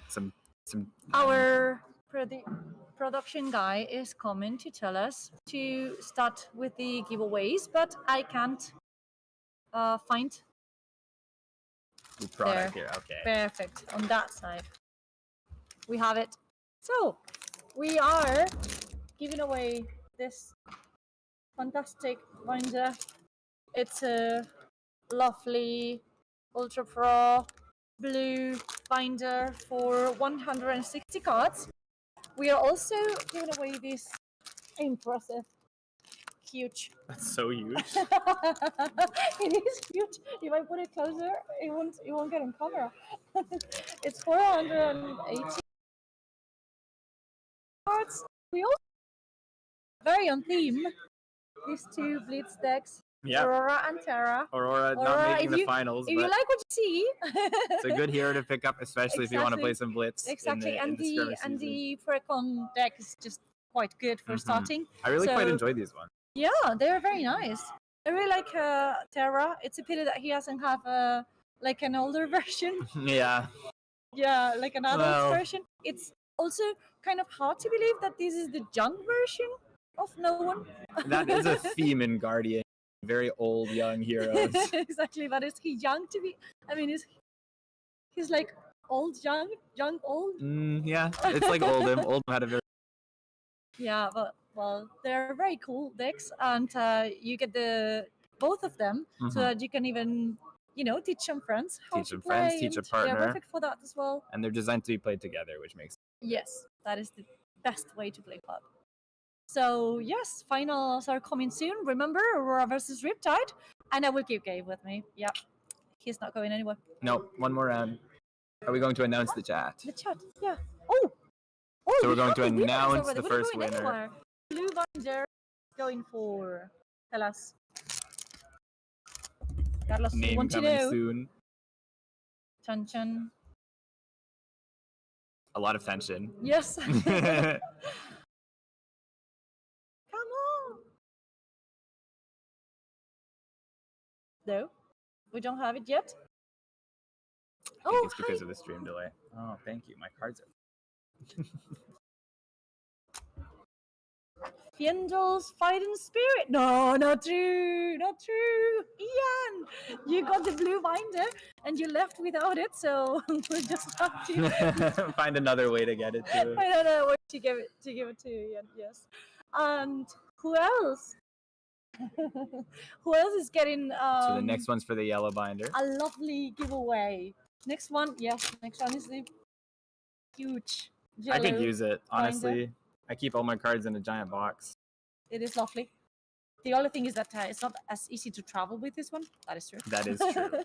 This is more like a Not a lot of for the backpacks use that at fits home, right? into. That's for keeping a full Exactly. set in one Travis binder. Travis Wong, the yellow binder is for you. Hope you have a space at home. And we are just missing the Aurora and first Terra strike First Strike decks. decks, which are lovely if you're thinking of starting with with Aurora or just playing some fun Blitz matches with Terra. Who do we have? Bit of a stream delay, so I think we're going to hold the suspense on this Yes. one. Yes, because we are getting the information Yeah, at we're the same 15 time as seconds the ahead of and and so Dylan Dylan Thompson, Yes, well, this a friend of the decks cast. are for you. No, No? No. Oh, other Dylan Thompson. I don't Other know Dylan, man. I forgot Thompson. Dylan's last name. The other Dylan. It's okay. But don't know Dylan Dylan Thompson, I Thompson. know I've played games against Dylan. I He's a don't know good him. guy, and he You wins are a his good first guy, strike Dylan decks. Thompson. No, it is lovely that you got this fantastic first strike decks, and thank you for your support as always. Mhm. Thank you, Gabe, for staying with us. First strike in Spanish. That's kind of fun. They are. Yes, Mhm. they are. Apparently, they are. And well, see you for the finals in a minute.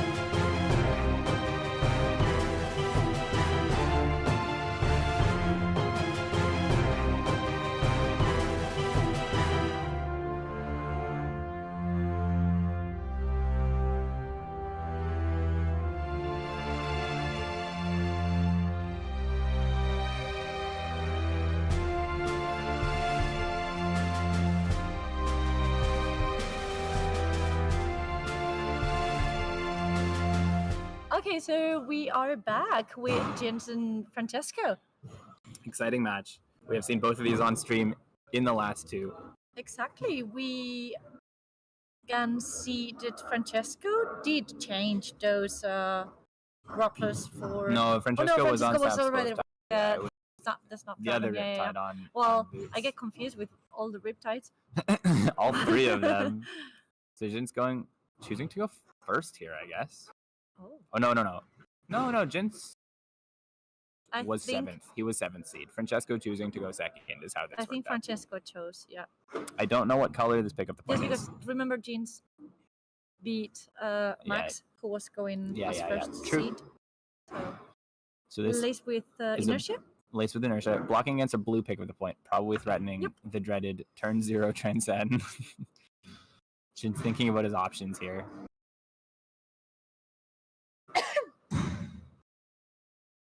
Does he have the transcend, or is he just faking it?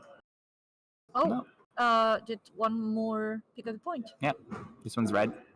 Maybe he just wants to take cards out of Francesco. If there's a lot of 2 blocks, maybe he can check 1 point of damage or another. Yep. Blocking 3 though. Oh, looking what that Ramosa. Powerful card for keep against the ninja, right? But he's got grains that skip tip the scale. Yes, to give it +1. So gets +1. No need to pop that on the blue one when the was 2 blocked. So. No, not at all.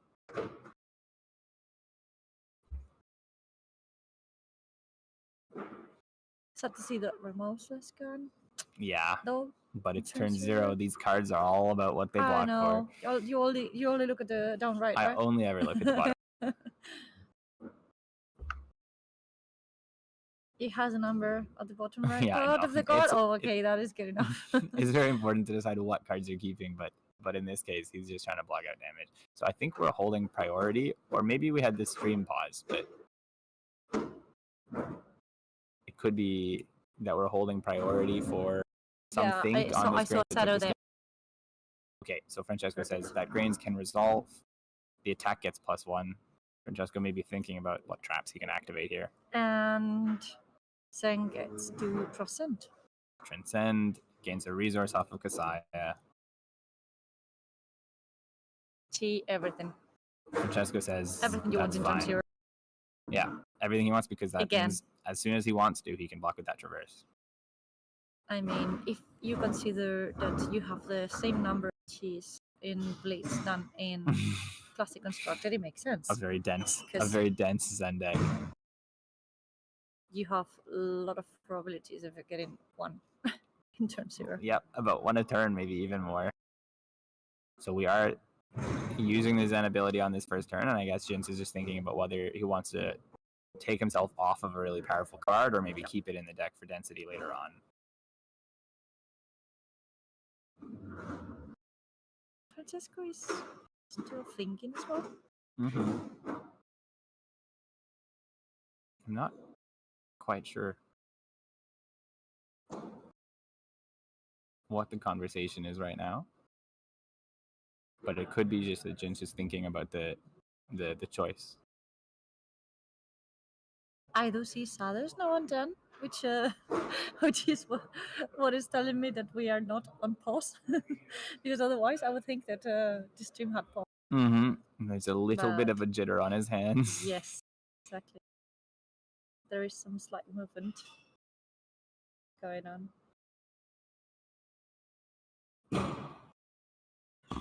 I mean, this is the final. It's a lot on the line because there's only one PTI for the winner. They have to take everything very seriously. Alright, so the decision was made for Tiger Swipe. It's a good card here. It threatens 4, meaning you possibly leak 1 off of a breakpoint.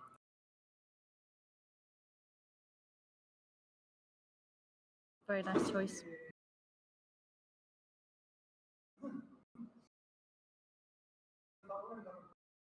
Using that 1 off of Kasaya just to get a free dagger for 2 in.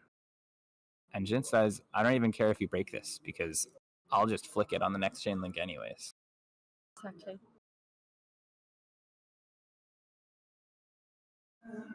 Is that a codec? Wow. Not what you want to block with right now. No, not at all. Francesco thinking on the blocks here. It's wanting to read Tiger Swipe just to make sure. It's probably checking whether those tigers that it creates get buffed. The answer is not without Tiger Swipe Shuko. Those tigers, they just come in for 0. Exactly.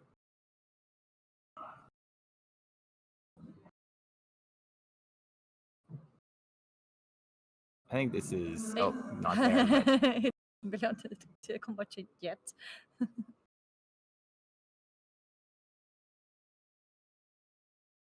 Oh, we have the Marmada right there. The Marmada, a big Riptide fan, so he's excited about this. Twice winners today. Ian is so happy with the result of the giveaways. So yeah, they're taking their time. To be expected. To be expected. Francesco probably has cards that he's not that happy to give up on turn 0, but that he ultimately needs to keep the life total high. And you can't have both. You can't have both. This is a very powerful turn 0. Okay. Ooh. So it's just a trap. That's not the go again one. I can't really tell the art with the rainbow foil, but it might be the go again. Carlos, help us out. This is collapsing trap. So this is relevant. It is going to take the cards out of Jins's hand. And importantly, that includes the Crouching Tiger. So this Tiger Swipe that's in Banish right now will only come in for 2, not for 4. Absolutely, yep. So what this will let Jins do is discard the 2 cards in his hand, one of which is a Crouching Tiger, and then draw back up 1, right? I do get a reticence though from Francesco. Pardon? That's reticent. A little bit. Yeah, he was thinking about it. He was a little bit reticent to let it go because it's very powerful later in the game. Exactly. Imagine whichever ninja you name it, starting full-handed with a card with go again. And they chose to keep that hand. And maybe it has a G. Yeah, it's that is very powerful. Very interesting. See, but it's you still only have good one. here you only get to run 1 in the deck because it's a legendary specialization. So this is it. This was his chance. And it also saves him more than just the Zephyr Needle life because it turns off of the life gained from that Tiger Swipe. And as we see, Francesco has put the card into Arsenal from the Riptide trigger. So he didn't want to be blocking with that. He wants to draw up a 5-card hand with it in Arsenal. He could still use it if it's a trap. Technically. If it's a trap, he could still defend with it. Yes. So what he's just trying to do is lose as little life as possible on Jins's first turn, and then come back with an offensive turn here. Yep. Let's see, because I don't think Jins was. No, this one's a big thing. He got him by surprise, and he's suffering a little bit. Yeah. To get back. Well, in the game. Jins does have an interesting counterplay. So his boots do say, "Oh no, it creates them in Banish." That's not. Strides of Reprisal. So he can't use the boots to draw an extra card, but he can use the boots to turn the Tiger Swipe into 4. The thing is, this can affect your mindset. Because Collapsing Trap is thought for that, for destabilizing you. Yeah. But it's turn 0. It's gone for the rest of the game. Yeah. That is what Jins has to focus on. Thinking, okay, this is it. Better now.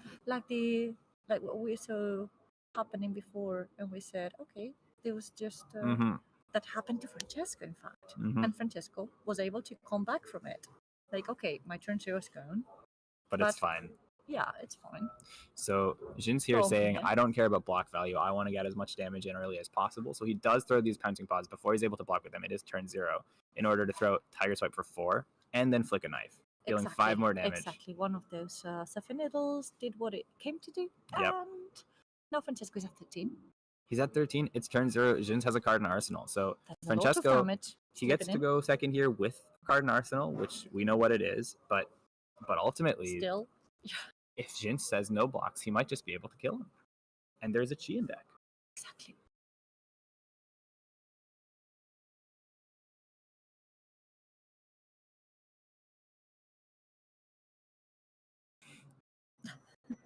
The chat box commenting on his unsleeved one at a time Tiger, my favorite fun feature of this tournament. Yes, but that it shouldn't be that way, of course, because if you you shouldn't be able to tell which cards Yeah, your opponent well. has in hand. And if it has to go If it goes in the deck, then in you the have deck, to be able to yes, sleeve it. yeah, absolutely.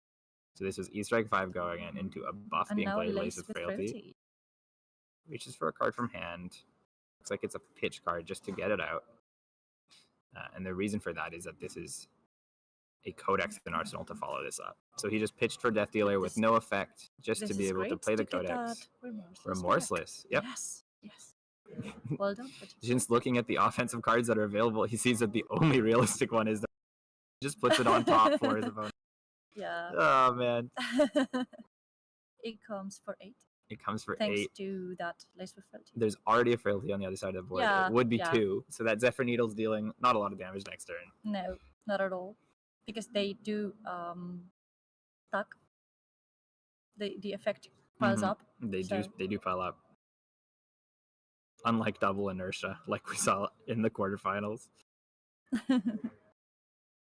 14 plays That 13 is sad. here. And there's one thing even sadder when you have a Seek and Destroy and together inertia. with an inertia buff, and it's like, Yeah. oh, come on. Why couldn't this be a blood rot? Yes, because then your Seek and Destroy becomes inertia. That's it. Bah. So there's one thing to think here. If Jins just takes this whole attack, he'd be on 6, and every action card he plays would deal him a damage next turn. So he can't afford to take this attack. No, not at A all. single trap and all the remorseless damage is probably him dead next turn. He has to respect this a little bit. The question is how much. He does still have block on his equipment. He's got that Kasaya and the Traverse. That's 4, but maybe 6 block and Traverse.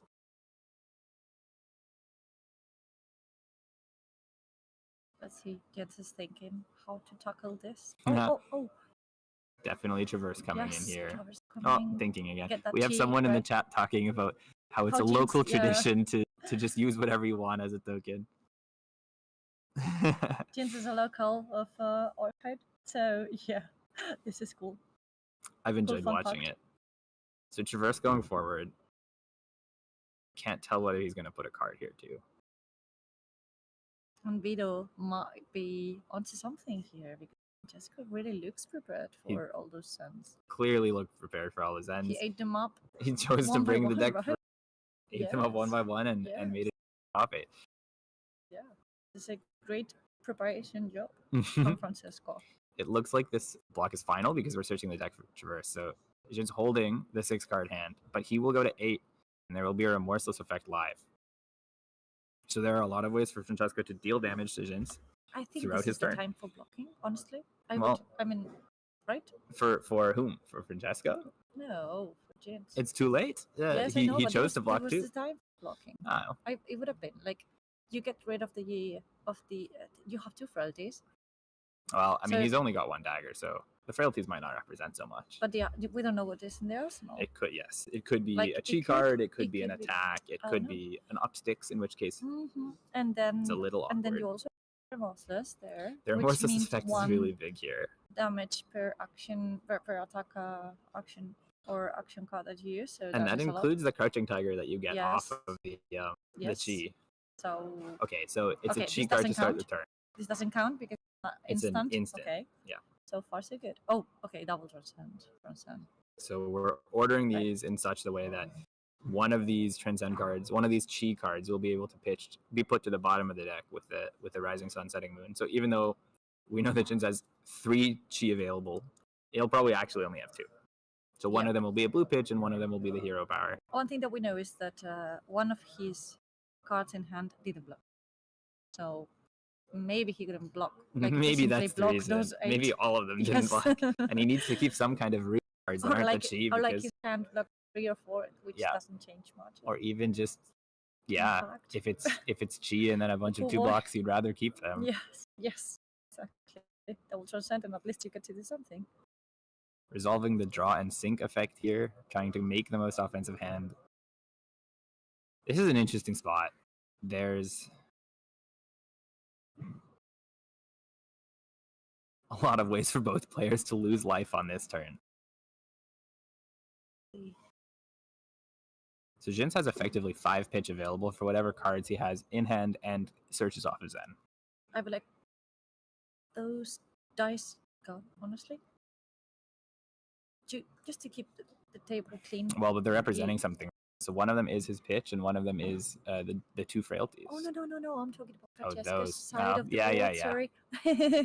Yeah, I meant that 8 and that pitch. They'll get flipped to the other side in just a moment when we attack with something here. That's 1 life gone for the remorseless. Attacking with a dagger, Yeah. even though it's worse because of frailty, it means you don't lose a life. So this will be for 2 plus 4 minus 2 is just for 4 here.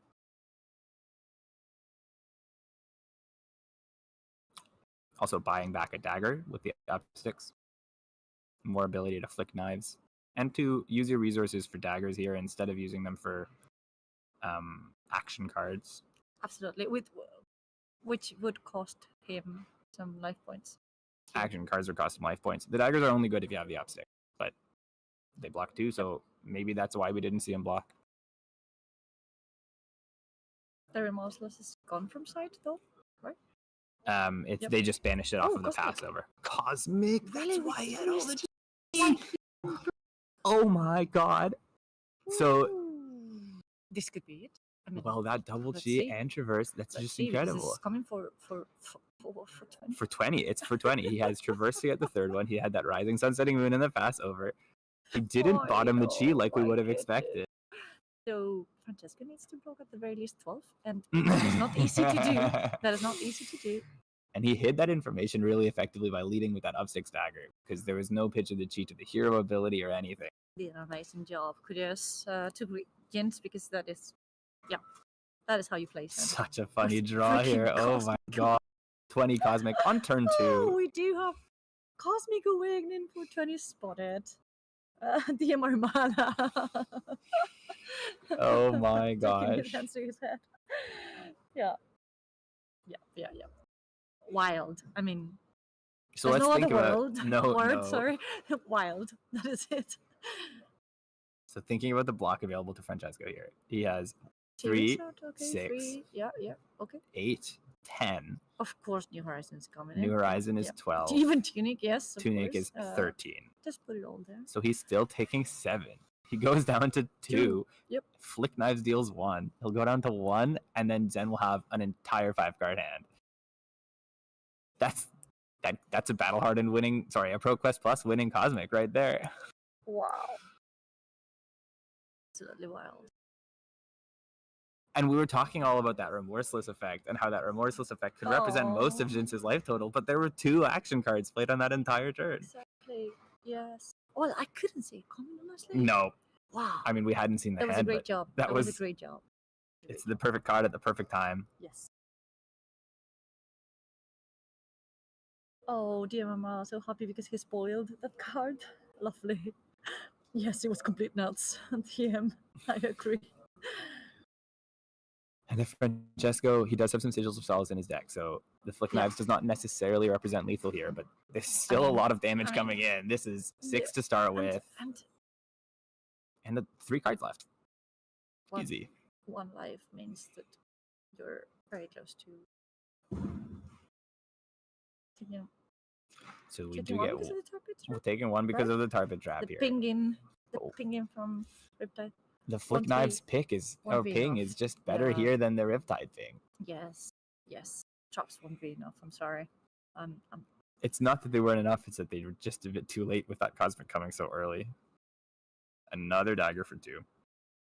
yeah. This one getting blocked Oh, for 2, meaning that Francesco is- has 1 yeah, card it's left. like Even if it's a Sigil, any other attack will win. That's Hey. Gents. That was impressive. That was a very impressive show. It was also a wonderful joy to see that. None of us saw it coming. What a trick. What Yeah. a fun triple G Cosmic on turn 2. 20 Amazing. damage. I mean, The we card can't is good. forget. We can't forget. We are at 20 life totals here. That's the whole hero. So that You know, Riptide starts at 19. Because yeah, exactly. Riptide starts with 1 less. So Oh wow. it's even more than his life total. So yeah, crazy. I can't remember Part the Mistveil and Limited in Part the Mistveil going around this Cosmic Awakening. I as remember well. it happening I do remember sometime. that. a very It big was card very in limited cool, if you could very get it cool, off. very funny, and it happened again. Because Blitz, after all, is kind of like a limited format in the sense that It's a it's young hero short. format. Young hero, yes, exactly. 20 lives. 20 life. The games So- play out very differently, very Yeah. fast as opposed to very slow. But Absolutely, absolutely. You get to see things that you don't get to see in classical trucks. No, not 100%. only because of the bands or whatever, because just it's the a raw completely speed different of the game. animal. Yeah, when you only have 20 life, you have to make what you can with it. You can't take Exactly. hits so much. Yeah. Exactly. So yeah, so this is a wrap. I don't know if well, it's 4 p.m. here. I don't know if you had lunch. No. Okay, I didn't see that. The crew needs to go get some food, but Yeah, no, we're fine. And so we are. I think we are stopping here. Are we, Carlos? Confirm? Yes. So it's been a pleasure to be with you for the whole weekend. It's been amazing. Thank you, Gabe. thank you for having me join this joining top us. 8. It's This been was a very lovely, fun time. honestly. Are you going to be in London? I will be at London. I'll be That playing is great in London. news. I will keep an eye. Excellent. Good to hear. To be able to at least say hello. Yep. Because we will be there as well. So yes, lovely. Good luck in your Road to National season. Thank you. And 3 weeks to play. Exactly. And in some months, I will see you in London. 100%. Same for all of you. Thank you for being with us and have a lovely